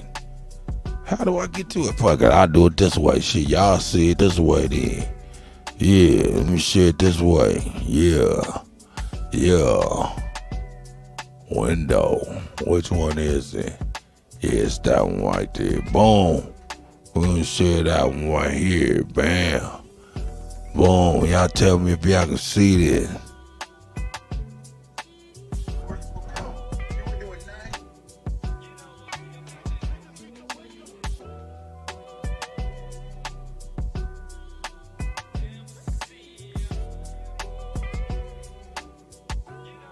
Hopefully y'all can hear that.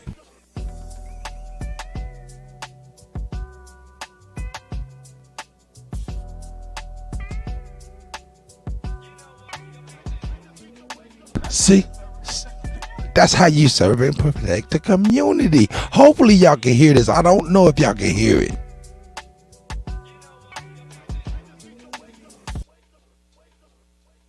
That nigga said, cause I'm in the hood.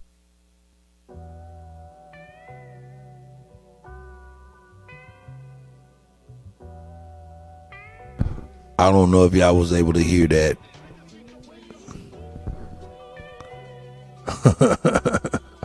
You know what I'm saying? No, we can't hear it. Oh, okay. Let me get it to where I can. Man, how the hell? In fact, let me open this up. Let me see. What is this? Man, I can't even go to the motherfucker now. Man, how you go to that mama?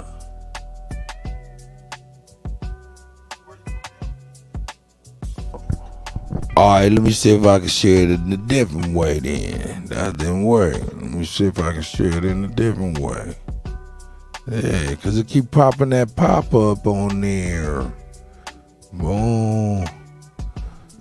Yeah, tell me if y'all can hear it now.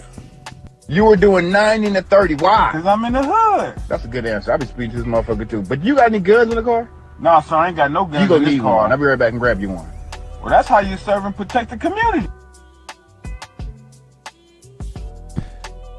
Why you pull me over? You were doing 90 to 30. Why? Because I'm in the hood. That's a good answer. I be speaking to this motherfucker too. But you got any guns in the car? Nah, son, I ain't got no guns You gonna in this need car. one. I'll be right back and grab you one. Well, that's how you serve and protect the community. Come on, man. This is the day we could be living in, Why you man. pull me over? You were doing 90 to 30. You know why I say, look, because look, not only is it just imagine if we was able to police ourselves, we'd be able to hold ourselves accountable. Even there wouldn't be bad cops like that, you know what I'm saying? Bad black cops, because they have to come home to the community, and we'd be able to regulate our own and shit like that. You know what I'm saying? Don't be over here mistreating our people, man. For real, for real. You know? But shout out to that policeman. Yo, shout out to the brother police. We gotta get this. I be speaking to this motherfucker too. But you got any guns in the car? Nah, son, I ain't got no guns You gonna in this need car. one. I'll be right back and grab He said you gonna need one. See, this is what we need. This is what we need. Shout out to that policeman.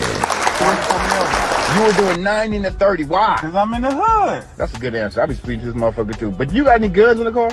Nah, son, I ain't got no guns You gonna in this need car. one. I'll be right back and grab you one. Well, that's how you serve and protect the community. You goddamn right. That's how you serve and protect the community. Shout out to that policeman. He know how to do it already right. You know what I'm saying? Shit. You know what I'm saying? Maybe if the Democratic, if we didn't, maybe if that what we read was able to flourish from 1898 to this point now, we never know where we'd be right now. As a community, we probably wouldn't even need, man, just think about it. We probably wouldn't even need cops by this time. We probably wouldn't even need judges by this time. I mean, come on now. That was 1898. By this time, flourishing, we would be on code. We would not be this. Man, whatever, man. I digress. Pie in the sky. Pie in the sky. I think Chief Holiday said, he's going to go ahead and relegate himself to, is this a Saturday night? Oh, yeah. Man, they over there, they probably on some, we over here kicking this shit. And I ain't mad at them because I do get away. Hey, man, shit. Hey, man, it get too late. I'll be like, I'll be back. Nope, I'm gone. Straight up, man. Hey, man, like I said, man, I appreciate Cold Figure TV, man. Appreciate everybody for stopping in for the geopolitical news, man. Really wanted to dive in deep on all of the things that were happening, you know what I'm saying, in the world. Bring it to our attentions. A lot of stuff we did not know was going on, things of that nature, man. This stuff is very, very important. Just as important as our lineage and things of that nature that we also fight upon. So, you know what I'm saying? Hey, yo, everybody, start going to these pawn shops, these thrift stores, and things of that nature, and buying up their CB radios, shortwave radios, things of that nature. When you're doing your preparation canning, buying your grains wholesale, and stockpiling and things. Make sure you grab a shortwave radio and things of that nature. That old CB looking shit from the 70s look like it don't even work. Grab that shit, plug that shit in, just make sure it works. Get an antenna for it, because it might be our only means of communication, or it might be your only means of communication. So, or even knowing what's going on. So, I knock on wood. May the universal God and the ancestors guide us all well. You know what I'm saying? And I'll give y'all a couple minutes, man. See if anybody want to come in for a second. And if not, I'ma be out. I got a rotisserie chicken panini sandwich being crafted up as we speak.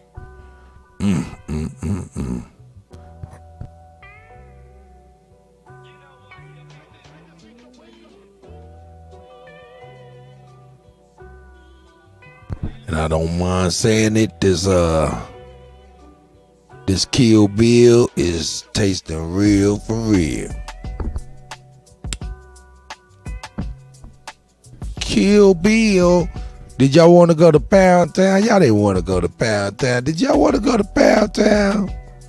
I didn't know if y'all wanted to go to Pound Town. Shout out to Jeray Alizé. Shout out to Jeray. We got to get a new cup for Jeray Alizé. We done played Pound Town on out, didn't we? We done played Pound Town on out. We got to get us a new cup from Jeray Alizé, man. Oh, yeah, and Juice dropped me a new joint, too, man. You know what I'm saying? So, hey, you know what I'm saying? I'm going to throw that shit in rotation, too. Oh, shit, he said he making broccoli burritos. That shit sound good as hell. Shout out to DJ ZP, man, and Wolf.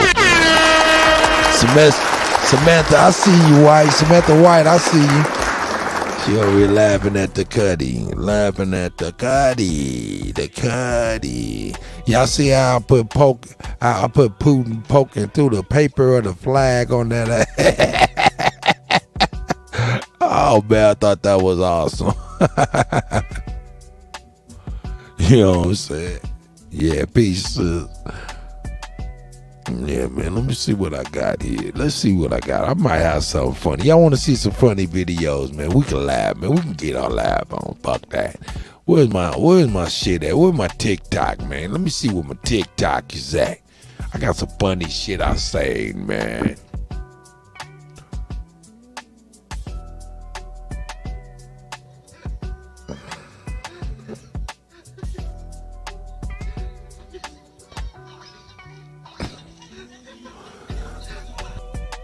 Yeah, TikTok retarded, dog.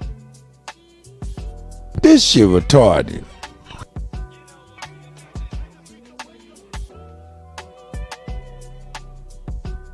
Yeah, man, where my TikTok at, man? Where y'all can see some of the funny shit I got on here. I'll play some funny shit.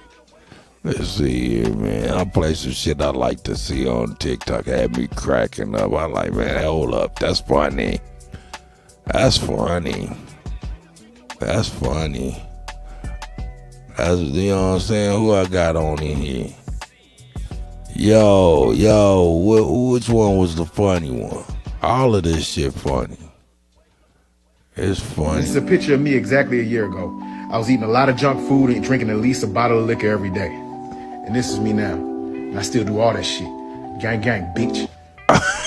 This is a picture of me. Shout out to a year the ago. brother. I was eating a lot of junk food and drinking at least a bottle of liquor every day.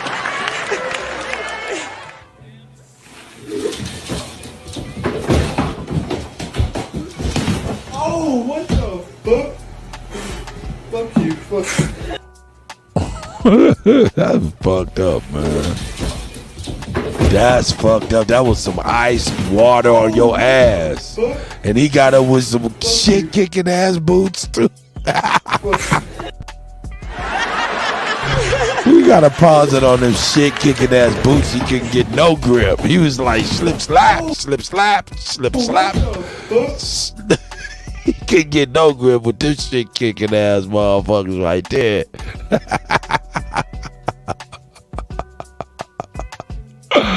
Ah, that's what you get for wearing them motherfuckers.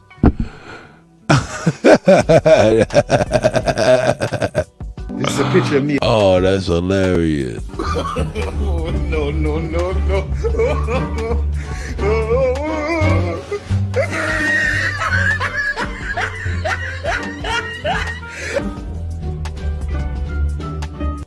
This is a picture of me exactly a year ago. Here we go. Yeah, here we go. Oh, not this one. I don't know why I keep doing this. No, no, no, no. is a picture of me. Yeah, that's exactly a me. year That's ago. me. All right, my mouth's tripping. No.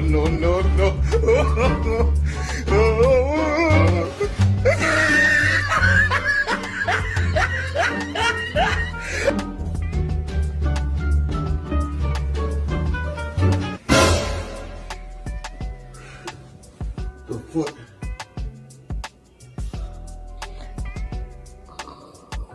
What the fuck is this? What the? Oh my God, you already fucked up. You already fucked up. I'm telling you right now. Nisha. You shouldn't ask me for. Nisha. What the fuck up? What the fuck up, man? What the fuck is this, man? This better not be no shit all on my face, man. This shit, man. What the fuck is this? This smell like doodle, man. This better not be doodle. He just smell like doodle. Right now, where did doodle come from? I see this shit everywhere. Hey, that shit fucked up. That's fucked up. She put it all on her ass with some fart spray in it. And then she squirted it all on that man's face.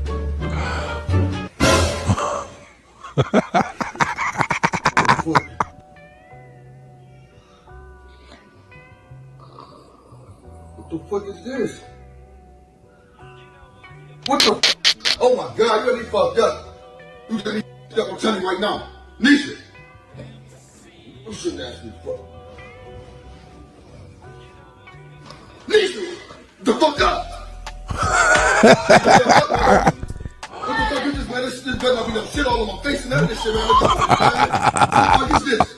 It smells like doodle, man. This better not be doodle.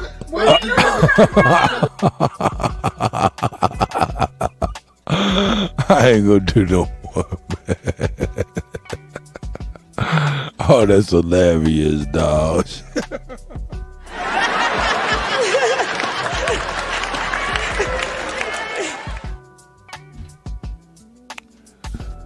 Yeah, man. Once again, shout out to Co-Figure TV, man.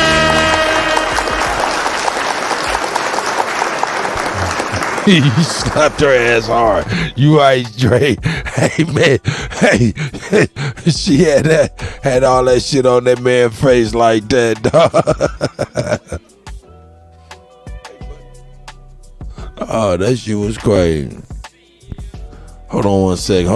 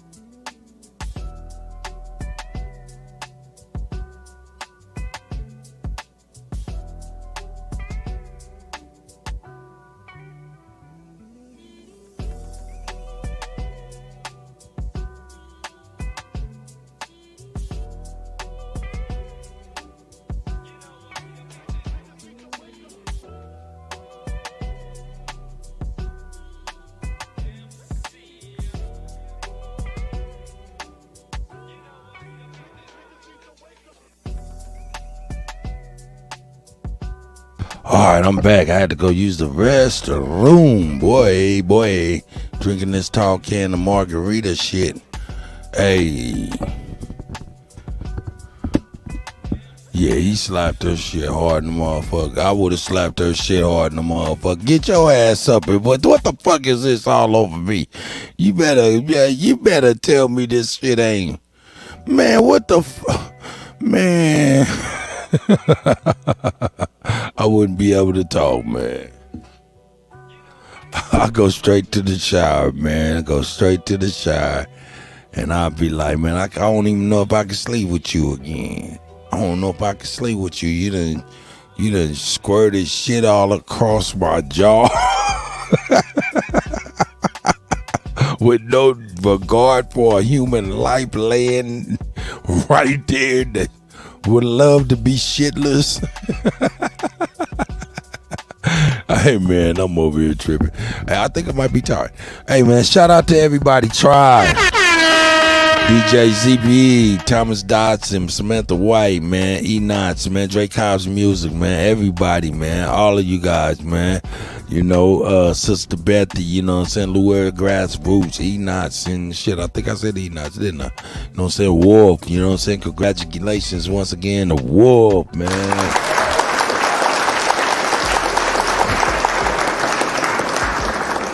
You know, Thomas Dodson, everybody, man. John Davis, man, everybody. You know, Vixen. Yeah, Tayshawn, the competitive Don. You know, Anthony Pickers, man. Drake Cobbs, all right, man. Shit, man. Goddamn it, all the family in it. Salute to everybody.